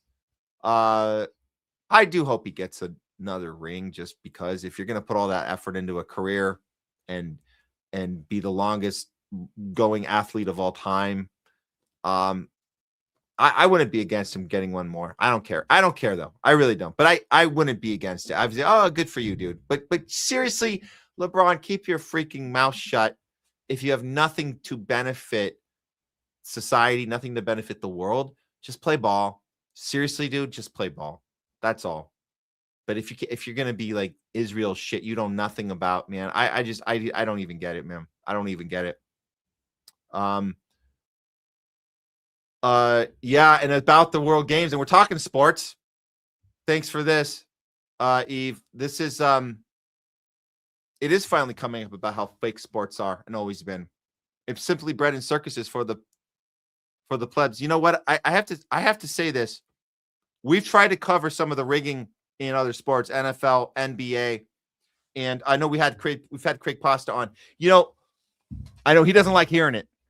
He doesn't like hearing it. He wants to believe that we can check out of reality, and we all have right. We all have things that we can check out of reality with, right? And sometimes it's sports, and I get it. You know, for 2.5 hours, we can say, you know, I don't want to think about the world. Let me just cheer for my team. But we still have to be able to put our critical thinking hats on and say, just because I really, really, really super duper bad want this space to be innocent and be just a place to to catch a breath and enjoy a game and to cheer for my team. Just because we want that doesn't mean that it's not also captured. We have to be able to say, oh, shoot. What are they doing to this Iran team? Oh, shoot. What are they doing? This game looks a little rigged. What's going on here? We have to be able to do that. And it's okay. We have to. What I recommend is and this is for myself too, we have to find another outlet that we can go to. And I can tell you what it's not going to be. It's not going to be, go see your favorite Hollywood film. The next, Top Gun 3 is coming out. It's not going to be that, because we know what that is. And if you're going to go see those movies, and like you guys know, we covered the Spielberg film, the Alien film. If you're good, I recommend seeing these movies, but these are not escapes anymore. These are places you go to discover what they're up to next. It's you have to be in work mode. I'm telling you, and it's going to be like that for sports now. If we're going to watch any more of the World Cup, We're going to be in work mode. We're going to be in put on those critical thinking hats, guys. Let's go. What are they not telling us? What's really going on here? If you're going to see a Spielberg film about Disclosure Day, you're going to work. You're going to work. It's time to figure out what is the predictive programming mechanism. What are they trying to fool us into? That's what we have to do. So what then is our outlet? What is the place that we go to where everything's okay and we can just take a breath? I got an idea. I got one. Here's one. Oh, I wish I screen grabbed this. I'm going to tell you guys one. There's a prompt that you can ask, and maybe we should try this on our own. It doesn't just have to be the one I saw an example of it, but you could just do this now. You guys could actually do this right now. Ask AI the prompt of just ask AI, tell me one thing. What is the most important thing that humans have lost during the rollout of AI tech? What is the one thing? And you'd be surprised at the answer. The answer is we lost space for boredom. Now think about that. Boredom. And then it goes on and it'll tell you boredom is a negative connotation way to describe space for creative thinking and for nothingness and to reflect and to have human awareness and emotion, self-awareness. And AI goes on to say, making room for empathy, putting ourselves, using our imaginations, going into a place where we can identify other people's stories and imagine ourselves in their stories and relate to things and ponder things and assess how things just went, assess how things are going to go. This might be a time waiting at a bus stop, waiting for that bus. That's never going to happen again. Not that you might be in a situation where you're waiting for a bus, but I'm saying, look, if you're driving down the street, look at a bus stop. Who's waiting at that bus? What are they doing?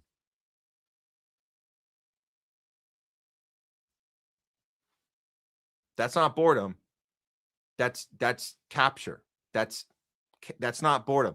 That's what people think is the solution to boredom, is this.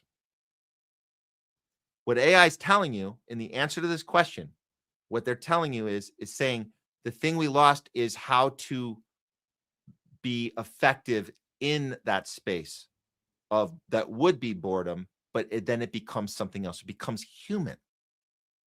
So that's what we need to do. Our movies are captured. Our sports are captured. We need an outlet for nothing. Let's not look for an area where things are happening and go there. Let's create a space for meditation. Let's create a space for decompressing. Let's create a space for tuning out all sounds and all activities and all cell phones and all scrolling and all blue lights. And let's do that. That's what we need. And then we'll be motivated and re-energized to go into these other spaces, go into our day-to-day, our workspace, our families and friends, our interactions, our scrolling. We'll be ready for it. And we'll be ready for the fake sports and the fake movies, which let's do it. I will continue. I will watch more of the World Cup. I'm ready to go. I'm going to work. I want to see what else they're rigging. I want to see what else they have in store for us. And I'll report it to you guys. And we'll see the next blockbuster film that's designed, the next, whatever it is, Top Gun 3, whatever the hell they come up with. And we're going to see what are they up to. And we can learn about what they're up to. And then we can go back to our meditation space and we can relax. And that's boredom, and that's cool. And we need that. So I just wanted to put that out there. Okay. Let's get back to you guys. Pulling the strings. Oh, Matt, you forget the U.S. is the land of hypocrisy. I think you're right. I think you're right about that.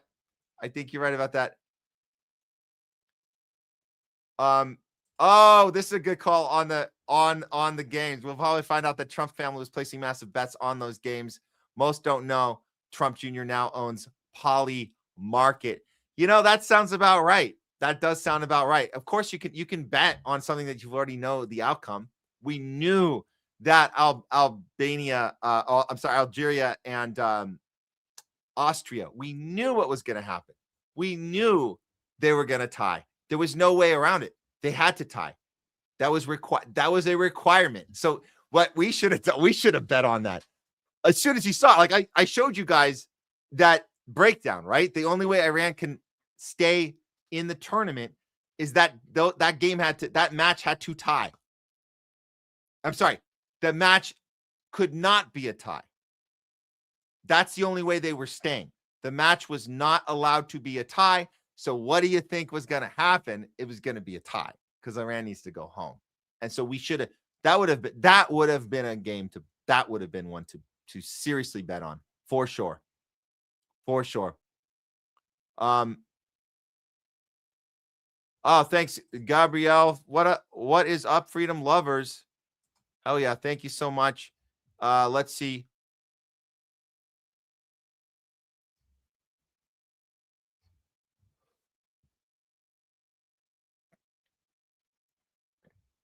Oh yeah, we're talking about Trump saying about dancing. The Venezuelans were dancing in the street. Yeah, he does believe his own bullshit. What an evil traitor Trump is. Thanks for that. Appreciate that.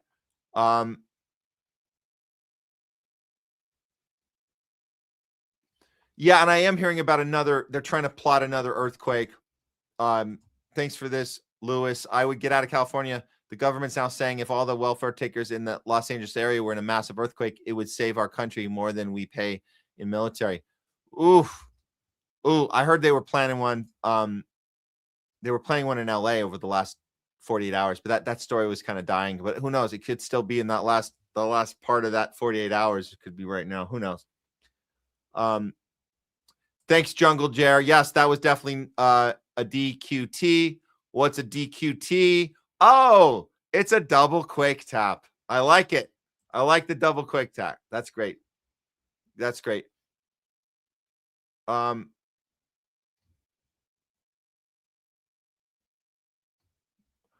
good question. I don't know. Can we buy insurance against HAARPs? There's something you could ask. You could ask we have fire cover. You get fire coverage. Actually, fire insurance, they cancel that right before a fire. So they're going to cancel. If you were allowed to call your insurance company and say, hey, can I get HAARP protection? Even if they would never do that. But if they said yes, just know that right before HAARP was going to strike, it was State Farm. They would call you and say, hey, or they send you a letter. Yeah, we had to cancel your insurance. So it won't be applied when you need it. That's the whole point. The only people that get insurance applied when they have natural disasters is Larry Silverstein with the Twin Towers, who got his fire insurance just a month before 9/11, and he got paid billions of dollars off of that. How convenient that one was.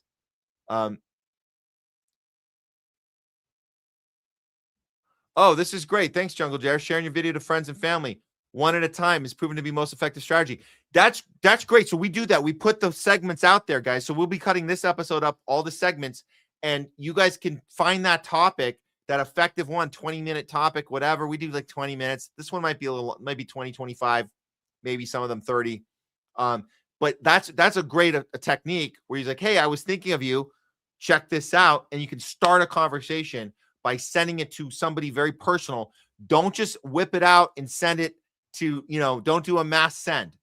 Personalize.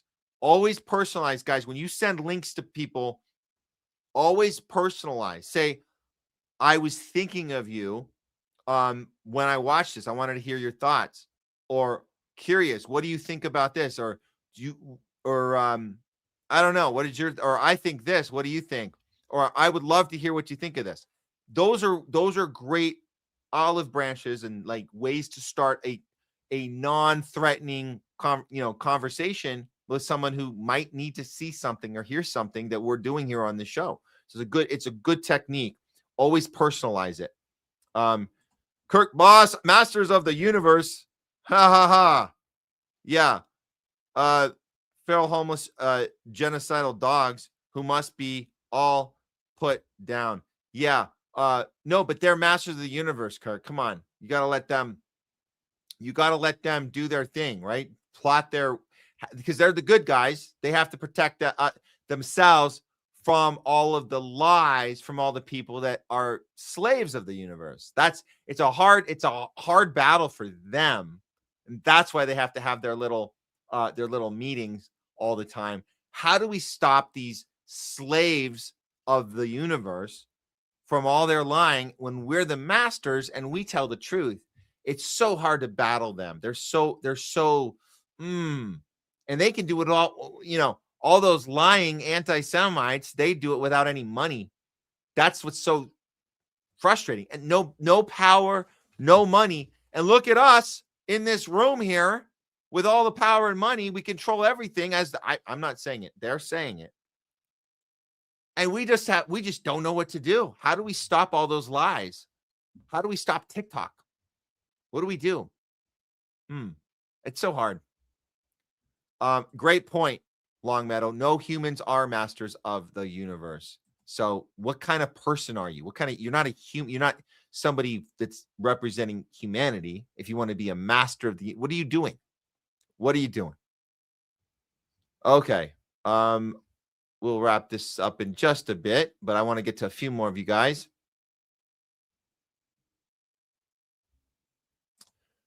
Could not imagine losing my dog, much less my children. Man, so much loss, so much heartache and pain right now, whether you're wherever you are, if you're in Iran, if you're in Lebanon, if you're in Venezuela, people losing so much. And what do we do? What are we even doing? What are we even doing? We're the ones doing the taking while they lose. We kill, we maim, we torture, we target, and then we create a false narrative and pretend it didn't happen or pretend it was something else. We investigate ourselves. There's no justice. If you could have 3 million of the 6 million Epstein files drop and no one's going to jail, what are we doing? Yeah, Kirk. Zios are lunatic weirdos for sure. And the whole Western system, and the whole Western system, for sure. Okay. So as far as people moving to Israel, I think that's what they're in need of. They're in need of, and we talked about, could the New York happenings with Mindami, could that be something they're allowing to create fear with the Zionist Jews in New York, and then say, hey, here's a plane ticket, come to Israel where you won't be afraid? Is that something that's happening? I don't know. Longtime listener says many Israelis have left because they don't want to have to run to bomb shelters or serve in the military. Where are all these sellers going to come from? And so yes, I think that's why they have to they have to find like 1 million to fill the spots in all this new land that they seized and burnt down and murdered a bunch of people in the West Bank. And so they need to find 1 million people. I don't know if they don't find them, it's not what they're going to give them. They're going to give it back to the Palestinians. No, but the way you find it is you create these anti-Semitic situations. I mean, they have a hate map. We covered that last week. There's a hate map where if Zionists can all go on to the hate map. The hate map, it's from the ADL. The ADL put it out. They trademark it. So you have to say hate map TM or trademark. What is that? What's that for? Trademark, hate map, trademark. You go on there and you report your anti-Semitic, fictitious event, and then it gets loaded in the data center, and then you can see. And it's mostly New York and it's LA. Those are in our country. That's where you're getting it. You're getting New York and LA, and all these reports that are coming in, all these fake anti-Semitic incidences. Just like that, the Malik, whatever her name is, talking about this parking lot incident, the parking lot incident with the guy in the t-shirt. It was so traumatic. All right. Let's get to a few more.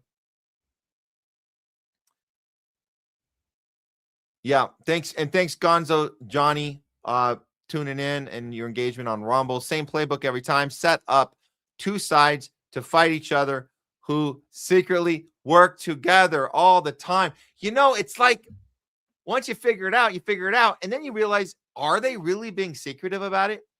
Isn't it freaking obvious? We got the paper trail every time. We can see both sides working together on everything. So then you say, hey, aren't you guys seeing this? And they feel, no, we still want to vote for the lesser of two evils. Really? But we're showing you that they all are funded by the same thing and they're all the thing. Oh, yeah. Yeah, that's how it is. That's how it is, guys.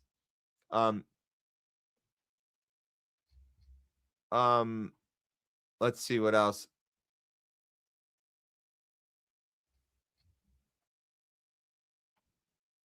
Well, let's see. Yeah, so I guess there was a little back and forth on Rumble. I'm not going to get into that right now, but I appreciate our mods trying to keep the peace. That's very important. And I think we got some on both Rumble and YouTube, so that's good. Oh, there she is. There's Leslie. Hello again, everyone. Thank you for tuning in. Please do not forget to click like and check your subscribe buttons, please. Sometimes they get unsubscribed by YouTube. It's so bizarre. So bizarre. So bizarre. Okay. All right, we'll do a few more here.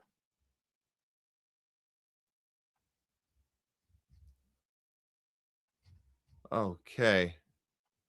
Oh, that's just I didn't realize Citizen. I didn't even know Nico was on early with Pasta, and he went straight through, and then I guess he finished up the day with us. And that's why, if you guys are wondering why we're still on now, well, we did a little bit of a late start so we can accommodate Nico because he was loaded up all day, and we were able to coordinate and have a good show today and get him on at the end. And we're gonna finish up here in just a moment.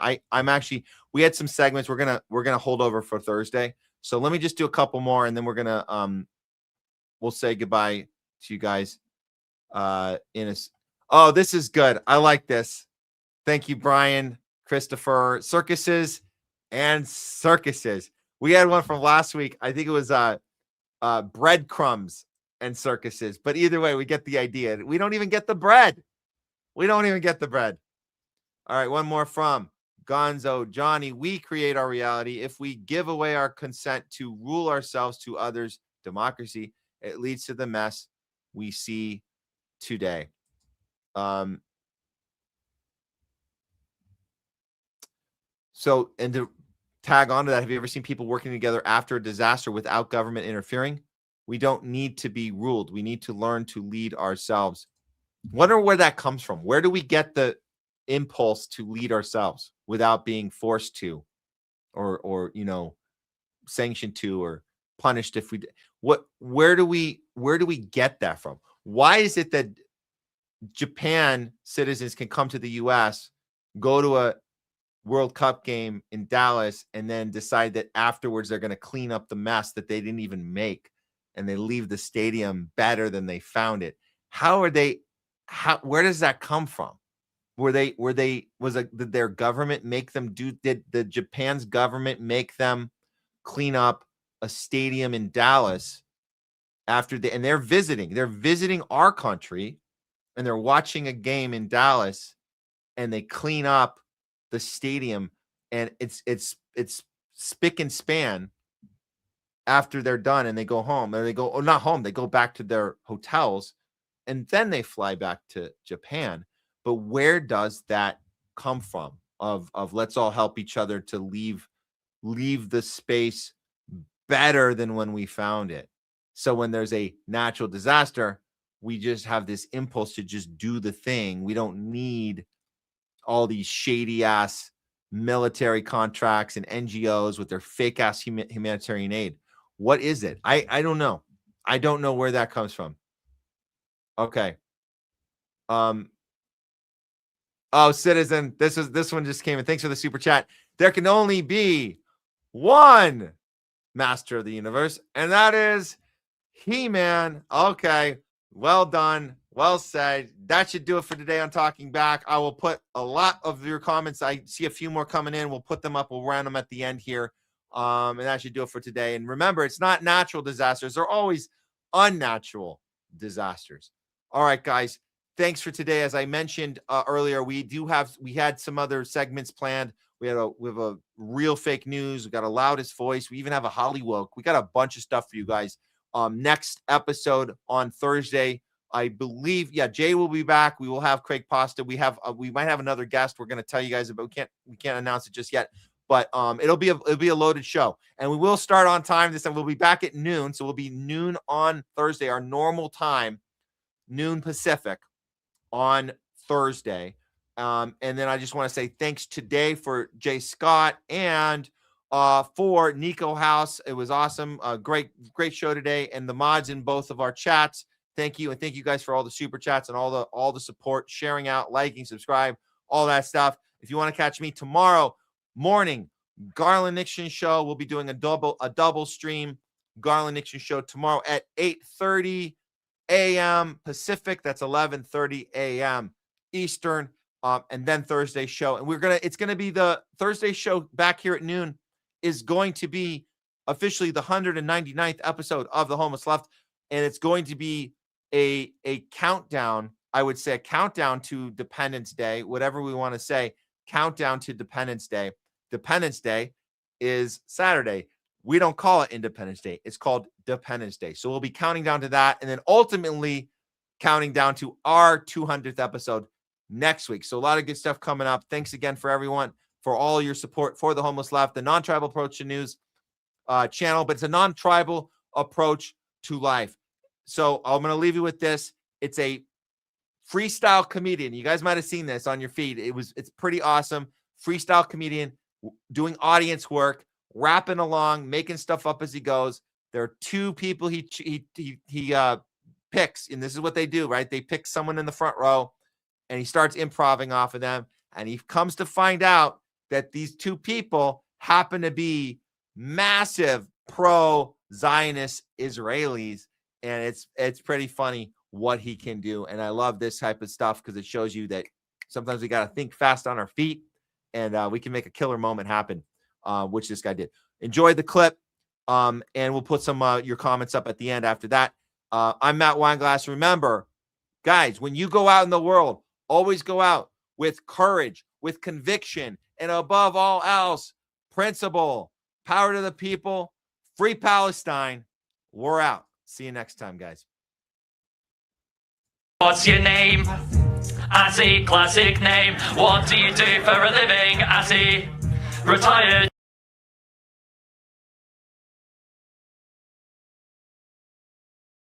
What's your name?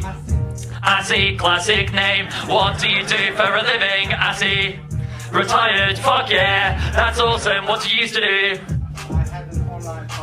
You had an online pharma business. Classic. Is this your partner, Atty? Your sister? Hello, sister. What's your name? Addy. Addy and Atty. Classic names. What do you do, mate? You're an accountant. Fuck yes. Where are you guys from? Tel Aviv. Israel.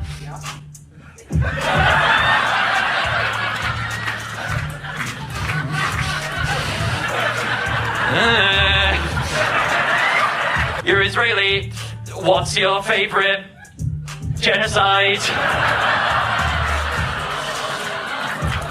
What are we talking? We're talking Armenian, Bosnian, Cambodian, Rwandan, or the one your government's committing. What's your favorite one? That one. Now, we are being quite harsh because we don't know, just because they are Israeli, it's xenophobic, we don't know if they support the Israeli government, so we'll give them benefit of the doubt. Actually, no, fuck it, I'm going to ask one. Do you guys support the Israeli government? Yes. He's nodding. Seriously. Yeah.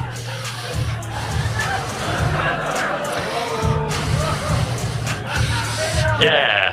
Yes, I spit it frankly. People in the the place is fucking assy. Don't you understand? I'm sparking this. This guy used to be an online pharmacist, and that's what I mean. I'm oh so cool. When I'm on the beats, microphones I do roll. When I'm on the track, I pull rhymes from the ether. This guy used to be a fucking drug dealer. Yes, man, yes, indeed. Just dishing out that online weed. That's what I mean. I say wiggly, and your name is his name with a fucking D. Word to Addy, yes, astounding. This legend here is a fucking accountant at accountancy. You are skilled, you can use it to count the babies Netanyahu's killed. You can count them, I believe about 20,000. They are applauding, that looks bad. Take it off the top with the freestyle raps. 100,000 Gazans killed, or Palestinians right there so ill. I don't agree with it here on this rhyme. Fuck Israel and free Palestine. Yo, here we go, yo, here we go. Let's see sitting in the front row. He's doing it, you can call that a two-state solution. Yeah, here we go, make some noise. Well, the atmosphere is really awkward.